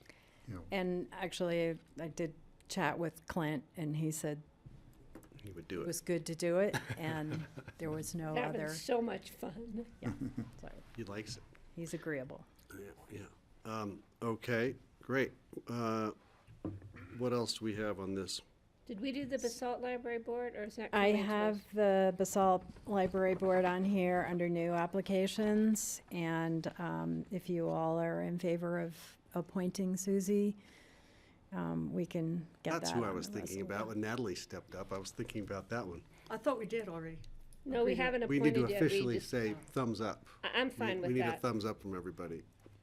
Okay. Thumbs up. I'm my thumbs up. Yeah, Kelly, are you good? likewise. Steve's good. That's She unanimous. seems very well We'd qualified love for to have her. Okay, so, on the renewing applicants, are there any concerns there? Can you read the, You want me to read them? yes, please. Animal I- shelter is Roberta Taliska. Then, of course, Kelly is up for renewal on APSHA. Then Board of Adjustment is Seth Himilowski. Don't all speak up for that one. Seth H. And Rick Head. Then our Citizen Grant Review Committee, Steve Wicks, he has resigned, so we'll continue to advertise for that. Election Commission, we have Jonathan Feldman reapplying. Financial Advisory Board is Pete Loris. Great. Picken County Library is John Wilkinson, and you all agreed to promote Audrey Ellis from her alternate to take the regular position. And we interviewed Chris Kelleher. Yeah, that's a new one. So I'm just going through renewals right The now. old ones. The old Um, ones. And then Open Space and Trails is Howie Mallory. Planning and zoning is Joe Kraybacher. And the Telecommunications Advisory Board is Kevin Heineken. Joel Ritvo has just kind of disappeared. So we have a regular vacancy there. And then Weed Advisory Board, Jim Lewis is reapplying. So that takes care of all the renewals. I'm okay with those renewals. I'm okay with them. Yeah, Steve? I'm okay with them too. I also would like to and maybe this has already been done, but send a letter of thanks to those who have resigned their positions. That is, Steve, Steve Wicks and Barbara Reed have been, for years and years, they've been working on those respective boards. yes. Maybe So miss Joel for Steve. not so long, but it's like, boy, we couldn't do a lot of the things we do in this county without the dedication of the people who serve on these boards, so. Absolutely. I'd Letters really will be like to going. have us send a letter of thanks to them. Will do. Now, is that something we usually do at the end of a term anyway? Is that something Ken does? Actually, all letters go out for renewals, letting them know they're reappointed, and then all people who have resigned, letters go out Okay. as well. Great. And how do we notify people who we don't appoint? I send something out. Thank you very much for applying and. Yeah. You get to write those They all letters. get, they all get contacted. Great, thank you. So we're gonna move Audrey up on the library board. Right. And, okay. So now the new applicants, the Basalt Library Board, which you all agreed to. The Election Commission has Christy Blish Oh, yeah. for appointment. I'm not sure she'll stay long because I think she'll find she wants to be a judge. But I think we should try it. She's such a smart lady. And then Pickens County Library Board is Chris Kelleher. And then Redstone Historic Preservation Committee, we had 2 applicants, Sam Backham and Justin Abad. That we already For 2 appointed. positions? We have actually 3 alternate vacancies, plus now Nancy resigned today, so we have a regular position. They have 3 So- alternates on it? Yeah, 'cause we Yes. don't have- sometimes we have a problem getting a So quorum. we, You should interviewed we Sam? appoint one of these 2? I thought we already One, appointed Sam. appoint one to We- be the regular member? You have already appointed a Redstone applicant, and that was, Sam? Jason. yeah, I'm sorry, I don't have his name in front of me, but We already appointed him. Aldman or, We already appointed him. I know we did one. But Does he then, attend the since meeting? Nancy Cromie just resigned, or do we have to advertise again? I'll be We have to advertising advertise that. again for that? Yep. Okay. Yep. So maybe one of these 2 would get promoted if we have them be alternates for now. If you agree to appoint them as alternates, then I would definitely put both of them on as alternates. And you interviewed, Francie and I were out of town on March Yeah, 19th. I would put them So Sam and both Tom on. were interviewed that day. Okay. And then ask them if they want to be a regular member. we'll see what If kind of asked. applications we get, and then we can make that It's decision. pretty exciting Great, for thank you. Redstone, I think. And then Senior Services? Senior Services Council is Tom Marshall, and today's interviewee is Natalie Blanchard. I'd say yes to both. Yeah, I would say yes. Thumbs up for me. Yeah. I see thumbs up from everybody. Yep, nods. So we're good. All right, Thank you. I think that takes care of it until I get everybody from We the have the rest of Airport the- Advisory Unless you Board trying to interviewed. straighten them all out, my Andrew gosh. and Bill still coming in. Okay. Thank you, Charlotte. Thank you. All right. We got through a lot. That was Thank great. you. Well done. We're ahead of, oh, well, Got you we on are ahead of schedule. Well, we're ahead of schedule. Thanks, Charlotte. You did it for me. Review of future agendas. Does anybody need a quick, well, we're going to get a break as soon as we're done with future agendas, so Yeah, I let's wanna keep move my moving. car. I'm hogging a charger. Okay, I'll try and be quick. April 24th from 8 to 10, ACRA is having a business outlook forum. And so I know, Patty, I assume you're probably, are you? I'm out of town. Oh, you're out of town. Okay, that's right. So Greg, I know you'd indicated interest. We just wanted to see if we are going to have a quorum there So or what not. was the date of it? potentially. 24th. It's a the Wednesday. 24th from 8 to 10. The other thing is they had originally asked staff from the city and county to speak on public participation I'm doing it. opportunities. I'm taping it ahead of time. Okay, and I was going to say Okay. they're going to ask for a commissioner, so you're actually doing I talked with Allison Beck yesterday, and I'm gonna set up time before I go. And I'm gonna talk about our volunteer committees and how we establish them. Since I was On the other side of the table was an activist super fund, then I was on P&Z, and then I was an elected, so she wanted those kind of 3 different perspectives. Okay, cool. And we'll prepare a handout. I just wanted I to do a just had check-in on some on my that. list. For the Accra? Accurate Business Outlook. And They what usually, time is that meeting? It's April 24th from 8 to 10 in the And morning. is that at the Meadows, at the Door Hosier Center, or? I'm not certain. We better check. Yeah, I don't know where it is. I I'm think, gonna have to double check that. I'm not Yeah. sure. And Charlotte left. I could so. go to that too. So why don't we Maybe, notice maybe we this? should Not to notice have a it. quorum? Yeah. You can No, notice it. it's a big. It's a They big usually event. do a continental breakfast or something. Might have been at the St. Rita. It's someplace. As long as it's in Aspen where our meeting is at Yeah, it's not noon. far. Yeah.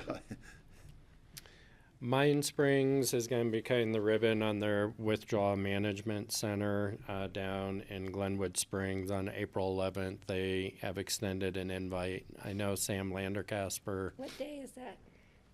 April 11th No, it's a It's Thursday. Thursday, it's a RAFTA meeting day. at 3:30. Sam Landercasper is going to be representing us on the staff Can you level. send us the invite or something so we have it? Yeah, I thought it went It's out, 2 but I'll blocks from double my check. daughter's house, so I can always do a grandkid visit. And Francis, you can come to my daughter's and meet the chickens. If I could ask the board then, if you do plan to attend, maybe let Charlotte know again so we know if we're going to have a quorum there. The business forum, the ACRA forum is at the Koch Seminar Building at the Oh, Institute. thank you. It's at the bigger building right behind the tent. 8:30 on the 24th. In that big round room. And then I have been out. I need to check in with Sarah, unless Greg, you've had an opportunity to, on if there are any joint meeting topics. I have not. Okay. I will check in and we'll see if that We stays have on a discussion already on Well- our agenda for that.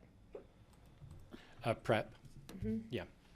I think if anything, we might want to talk about, what were we talking about earlier today? We thought we might want to talk about Castle it. Creek Are you Bridge. asking about tomorrow? Greg, what was the topic, remember I said? Just for the future. It's April 9th. Yeah, thank you. I think we had it. How could I forget the Castle Creek? We talked, when we were with CDOT, we said maybe an update on the city's evaluation of the Castle Castle Creek Creek Bridge. Bridge. Okay.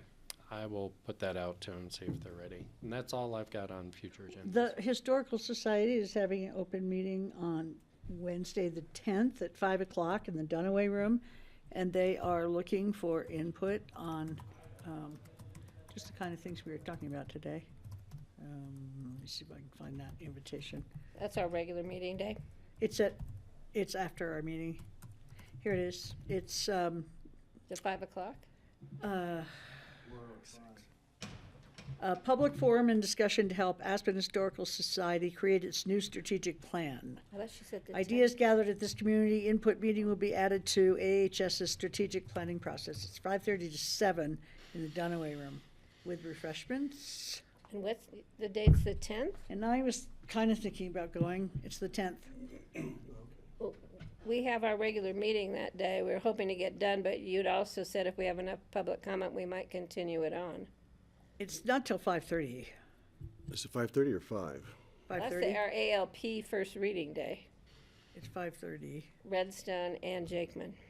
Yeah. Yeah, it's well, a busy day. I told them But that it's not we had far. a day. Yeah, it's across the street. I thought it was 5, but it's actually 5:30. I just looked.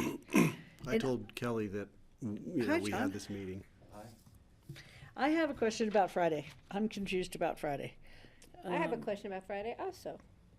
Yeah, so we have a site visit and then we have an exec session, and where's the exec session? It's on our agenda as an exec session after this. Is it not true? I hope it's not true. That's how it's posted. Yeah. We're gonna be in the wilderness. And I believe that's where your exec session's gonna be. According to Rye, I think we had a conversation, they were just gonna hold a short executive session after your tour. On what? I don't know. Up there? That was my So understanding. what time do we expect to be finished? I have- You need to find out about that, because I have an appointment right after our site visit. Well, maybe we can check in circle with back. Rye. John, do you know anything about that? We should probably check in with Rye then. Mhm. Yeah, yeah. John, your Turn mic. your mic on. You need a mic. Get a mic. I mean, we could go somewhere in Basalt. Kelly has a comment.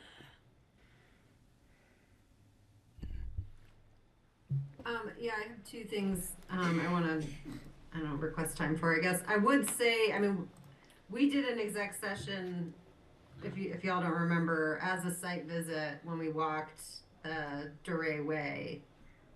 So we have done sort of on-site And Redstone execs Castle. before. Yeah. Yeah, it was after the Redstone Castle, and then we did that.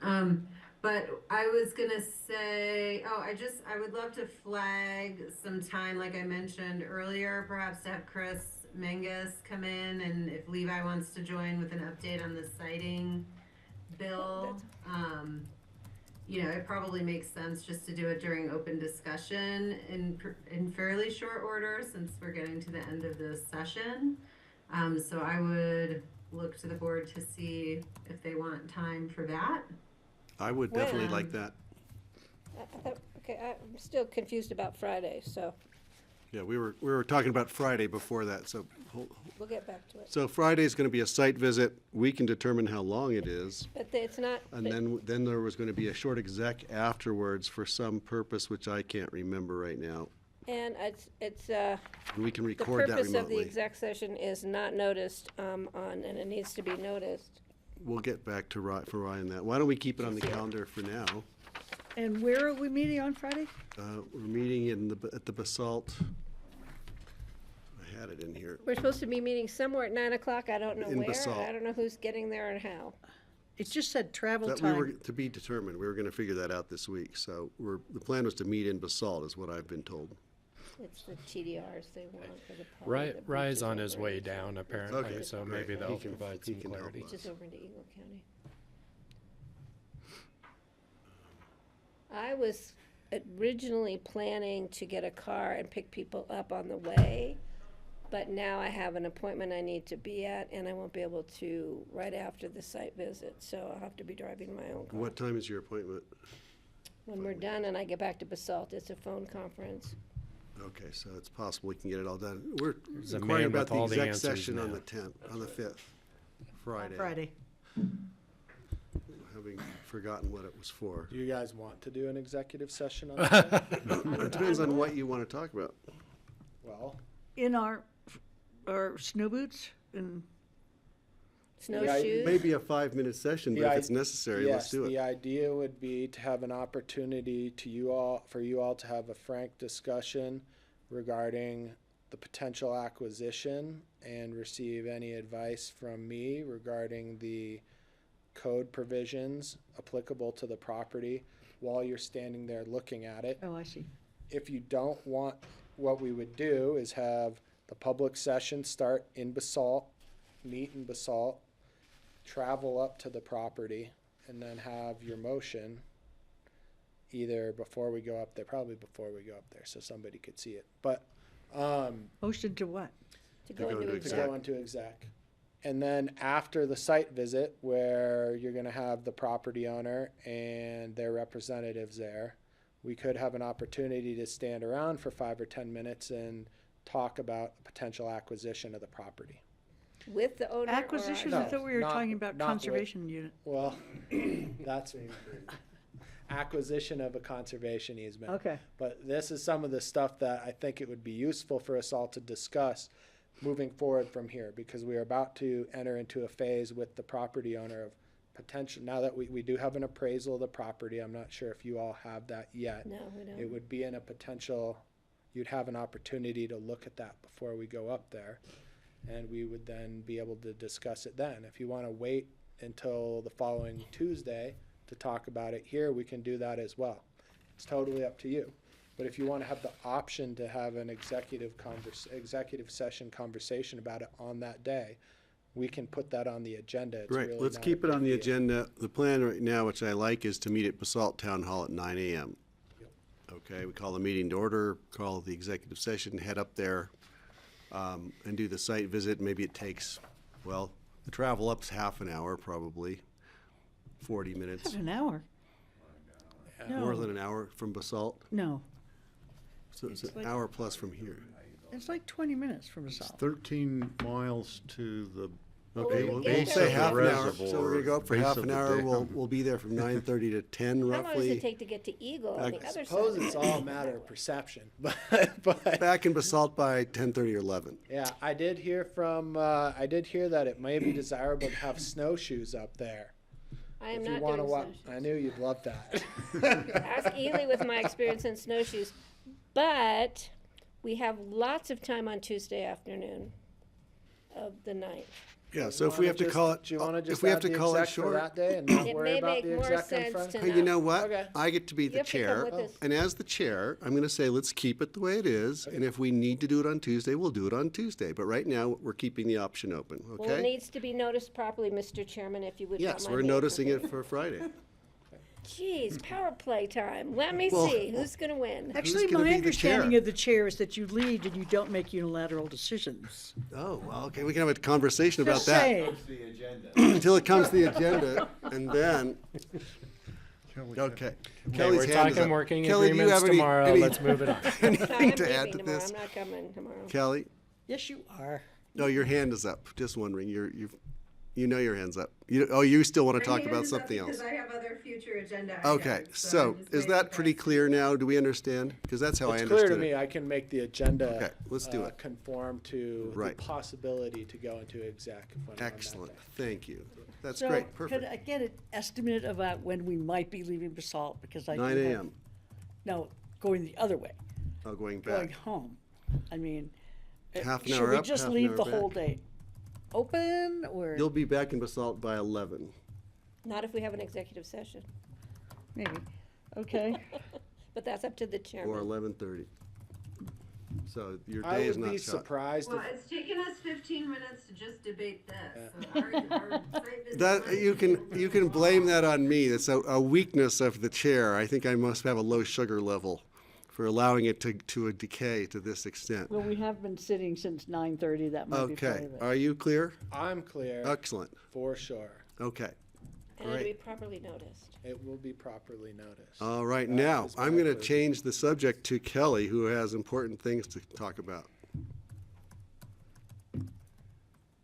So I just want to check in again and see if there is some agreement to put 15 minutes for the citing bill in a forthcoming open discussion item.